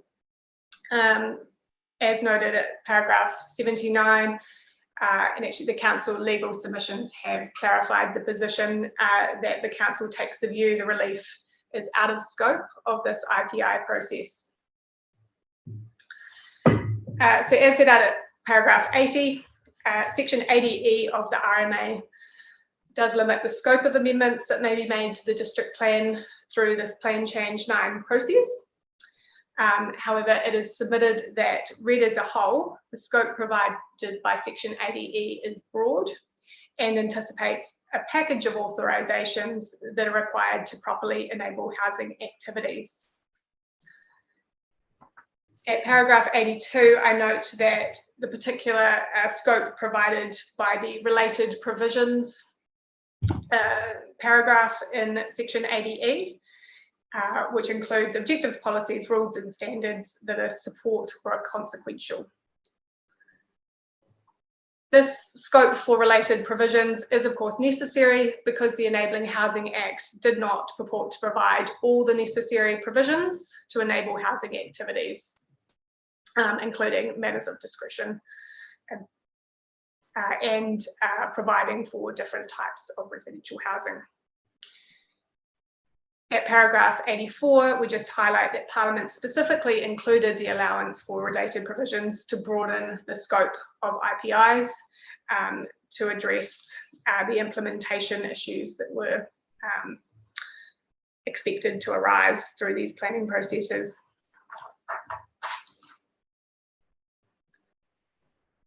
At paragraph 86 of the written legal submissions, I set out in detail how RBA and Ryman relief falls squarely within that section 80E test. The key points to note are that the provisions support the MDRS and policy 5. And that is because the MDRS objectives and policies are relatively broad. As was discussed by the previous submitter, they require all housing types to be provided for. The policy 1 is an example of that, talks about enabling a variety of housing types. Policy 5 is similarly broad, requiring intensification of urban form without specifying how that is to be achieved. So the objectives and policies that are put forward by the RBA and Ryman, they provide support for those more general directives. They give better expression to the need to enable housing for the ageing population of Rotorua and to respond to the retirement living crisis. The rules that have been proposed by the RBA and Ryman team also support the MDRS rules. They make small adjustments to ensure that the rules are workable for enabling retirement villages, given the different characteristics of this particular housing typology. And the relief sought by RBA and Ryman also includes matters of discretion, which of course the Enabling Housing Act has left to these processes to be developed. The drafting that Ms. Williams has put forward for the matters of discretion directly responds to the MDRS objectives and policies. So in my submission, the provisions support the MDRS and Policy 5. Equally, it could be said that they're consequential on the MDRS and Policy 5 as they specifically provide for a subset of multi-unit residential development. And of course, the proposals will assist in achieving the intent of the Enabling Housing Act by enabling retirement village housing, a particular type of residential use with appropriate restrictions. So at paragraph 91 of the written legal submissions, I addressed the general case law principles as to whether a submission is on a plan change. I don't propose to speak to that, but I'll instead respond to the council legal submissions on this point. The council addresses the clear water tests at paragraph 11.3 of their legal submissions. So in terms of that first limb of the clear water test, the council says that the notified version of Plan Change 9 and the Section 32 report did not consider changes to the RV policy and rules. But in my submission, the notified version of Plan Change 9 did change the pre-existing status quo through changes to the management regime that applied to retirement villages. So it proposed a number of objectives, policies and rules that applied to residential activities generally and including retirement villages within that broader category. The council's legal submissions do acknowledge this point at paragraph 11.7, where they say that the incorporation of the MDRS more broadly will be more enabling of retirement villages. So the RBA and Ryman are simply seeking provisions that build on those general provisions and are better tailored to the needs of retirement villages. And therefore, in my submission, that is on the change that was put forward in the notified version. In terms of the public participation limb of the clear water tests, the council says that there's a real risk that directly affected parties have now had the opportunity to participate in this process. I respectfully disagree with that submission. Plan Change 9, as notified, clearly sought to enable residential intensification in a variety of forms, and retirement villages are one such typology, as acknowledged by the council planners. It is difficult to envisage how a person could be directly affected by enablement of retirement villages, but not by other forms of residential development. The provisions sought by the RBA and Ryman are not site-specific and cannot be regarded as left field. As noted at paragraph 95 in the written submissions, it is submitted that anyone that had an interest in the management of residential intensification, including retirement villages, should have become involved in the Plan Change 9 process. So in my submission, the RBA and Ryman relief meets both of those clear water tests. In any event, as I have highlighted in the written submissions at 98, it is submitted that there needs to be some caution in applying that general case law in this ISPP context. Section 80E of the RMA is the key test for the scope of Plan Change 9. The council also referred in their legal submissions to what they called a recent decision of the Auckland IPI hearings panel.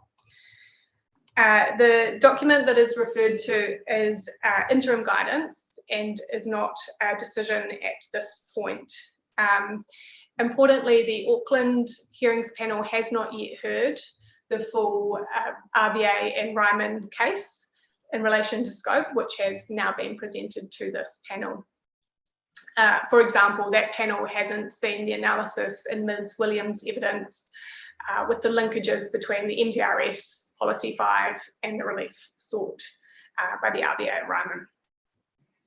So it is submitted that that interim guidance is not relevant to this panel's decision making. Just briefly here, as I noted earlier, that Kapiti IHP recommendation that endorsed the Ryman and RBA relief in full. The plan change notified in that case did not provide a specific policy and rule framework for retirement villages. The panel saw fit to bring that in through this ISPP process. So that brings me to the end of the legal submissions. Just to conclude, Ryman and the RBA respectfully request that the panel recommends the proposals put forward by Ms. Williams on behalf of Ryman and the RBA. I'm happy to answer questions now. Yes, please. Thank you. No, we'll do it. I've got a couple of matters I'd like to ask you about at your paragraph 60.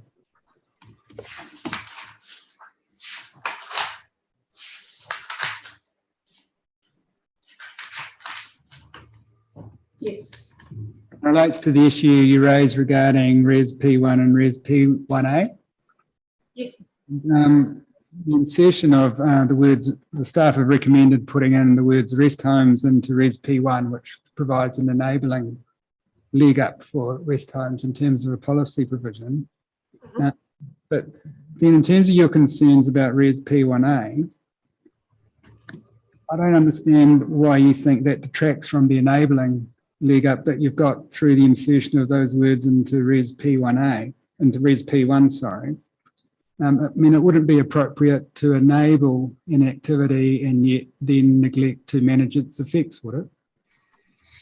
No, that wouldn't be appropriate. The concern is that it calls out retirement villages specifically for management of effects and therefore sends a message that they require a more stringent approach. So I guess the addition of rest homes to P1 adds to the enabling element, and then this policy through that management signal takes away from that.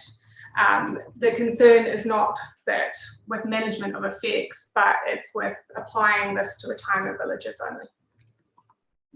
In that regard, which of policies Res P10 to Res P16, in your view, then are inappropriate in relation to a retirement village proposal?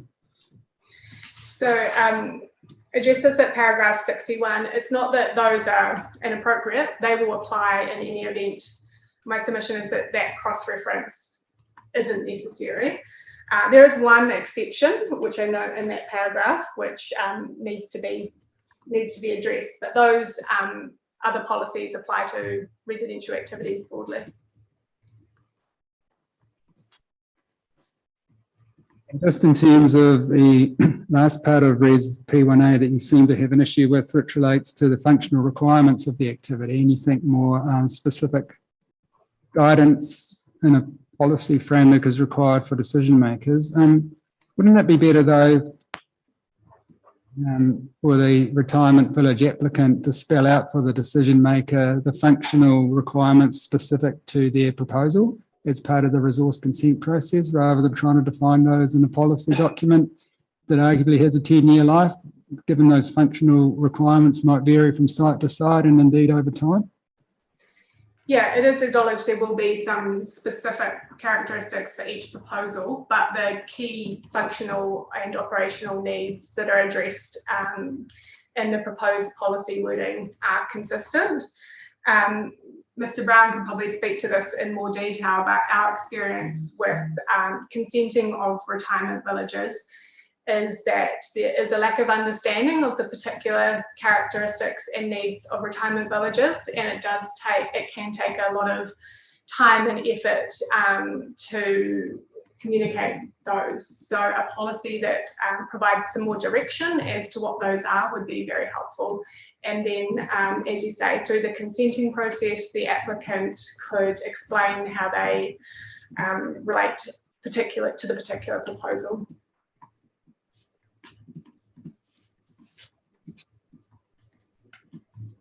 All right, thanks, Mr. DeWitt. Perhaps we should go to Professor Kearse to get her on her timeline. Thank you. Yes, thank you, sir. I'll hand over to Professor Kearse. Yes, I do apologise. I'm at the airport. I'm hoping there's not too much interfering noise. So ko Nairi Kearse Takawingawa. So I'm a medical doctor, a gerontology expert and the Joyce Cook Chair in Ageing Well at the University of Auckland with a substantial research experience in older people in many contexts. As addressed in my statement of evidence, the demographic ageing is creating a crisis in housing and health for older people and requires urgent responses from all sectors. Local government is a really key part of that response, involving facilitation of appropriate age-friendly housing development, of which retirement village living is an important part. The Rotorua population is rapidly aging. A person is increasingly at risk of the common health issues such as mobility problems, cognitive impairment, and social isolation as they age. Retirement villages do provide for preventive processes such as physical activity, access to green spaces, vibrant social activities, and opportunities to stay active and connected. My evidence outlines the common health and social issues people accumulate as they age. Appropriate housing can moderate the negative impact of these conditions on well-being and facilitate ongoing independence. Social cohesion and connection, and thus well-being, will be facilitated by proximity to known environments such as the local residential neighbourhoods in which people usually lived, and also commercial zones that they know. In my opinion, retirement villages are best placed in those types of neighbourhoods. For those with substantive disability, aged residential care is required, and the number of available beds at all levels, rest home, private hospital, and dementia care, is already limited. The projected growth in numbers of beds needed to serve our future older population is of a significant concern. As it stands, Rotorua will be unable to meet that anticipated need, and aged care beds are really necessary for efficient health system functioning. They assist in maintaining quality of life for those with significant disabilities in older age, as well as providing significant and valued support for their wider family and networks. So it's my view that it's really important, imperative, and really urgent that national and local agencies promote, support, and facilitate healthy ageing policies to enable these needs to be met. Retirement villages provide a feasible and ongoing solution and need to be located in accessible locations for communities. The care homes they contain are essential to maintaining an efficient health service, and the retirement village industry is one of the only sectors building new aged care beds. So I encourage easing the barriers to the expansion of retirement villages to allow flexibility in which they are placed. Now, I'm happy to take any questions on any part of my submission. Thank you, Professor Kearse, and thank you for the localised statistics that you provided with us in this particular version. So, any questions? No, I've heard this evidence before. Right. Nope. Thank you, Professor Kearse, and I'm not sure whether you're coming or going, but whichever way, have a pleasant flight. Thank you very much. I'm going, and I'll disappear at 3 o'clock. Thank you for the opportunity. Right. Mr. Witt, back to you. Thank you, sir. I'll hand it over to Ms. Owens now for the RBA. Right. Thank you, Ms. Owens, and welcome again. I think we've seen each other before. We've got a summary statement from you here, so over to you. Yes, thank you very much, sir. Thank you. So my full name is Margaret Julie Owens. I'm actually known as Maggie. And as you will be aware, the statement of evidence from John Collins was lodged on behalf of the Retirement Village Association, but Mr. Collins is unable to attend today. And so I've lodged a statement of evidence adopting Mr. Collins's evidence, and will be presenting the retirement village sector evidence on behalf of the RVA. Good. So I'm the immediate past president of the RVA, and I'm also currently a non-executive director of MetLife Care. As set out in Mr. Collins's evidence, the proportion of older people in our communities compared to the rest of the population is increasing rapidly, And more people are seeking out the high quality care and amenities that retirement villages provide. So demand for retirement villages is outstripping supply. The need to enable appropriate accommodation and care options for older people is a matter of great importance to New Zealand and the Rotorua Lakes District. To respond to the shortfall of appropriate retirement housing and care, the RVA is seeking to accelerate housing intensification for the ageing population. To achieve this outcome, we propose an enabling regulatory framework which clearly responds to the needs of the ageing population and the unique features of retirement villages. We also seek to remove undue planning restrictions to better reflect the government's housing intensification requirements, and we're seeking a consistent planning regime across New Zealand. In the RVA's view, based on Ms Williams's guidance, Plan Change 9 to the Rotorua Lakes District Plan, PC9 does not adequately provide for retirement villages. Overall, the RVA considers PC9 must meet the housing needs of older people, including to age in place in their existing communities by enabling retirement villages in all appropriate zones. Provide for the efficient use of suitable sites for retirement villages in all zones that anticipate residential activities, both residential and city centre commercial zones, given the shortage of such sites, and to provide for the day-to-day needs of residents through consenting requirements that recognise the unique functional and operational needs of retirement villages. The RVA is also concerned that the district plan does not prevent double dipping through financial contributions for infrastructure. Further, the district plan does not ensure financial contributions are proportionate to the demand that the retirement villages create. I understand that the council officers have engaged with Ms Williams to understand the consenting challenges faced by retirement village operators and why the notified provisions are not fit for the unique functional and operational needs of retirement villages. And it's encouraging to see the council officers' recognition of retirement villages as a residential activity and proposed amendments to the policies to reflect this. I also support the council officers' provision for an activity status consistent with the approach of 4 or more residential units. That said, Ms Williams has proposed further refinements to ensure PC9 provides a complete fit-for-purpose planning regime for retirement villages that will better respond to the retirement housing and care crisis. The growth in the 75 plus age bracket in Rotorua Lakes is significant, with the age group predicted to more than double between 2018 and 2038. Similarly, the 85 plus age bracket is forecast to almost triple. It's critical that PC9 enables the housing and care that this important section of the community needs. I agree with the proposed amendments to PC9 as set out by Ms Williams in her evidence. I consider that the framework proposed by Ms Williams will better respond to the retirement, housing and care crisis by better enabling the provision of retirement villages. Thank you, panelists. Thank you. For Just a second. Any questions? Any questions? Just one. I'd like to take you to paragraph 97 of Mr Collins's evidence, please. Yeah. And have you got that? Just coming to it now. Right near the end, I think it's page 21 out of 22. Yes, I've got that. I just wanted to focus on this, the last sentence of that. Residents use less water and produce much less wastewater due to low occupancy levels of retirement units.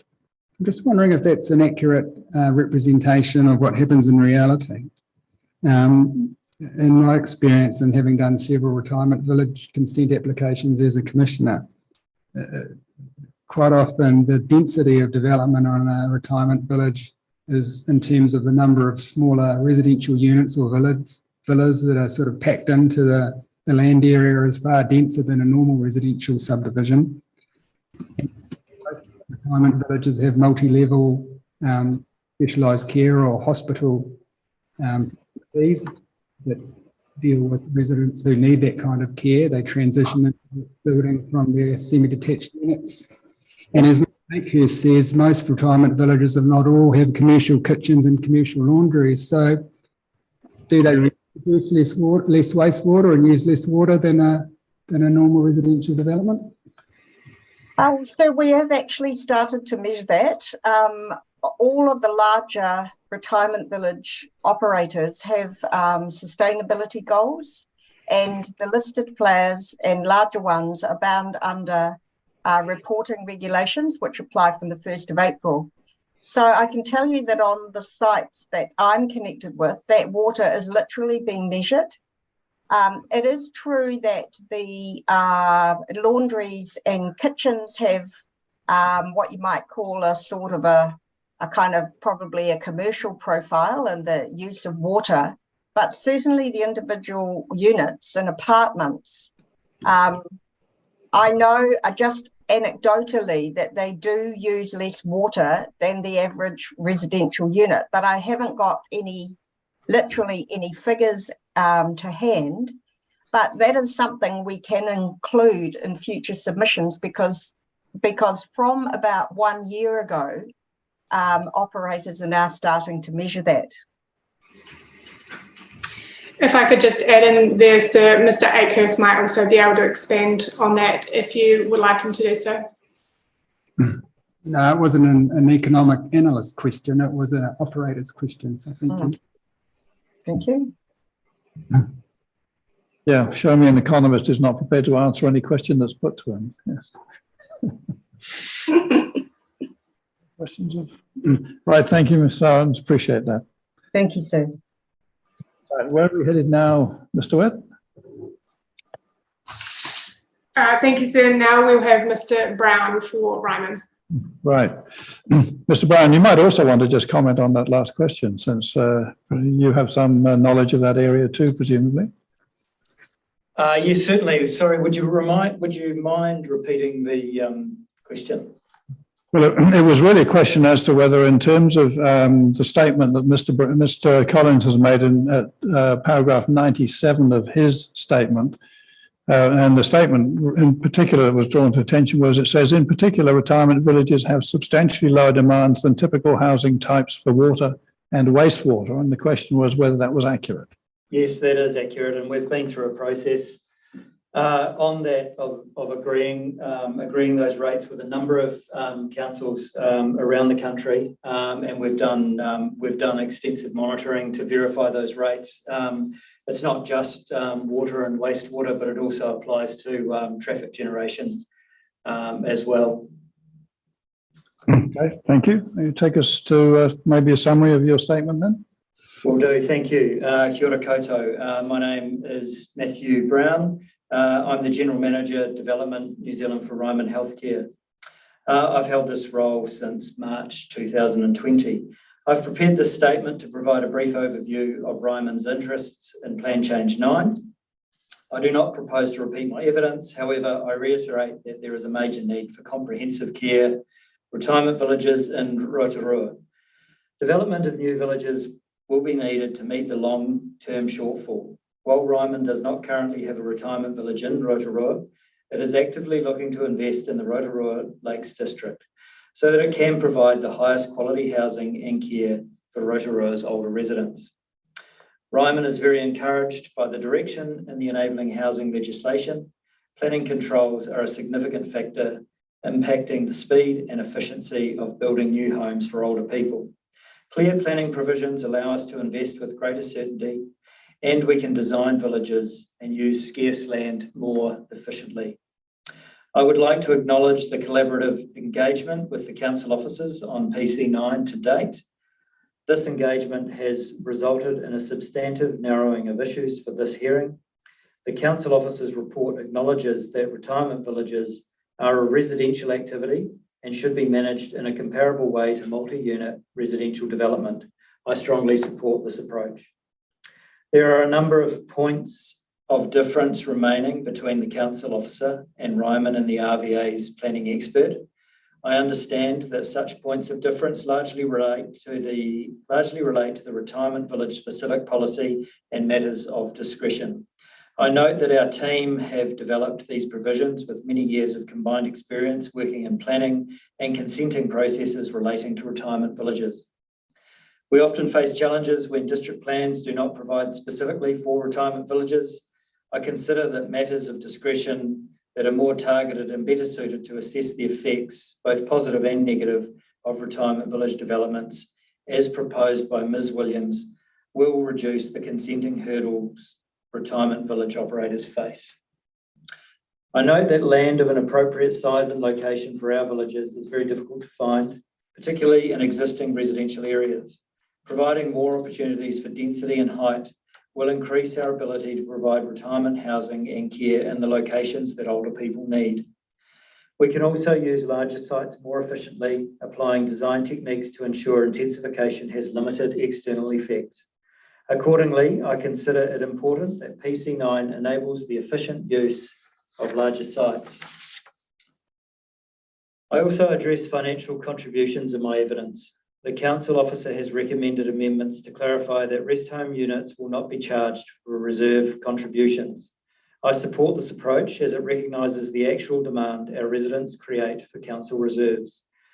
It is Ryman's experience that financial contributions and development contributions regimes unfortunately often overlap, leading to confusion and double charging. In addition, Ryman frequently experiences situations where councils do not recognise the assets that retirement villages provide when calculating contributions. Any financial contributions provisions in the district plan need to be clear, certain, and include retirement village specific provisions that recognise the lower demand profile of retirement villages.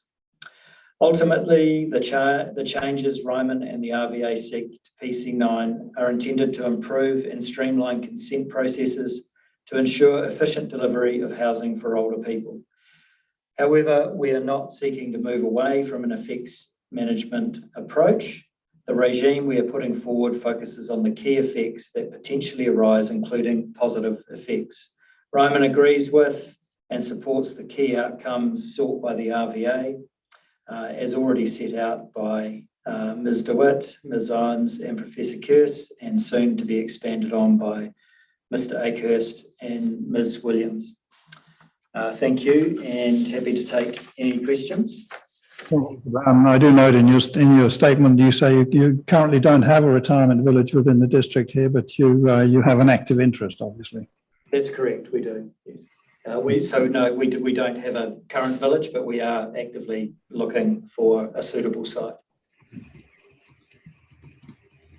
I just want a follow-up question in relation to your answer you gave to the question I put regarding Mr. Collins's evidence. Yes. You say that you have information that I take it the per capita rate of generation of wastewater and use of water is lower than a normal residential use, and understand how that might be the case on a per capita basis. Does that same assumption hold true on a per hectare basis? If there's a 20 hectare or a 10 hectare retirement village, would that same assumption hold true compared to a 10 or 20 hectare routine residential development?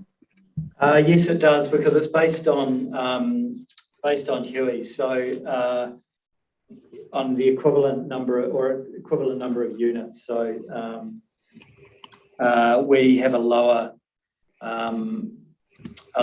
occupation rate per unit compared to a normal residential development. So that's how that's impacted.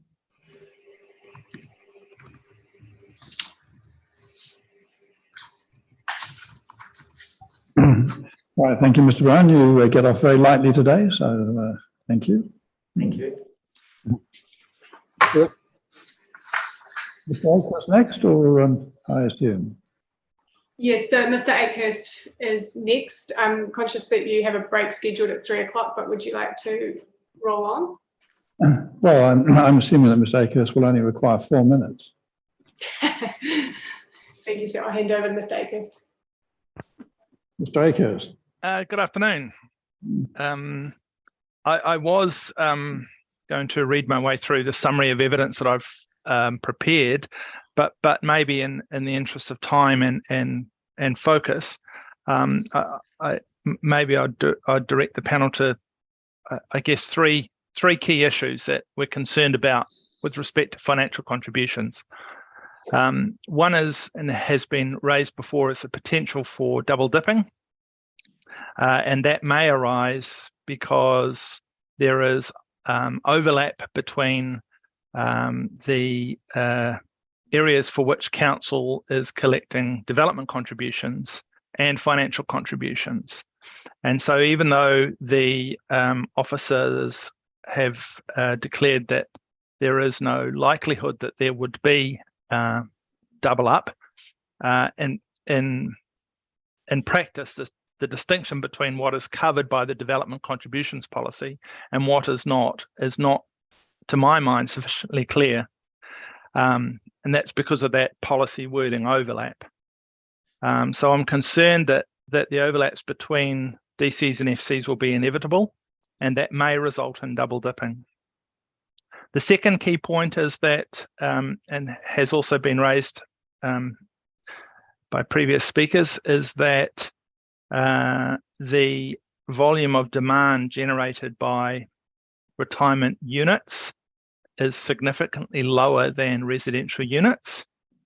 And that applies to pretty much everything, but in particular in this instance, water, wastewater and traffic infrastructure.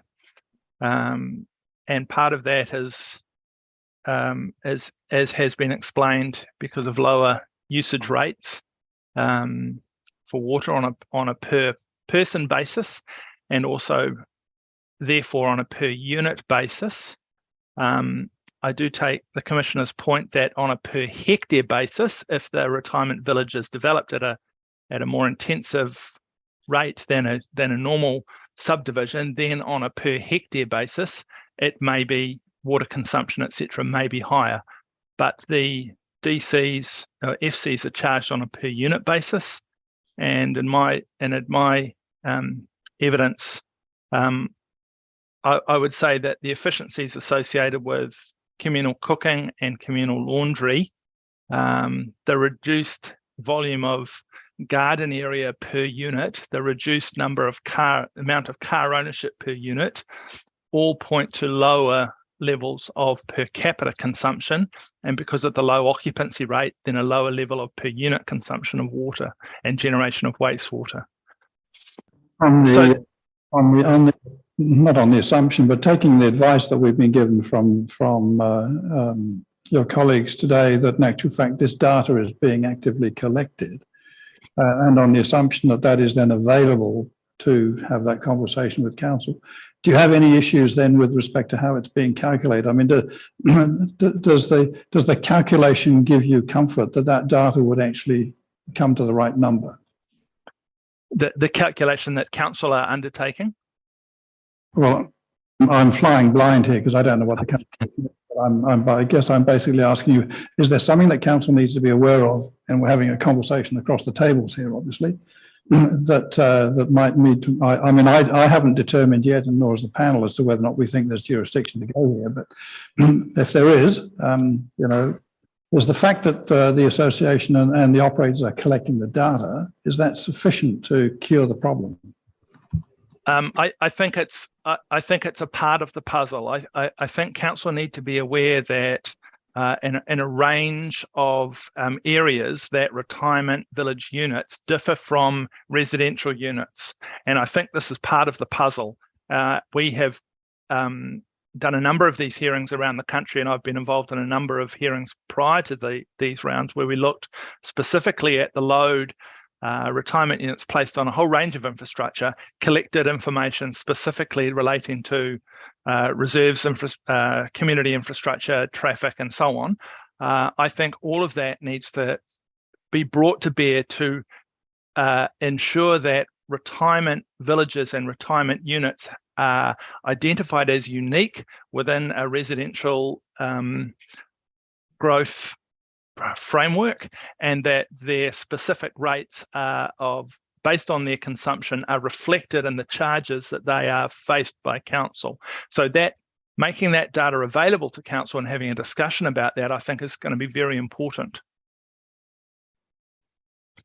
All right, thank you. And your third matter? So the second one is about lower levels of demand. And the third one is really about clarity of calculation process, and it probably comes back to the discussion that we've just had. It is not clear at the moment how the financial contribution for a retirement village will be calculated, and that lack of clarity adds to uncertainty, which leads to it's economically inefficient for that sort of uncertainty exists. So we would strongly recommend that there is a review of both the financial and development contributions policy, especially with respect to retirement villages, and that there is a robust, transparent policy in place that would allow operators to calculate what their DCs and FCs are. So those are the three key issues. There's obviously more detail in my evidence, and I'm happy to answer questions on any of it. Thank you, Mr. Akehurst, and then it's helpful to have that clarified, and we can certainly assist in making sure whatever we determination or recommendations we come to clarifies that matter. So, Rob, questions? Just in terms of the financial contributions issue, I take it from your evidence, the main concern relates to potential double dipping between development contributions and financial contributions.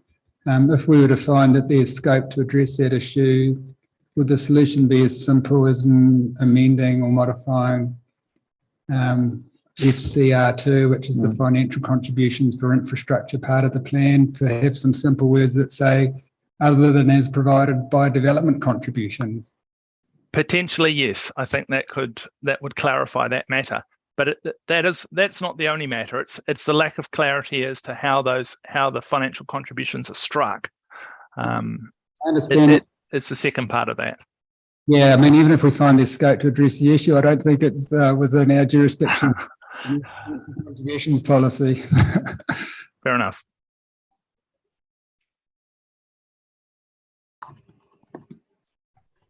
Thank you, Mr. Akehurst, and thank you for summarising so succinctly. Thank you. And we will now take sorry, Ms. Williams, we will now take a 20-minute break, and we'll come back at 25 past. Thank you.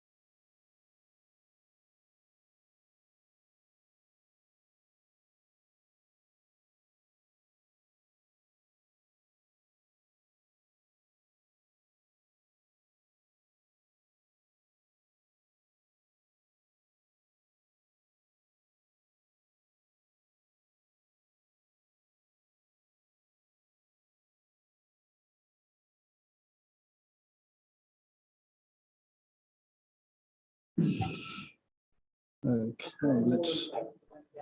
sorry. Okay, yeah, we're good. Yep, that's fine. Yeah, let them back in.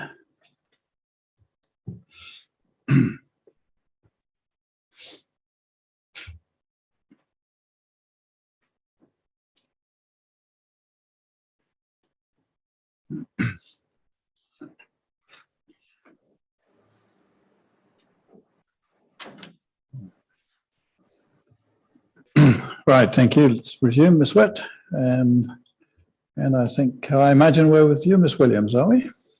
Unless there's anything else. Yes, straight to Ms. Williams. Thank you, sir. Thank you. Good afternoon, Commissioners. I will take my evidence as read. I have presented before to two of the panel, so you're quite familiar with the provisions. I thought I will just highlight a few things. I'm sure you have a number of questions for me, so I'll just run through the key features and then we can go straight to questions. As noted in the evidence at paragraph 22, and Mr. Witt has also mentioned it, we have been involved in discussions with the council's reporting officers over the provisions, and also as further explained and outlined in the rebuttal section 42A from the reporting planner. We're not far away, but certainly again it's just a matter of the RVA and Ryman bespoke provisions and planning framework versus the council's proposal. So those are really the key differences, and really it runs around, as Mr. Witt has stepped you through, the inclusion of an objective, and then amending really that policy P1A to the specific Ryman provisions.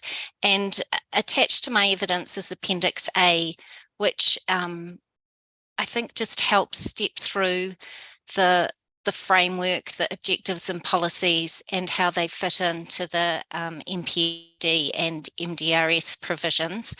I don't intend to go through that step by step this afternoon, but I would refer that to you as just a helpful tool really to see where we've come from in terms of the more specific provisions, where a number of the questions, I guess, have come from in this discussion this afternoon and previously from various panel members.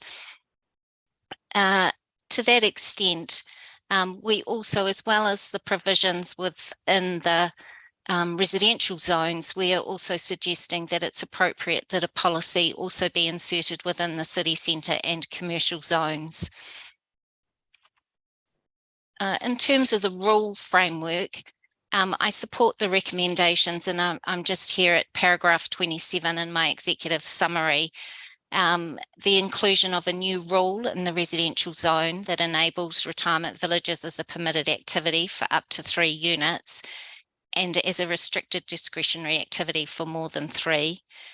The public and limited notification preclusions, and as discussed with Mr. Witt earlier, that I also recommend that the public notification preclusion for retirement villages where the standards are breached is also appropriate. Amendments to the performance standards, and I'll get to those in a little bit and step through them in more detail, but just so that they are the particular features relating to retirement villages. And this included the consequential definition that is now supported by the reporting planner for retirement unit or rest home unit as is proposed, and the new rule in the city centre and commercial zones that enables retirement villages as a permitted activity where they're above ground floor, and then as a restricted discretionary where those standards are breached. One of the key differences, I guess, is around the matters of discretion, which is different from the reporting planner's recommendations, and that is that rather than trying to fit into the residential units, we have suggested that standalone section for rest homes, which captures the key features relevant, rather than trying to step through all those matters of discretion, some that may not be relevant. So in the appendices to my evidence, I have included all those track changes for you. So I'm not sure how much time we'll have this afternoon, but happy to answer any questions in relation to that. Perhaps in some of the broader issues, I guess it's really around the policy. And now if I've just jumped to the body of my evidence rather than reading through it, but just I set out those summaries at paragraph 77 to 79, just really outlining how we feel we align with the MDRS and also the benefit of including such a policy within the plan. And similarly, through paragraphs 80 to 83, thinking about some of those provisions that could be included in the plan. I've touched on notification, so I won't repeat that, but I think in terms of the residential zones, certainly I support provision for them as a permitted activity, and where the standards are not met, being restricted discretionary and restricted discretionary for 3 or more. The issue is to really ensure the resource consent process is appropriate and focused on the matters that are relevant to retirement villages. These are similar but distinct from the 4 or more residential unit development. And as I mentioned in Appendix B, we've stepped through these in more detail. Touching on the city centre and commercial zones, similar to residential zones at paragraph 93, the rule framework as recommended, which provides for retirement villages as a permitted activity where they are located above ground floor and where standards are not met and are restricted discretionary, is supported. Within the commercial zones, retirement villages at ground floor level are a restricted discretionary activity. However, I consider that a restricted discretionary status is appropriate as decision making will be guided by the matters of discretion, and there may be instances where they are suitable at ground floor.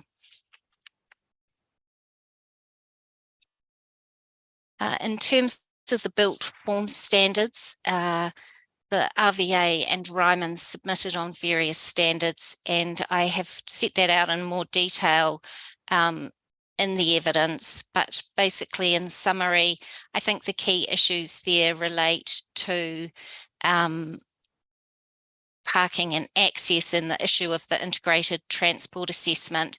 And certainly, I think Mr. Ackhurst has also touched on this in his evidence. And the main reason, and also Mr. Brown has touched on this, is that retirement villages do generally generate less traffic than a standard residential development, and therefore should not be subject to the same trip generation thresholds as the 4 or more residential developments. The other key issue was around the maximum building length, and I think you've also heard from Ms. Tate earlier that really this is a matter that perhaps is in terms of a standard assessment for permitted activities is not directly relevant, and is certainly something that is a matter of discretion a decision maker is going to pick up and assess through an application process.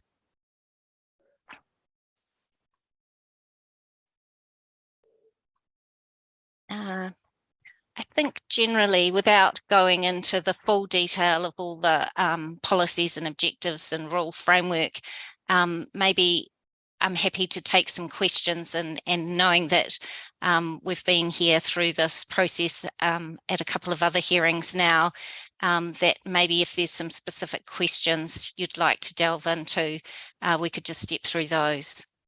Thank you, Ms. Williams. And yes, I mean, thank you for the detail that you've provided. Obviously, we're going to have to work our way through that once we've made some decisions on the, I guess, on the macro issues. But I don't know if there are any particular questions. Yeah, look, just half a dozen issues I'd just like to ask you about. The first one's at your paragraph 26.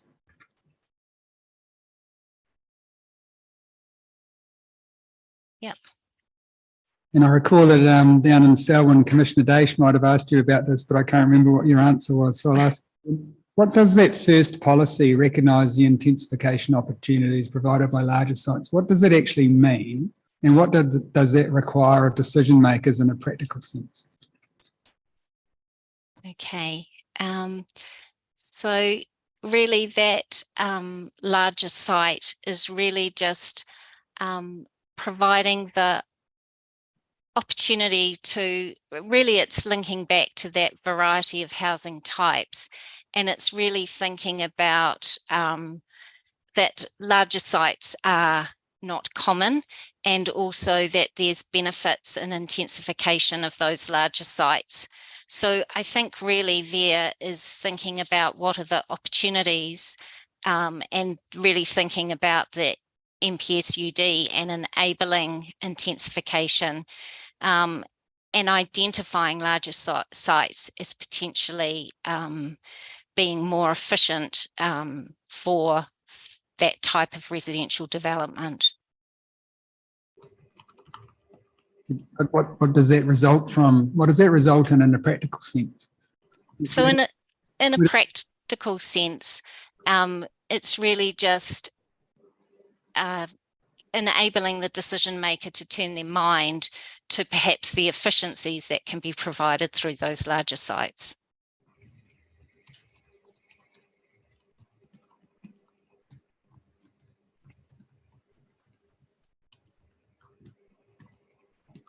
Just another question. Are you aware of any retirement villages being built above commercial buildings? So where you have a commercial kind of activity on the ground floor and then a retirement village up above it? Certainly, I am aware of a number of retirement villages that are developed in commercial zones, and certainly one that I know quite well is just in Warkworth, and it is actually, there's a, I guess you could say the shopping street front is at the front of the site, and the retirement village is a multi-story development that sits just in behind. I think there's a cafe at the front and the retirement village is behind it. And you can access the retirement village sort of through 2 points, but certainly from that main shop street frontage, it's possible to gain access into the retirement village down the side of the cafe. And certainly, I think in Wellington, there's a number of retirement villages where they're not on the active frontage, but they are developed on commercial sites.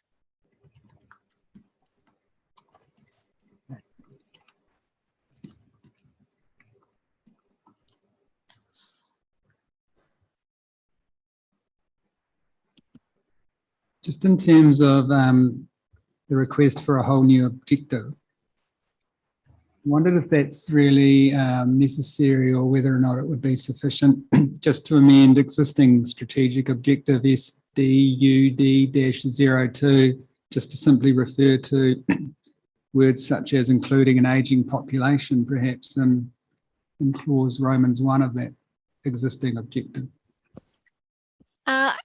Yes, I think we did look at those strategic objectives.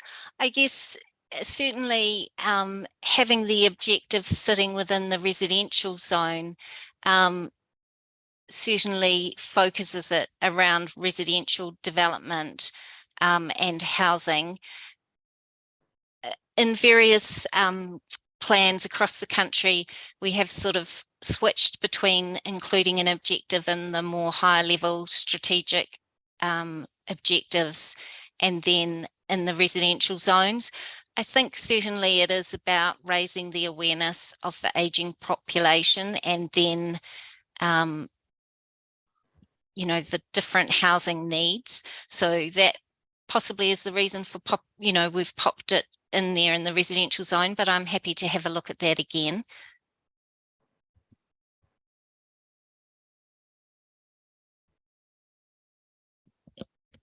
And I've just got just a couple of or 4 detailed questions relating that come out of your appendix. So yes.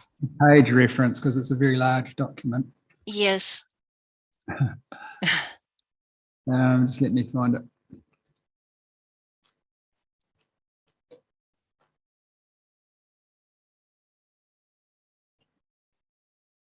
Okay, so I'm looking at page 1. It's page 107 and out of your 237 page document or evidence.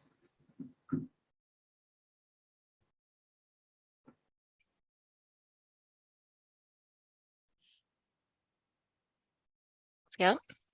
Yep. And it's in the first column.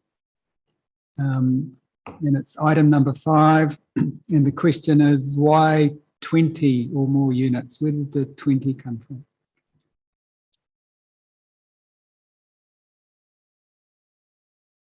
That comes, I think the 20 or more units is actually from the transport assessment appendix. And I'll just have to quickly have a look at that, but I'm sure that is where the 20 or more units, I think that comes out of the international standards for the number of units that it kicks in at. Right. I can send you that reference, but that is where I think it comes from. And then the next detailed question is on page 157.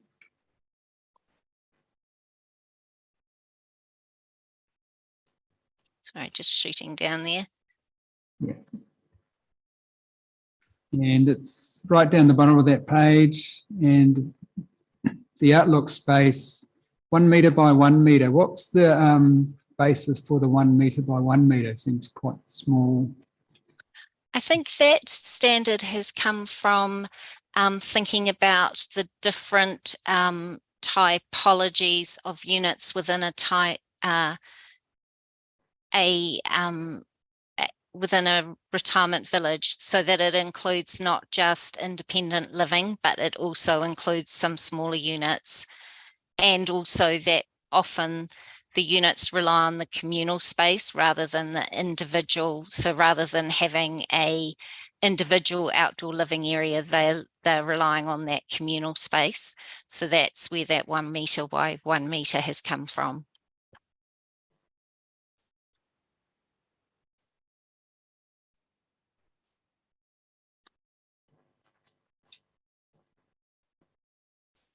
RDA, page 167. 67.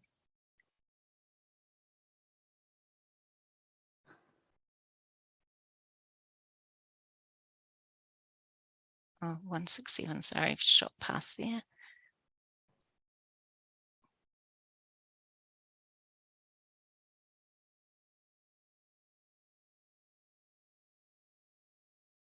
Yep. Actually, no, I don't need to ask you that now, so don't worry about that. And I'll just check the last one just a minute.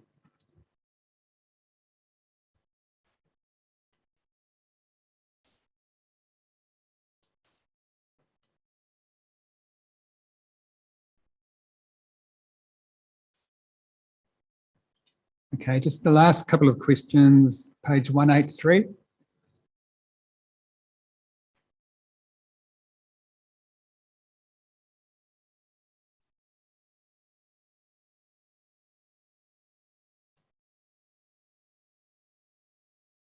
Yes. Yep, so comms P11, and the question is, what is appropriate?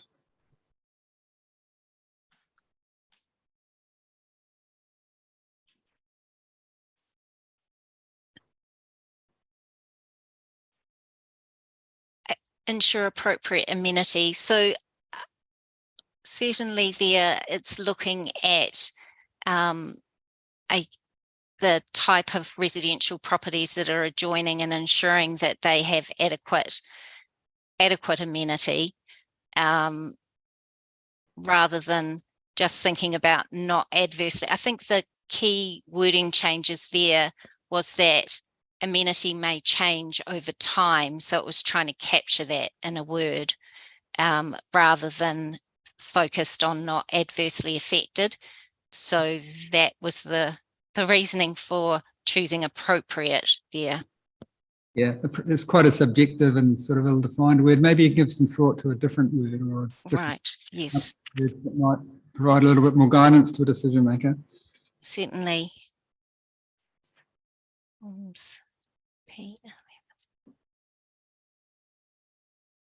And sorry, still writing. Yep, and the next and last question is just below that, comms P12. Why did you recommend deleting the word positively?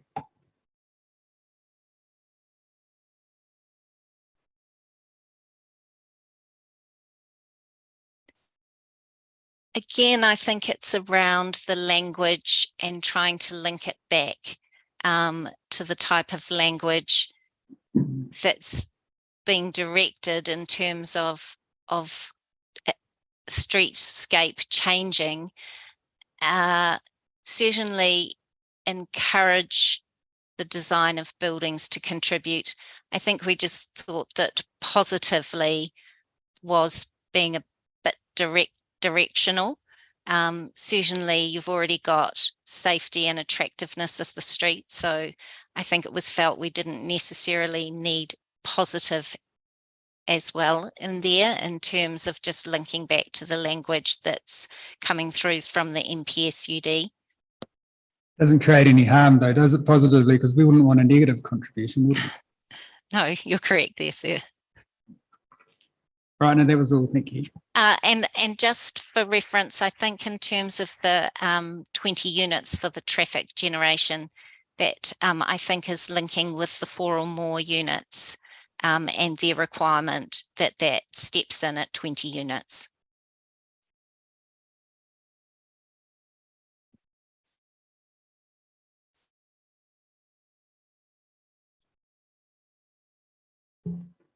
Kia ora, just one question for me, and back to your last comment.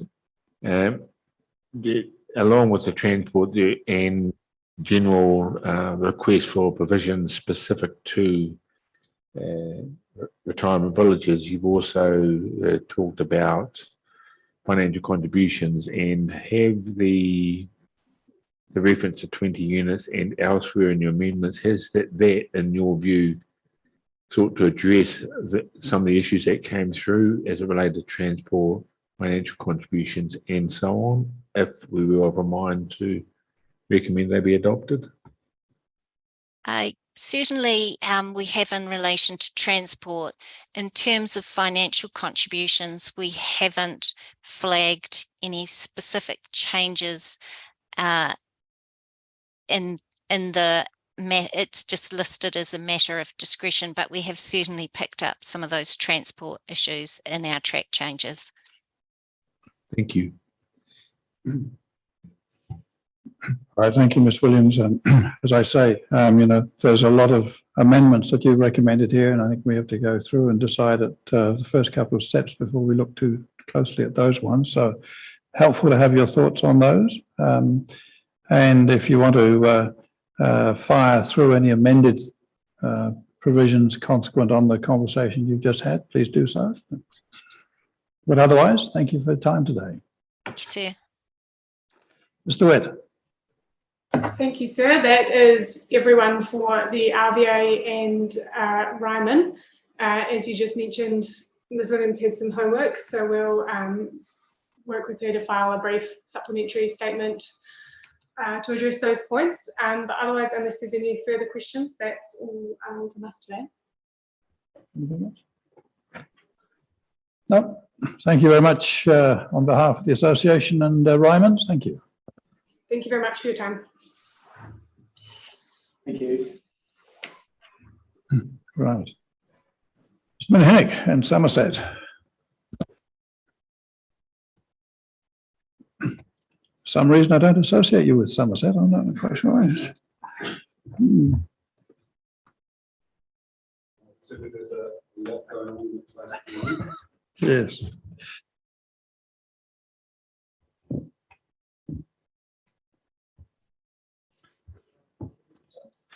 Excellent. Well, good afternoon, Commissioners. Kia ora koutou, ko Daniel Minhinnick, tōku ingoa. We have provided some brief legal submissions. I was going to speak to key points of those, including responding to matters raised by the Council in its legal submissions, and then have with me Ms. McKee, who provided statement of evidence, and she'll also speak to a summary of her statement. We also do have Mr. Larson here from Somerset. So he is a development manager with Somerset, looking after the particular proposal that we is the subject of Somerset submissions. So Thank you. to the extent that there are any questions for him, he is very happy to answer any questions as well. Good, appreciate that. And then just let you know, in our site visit yesterday, we were given us, there's Somerset. As we drove past, so we have we know where it is, but yeah. Excellent. So with that, I will turn to my legal submissions. And so I certainly don't intend to read these all out, and so I'll just be taking you to key points. So do make the point that Somerset is one of New Zealand's leading retirement village operators with 44 comprehensive care villages across New Zealand in various development stages. At 1.3, do talk briefly to Plan Change 9, but also the particular request here by Somerset, which is the rezoning of 171 Fairy Springs Road from to residential 1. It is currently zoned commercial 5, city entranceway tourism. And I will come back to this later on, this point that there are a couple of important contextual aspects that are relevant to when we come on to talking about the RPS, one of which is that we are talking about a change of urban zoning rather than the urbanisation of Greenfield's rural area. And then also the fact that it is, in our submission, a logical extension from the existing residential area. And so you would have seen on your site visit that it is bordered on one side by existing residential as well. And so Ms. McKee will speak to that too. And so at 1.4, I make the point that the council officer has raised various concerns. And so as well as the scope related concerns, which I'll talk to, the council officer has also raised concerns from a substantive perspective. And so a number of those concerns relate to timing as well, and how it sits in the context of Somerset having a proposal that has been referred by the minister under the Fast Track Consenting Act framework that is to be lodged imminently. The evidence on behalf of Somerset is that all potential effects can be appropriately managed. It's interesting. So you can still lodge even though the act's repealed now. Correct. Were you in the queue? Oh, obviously you must have been in the queue. So the act repealed in July, and so applications needed to have been referred by the minister by that date. Correct. And so then there is a further 6 months for applications to then be lodged. And so as I understand it, there have been approximately 60 panels that have been stood up to date, and there are a further 60 still to be stood up if all those applications that have been referred end up being lodged. I've declined 3 in the last few. So bottom of page 1, make the point, the evidence on behalf of Somerset is that all potential effects can be appropriately managed through overall design, and that rezoning the site to Res 1 is the most appropriate way to achieve the relevant objectives of the district plan.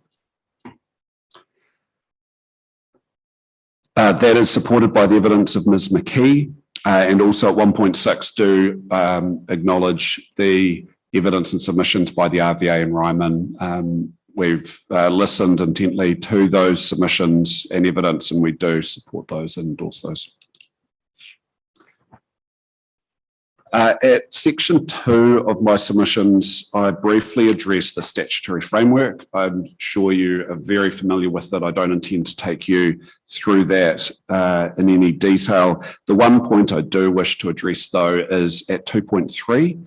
And so as far as the overall objective of Plan Change 9, it is incorporation of the MDRS and giving effect to Policy 5 of the MPSUD. And so that is relevant, and I'll briefly talk to that later in my submissions. So moving on to the question of scope. In our submission, Somerset's request to rezone the site is squarely within the scope of PC9, and do endorse the submissions of my friend Mr. Witt for the RVA on scope, although some of the nuances are slightly different in the context of a rezoning request rather than some of the provisions being sought by the RVA and Ryman. And so there are some points that I do wish to speak to. Most significantly, under the Amendment Act, the council is expressly empowered to create new residential zones or amend existing residential zones when changing the district plan. The council, in my submission with respect, has taken an overly narrow approach to scope and only applied PC9 to implement the intensification policies of the MPSUD in existing residential areas. And then in the way that it is conceived of scope for the purpose of its legal submissions and the like, it has been almost shackled to what was notified and referred to in the Section 32 analysis. And so I will take you to that as well. The council legal submissions also seek to distinguish Rotorua from other areas such as Auckland and Wellington in terms of scope on the basis that they're different contexts. In my submission, that isn't an appropriate distinction in the sense that having made the request to be considered a specified territorial authority and to be going through this MDRS IPI process, it then follows that all the consequences of being in an IPI process and the various statutory provisions that apply to that must equally follow for Rotorua as for other councils. And so to that extent, other councils that have looked at considerations of rezoning requests, such as Kapiti, which was referred to earlier, Auckland and others, those are relevant as far as your consideration of which submission points are within scope of Plan Change 9.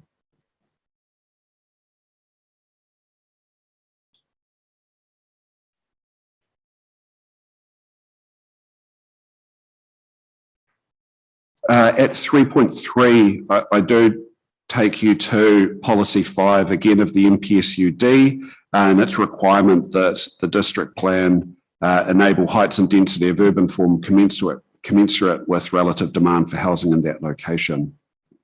And if section 77G4 were only intended to apply to existing residential areas, in our submission it would not include the wording that the council may create new residential zones.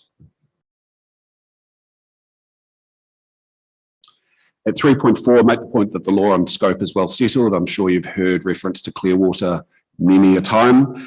And so my submissions on this really relate to this question of, well, what is the scope of Plan Change 9?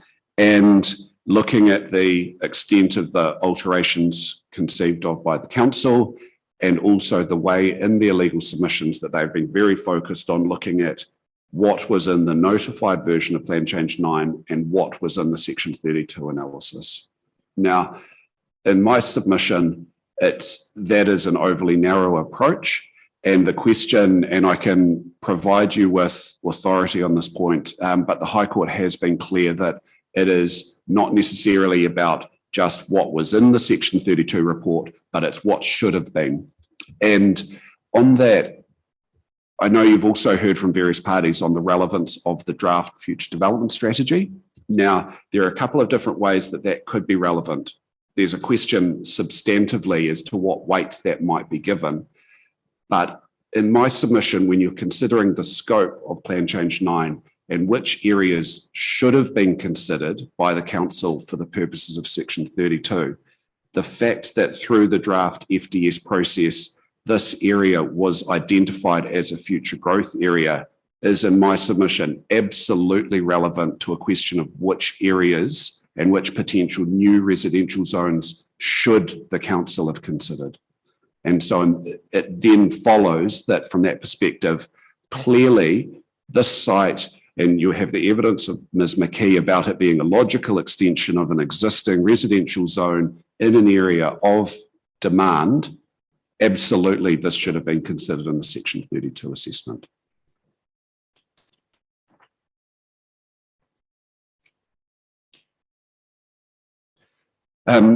I think I'll take the rest of my submissions on scope as read, but those were the additional points that I think are particularly relevant in light of the submissions for the council on the question of scope.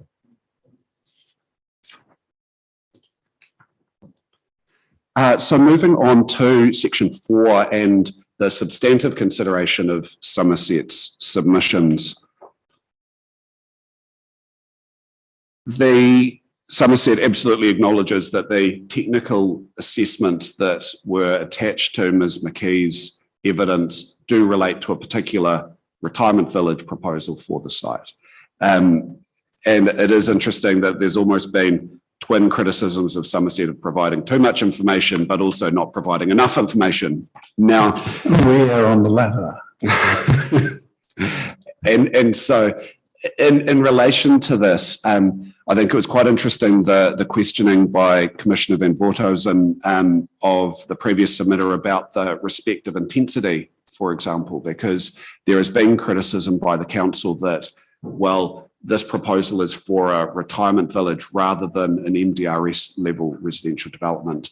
And I think while on a per unit basis, there is a reduced intensity, given the nature and the density of a retirement village, absolutely it is more intensive than standard residential development. And so that again should provide additional comfort in my submission as far as the assessments that do look at a retirement village proposal, as it's absolutely, we're not saying that we have said that this is exactly MDRS, but it is certainly more intensive than the standard pattern of residential development in Rotorua. And of course, there's no requirement on anybody to actually subdivide to that intensity in any event. Absolutely. And on the question, in part, this also comes to the requirements in the RPS. And so Ms McKee will also talk about this as well in her evidence. And on that, there is almost this a double standard of sorts, in that if there are new residential areas being held to that RPS requirement as far as consideration of infrastructure servicing, for example, that is happening through this process at the very same time that there is widespread tripling of intensity across vast tracts of Rotorua without that same level of scrutiny being given to those matters. And so that is certainly something in my submission that is relevant, particularly in the context of this being already in urban zoning. And the only reason that it's triggered in terms of the RPS is its size, when you're comparing it to the scale of the rest of the residential areas across Rotorua, which are essentially being rezoned in the sense that it is a materially different, far more intensive zoning without anything like the same scrutiny that the council is seeking to hold Somerset to in this context. And so in my submission, those are absolutely relevant in your consideration of whether essentially every I needs to be dotted and every T needs to be crossed from an RPS perspective, and considering whether the apples and oranges, I guess, type assessment that's been carried out by Somerset, or that is being sought to be applied by Somerset, and that we acknowledge that it is in the context of a particular proposal rather than from a general zoning perspective. In our submission, it still fundamentally provides you with sufficient comfort when you're looking at that overall consideration of what is most appropriate and what is achieving those NPSUD requirements.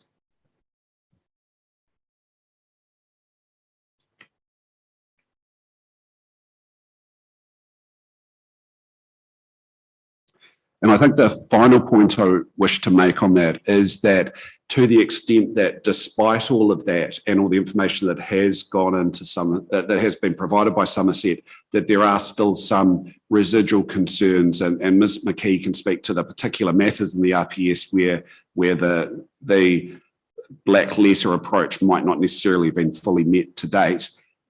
All of that information is being imminently provided at the moment as well. And so it's a matter of essentially weeks for that material to be provided, because it all needs to essentially be provided for the fast track consent application that is due to be lodged shortly. So if anything, to the extent that there's a residual gap, it's a minor timing gap, if anything. So those were the key matters that I wish to take you to. Very happy to take any questioning. Otherwise, I'm happy to pass you over to Ms. McKee shortly. You refer, thank you for that. You refer to a minor timing gap and have talked at length about that. My reading of the council's view is it takes a different view on the timing gap in terms of not so much the merits of whether the rezoning should occur, it's just how it should occur. That seems to be the matter in dispute here. And with the Section 42A report noting the concern about the lack of participation of owners, neighbours and other potentially affected parties for the changes. So in my mind, and I may be misreading it, but the timing gap is significant enough for the Section 42A writers to recommend that it be rejected, as you know, of course. That's one of the reasons that you're here. And then to propose that the way forward is through the FTC or FDS, as the case may be. You've talked about, however, there may, my words, not yours, perhaps a process error in terms of the way the proposal was considered, given that it was flagged, or it has been flagged within the FDS. So therefore, council should have given it greater weight in the PC9 process. Have I understood that? Sure. So there are a couple of points in your earlier comments I'll respond to, but on that point there, what I'm saying is that the consideration of scope is not, as the council has it, based on was it within the Section 32 or not. Your consideration of scope is, should it have been within the Section 32 analysis? And so to that extent, my submission is this area has been identified as in need of additional capacity through the FDS process that's going on in parallel.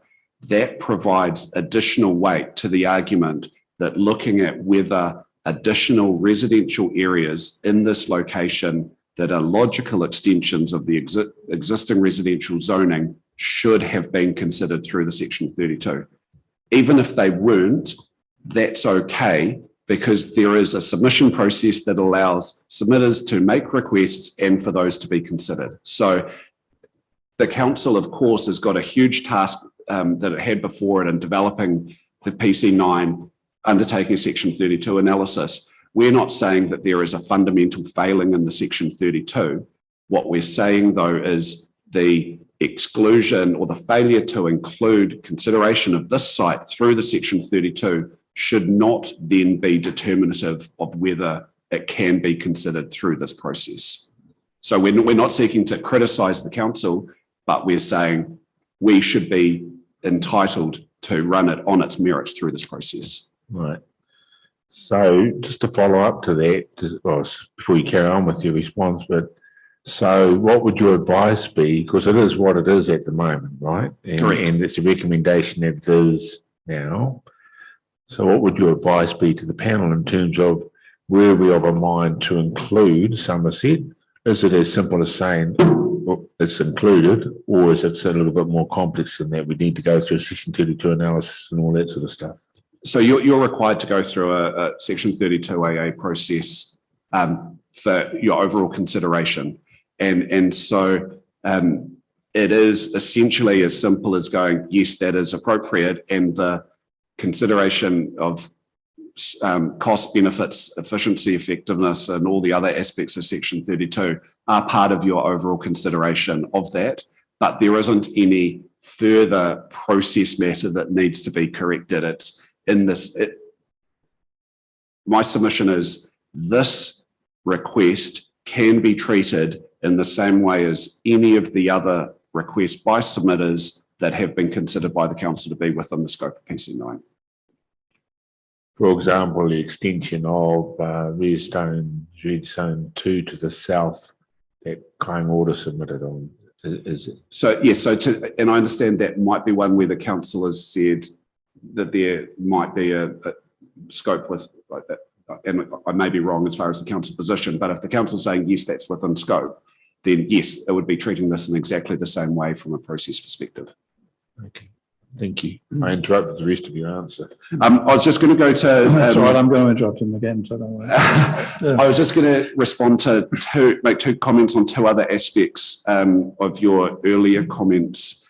You talked about the significant timing difference from the council's perspective, and to clarify, when I was suggesting that there is a minor timing gap, that is in terms of the information that is currently before you versus what could be before you in a couple of weeks' time. That's the timing gap I'm talking about. There is a separate, more substantive question that the council has raised as far as, is this the right process? And so the implications of not rezoning through this process is that there is a much more significant timing gap as far as when this could be live zoned. So I absolutely accept that.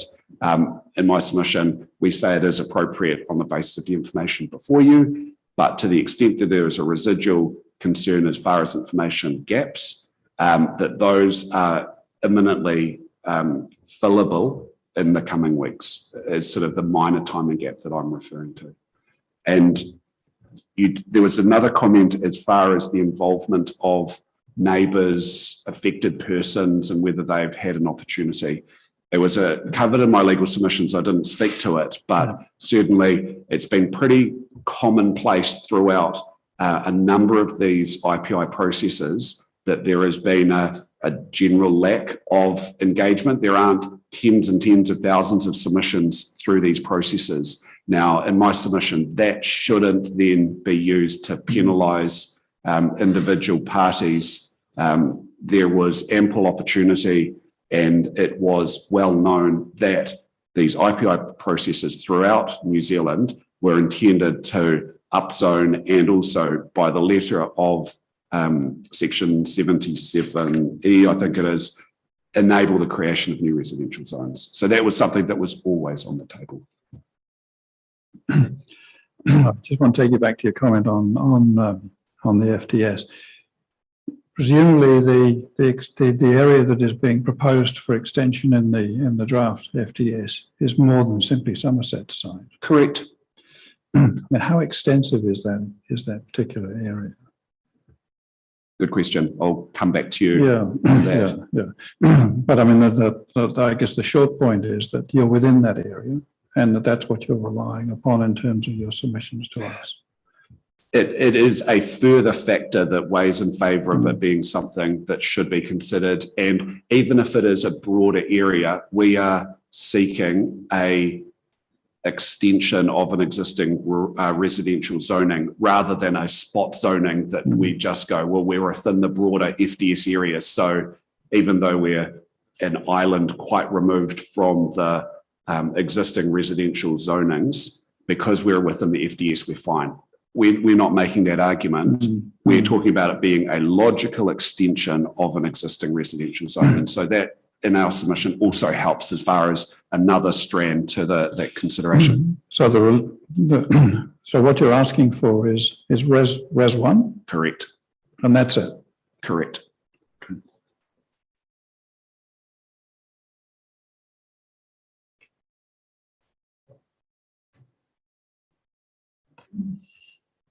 Just two questions. The first one arises from your para 1.3.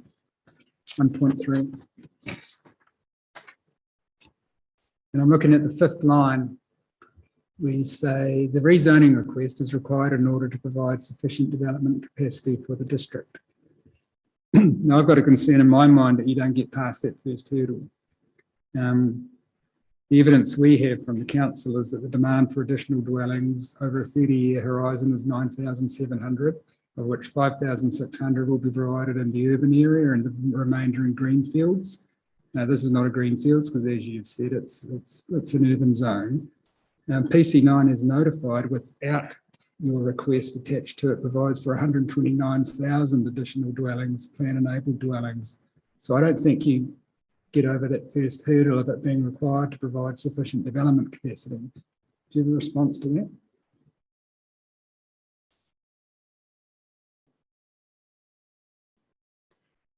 I think in terms of that, there is a question as the various submission-based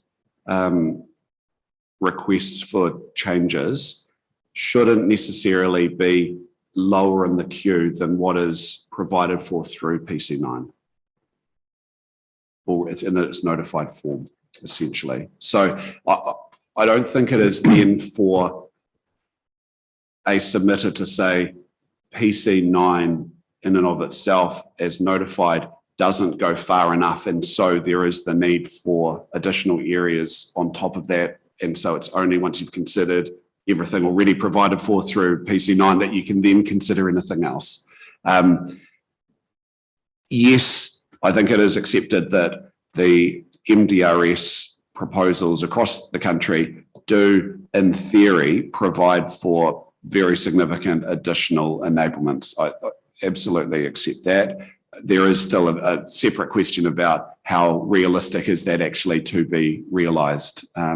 Now, the other aspect that I can refer to is in terms of the dire need for retirement villages and the shortage in that space as well, and the requirement under the MPSUD looking at different typologies as well.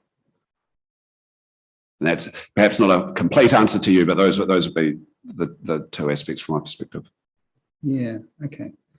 And the second question is, should we be minded to accept your rezoning request? What difference would that make to your fast track proposal? Essentially, it wouldn't make any in the context of the timing for any decision on the fast track proposal is likely to be, if, for example, the application is lodged in October, then it very well may be a fast track consent decision prior to your substantive decisions being made. So this isn't seen as being a necessary step in order to help support a fast track consent application. Okay.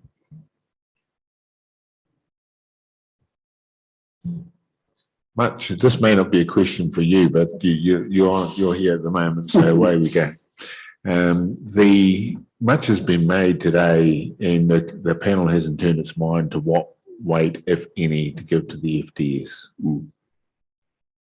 It follows, though, that if I heard you correctly, what Somerset is proposing or would like to occur, and therefore would require some sort of rezoning, is not some sort, will require rezoning, then the actual scope for the rezoning is wider than Somerset.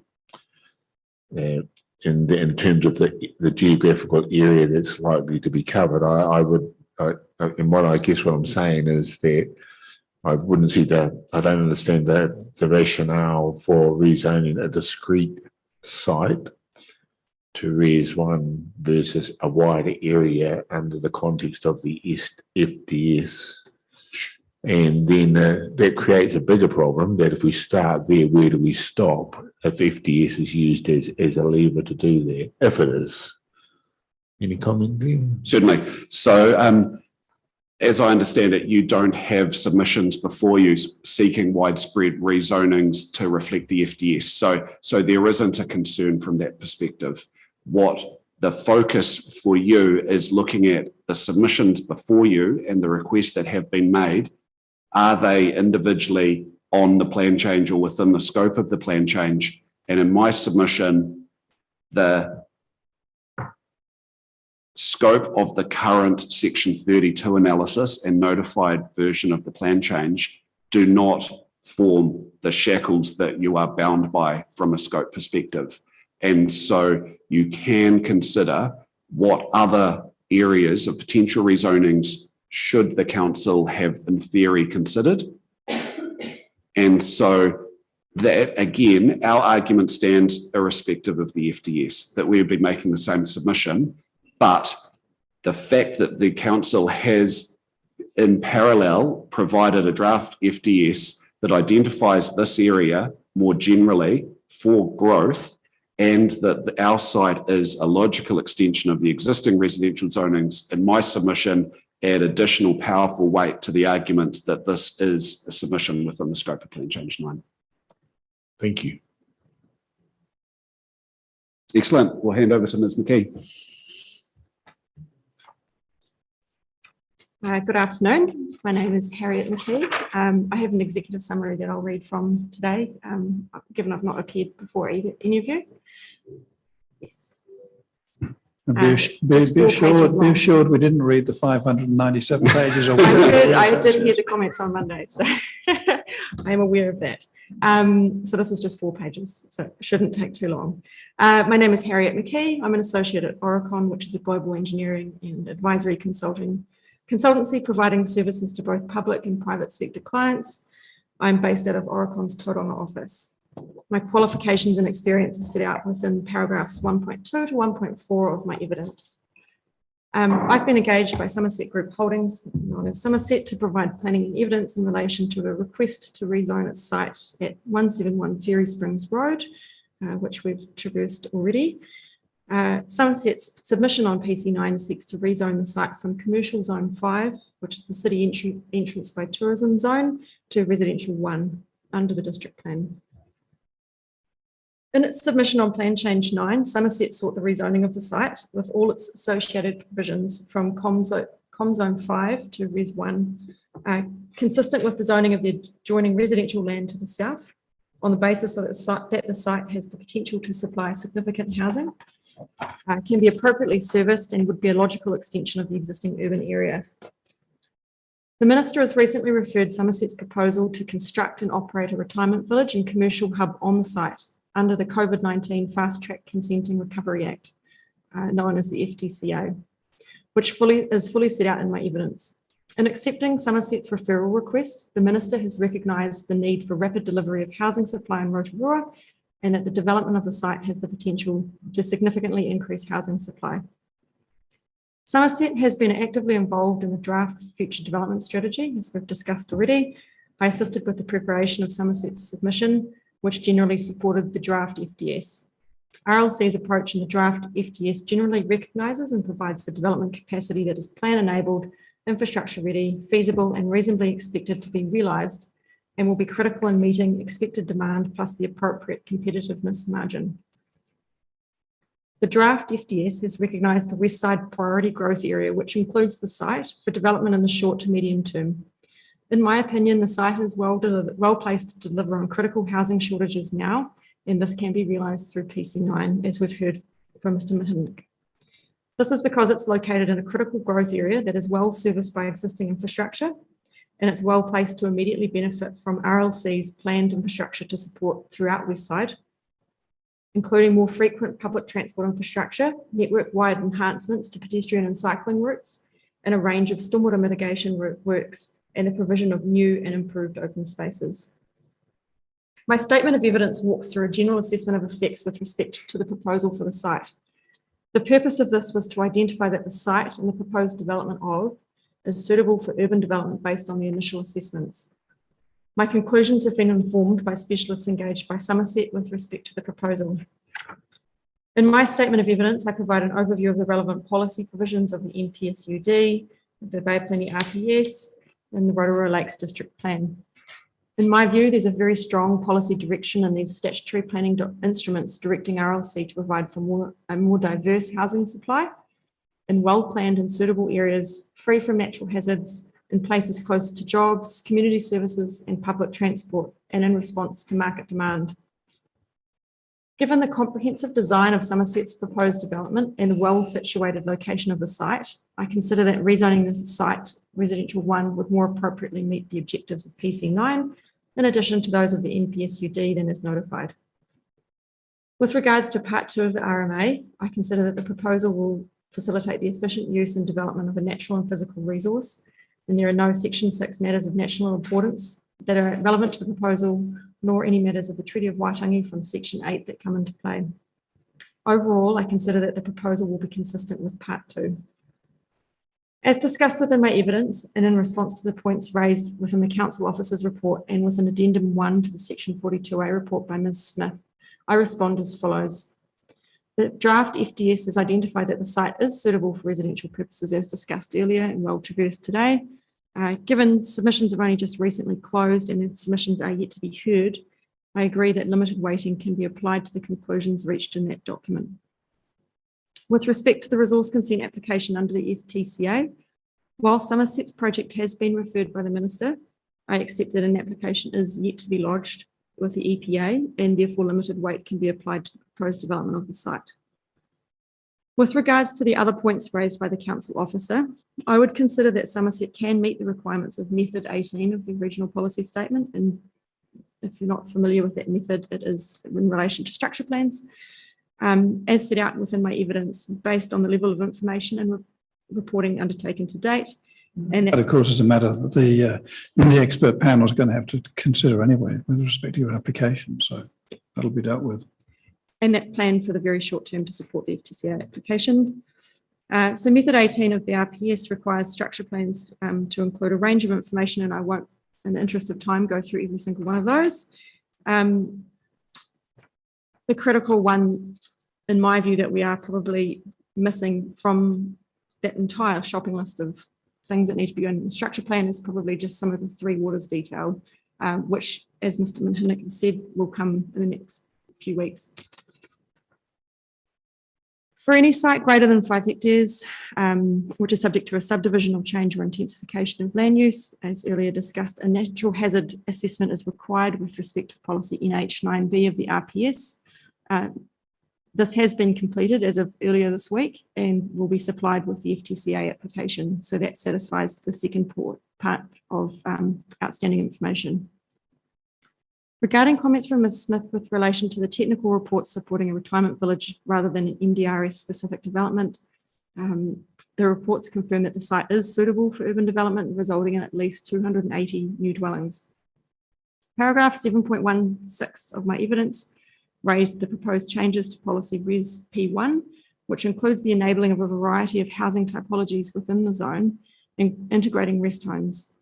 Rest homes in retirement villages generally have a higher density than the typical residential zones due to their operational needs and comprehensively designed layouts, and we've heard plenty on that this afternoon.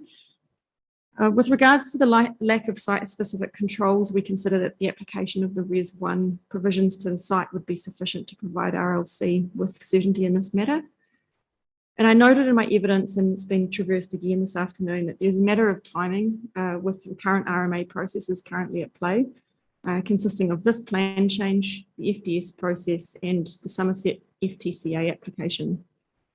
So we're in a bit of a melting pot of all of these processes running at the same time in parallel. And based on technical reporting and studies undertaken as part of the FTCA application to assess the suitability of the site for urban development, I consider that rezoning the site to Res 1 would further assist RLC to meet the requirements of the NPSUD and additionally will achieve the purpose of the RMA. Thank you for your time. Thank you, Ms. McKee. Just putting things aside for a moment, despite what we're here for, why on earth are you applying for this? I mean, you'll either get your consent through the fast track process, in which case you don't need the zoning, or the zoning will be changed through the FDS process.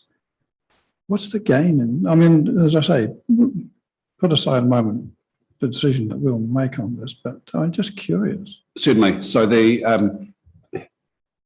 I think it is relevant looking at that situation as to what might happen through the fast track consent process. So if consent's granted, there'll be a situation where there's an anomaly between what is consented versus the underlying zoning. And so correcting that makes sense, particularly to the extent that there might be any subsequent changes required to the proposal, that sort of thing. The other risk is, though, if that were to be declined, then Somerset absolutely wants to advance at haste its development of this site. The fast track consent application would have a 2-year lapse date if it were granted. It is ready to develop as soon as possible. And so rezoning through this process provides, in essence, a fallback if the FTCA process, for whatever reason, were unsuccessful. But it wouldn't give you what you needed to actually progress your development, would it? As a residential one. Correct, but it would be a more suitable zoning in essence, if you look at the nature of a retirement village compared to that it fits more naturally within the Res 1 context than the commercial 5 zoning. So that's in essence, that's the key reason that we're here. No, I just had exactly the same question, given that no referred fast track proposal for a retirement village has been declined to date, including your own ones at Half Moon Bay and Waikanaia. Certainly, although there have been a number of fast track consent applications that have been declined, and the most common reason for that is a mismatch between the zoning and what is proposed. And so we are alive to that risk.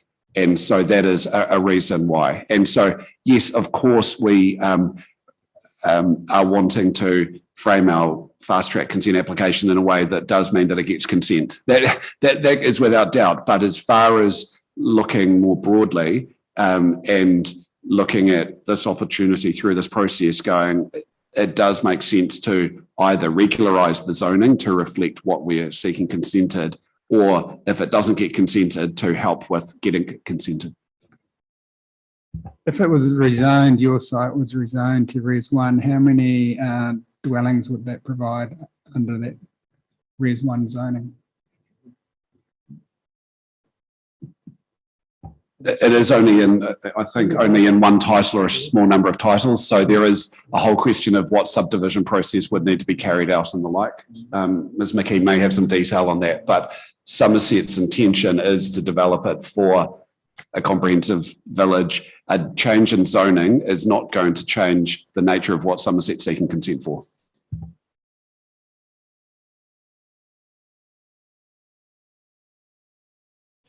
Well, thank you for bringing your problem to us. Yeah. And good luck.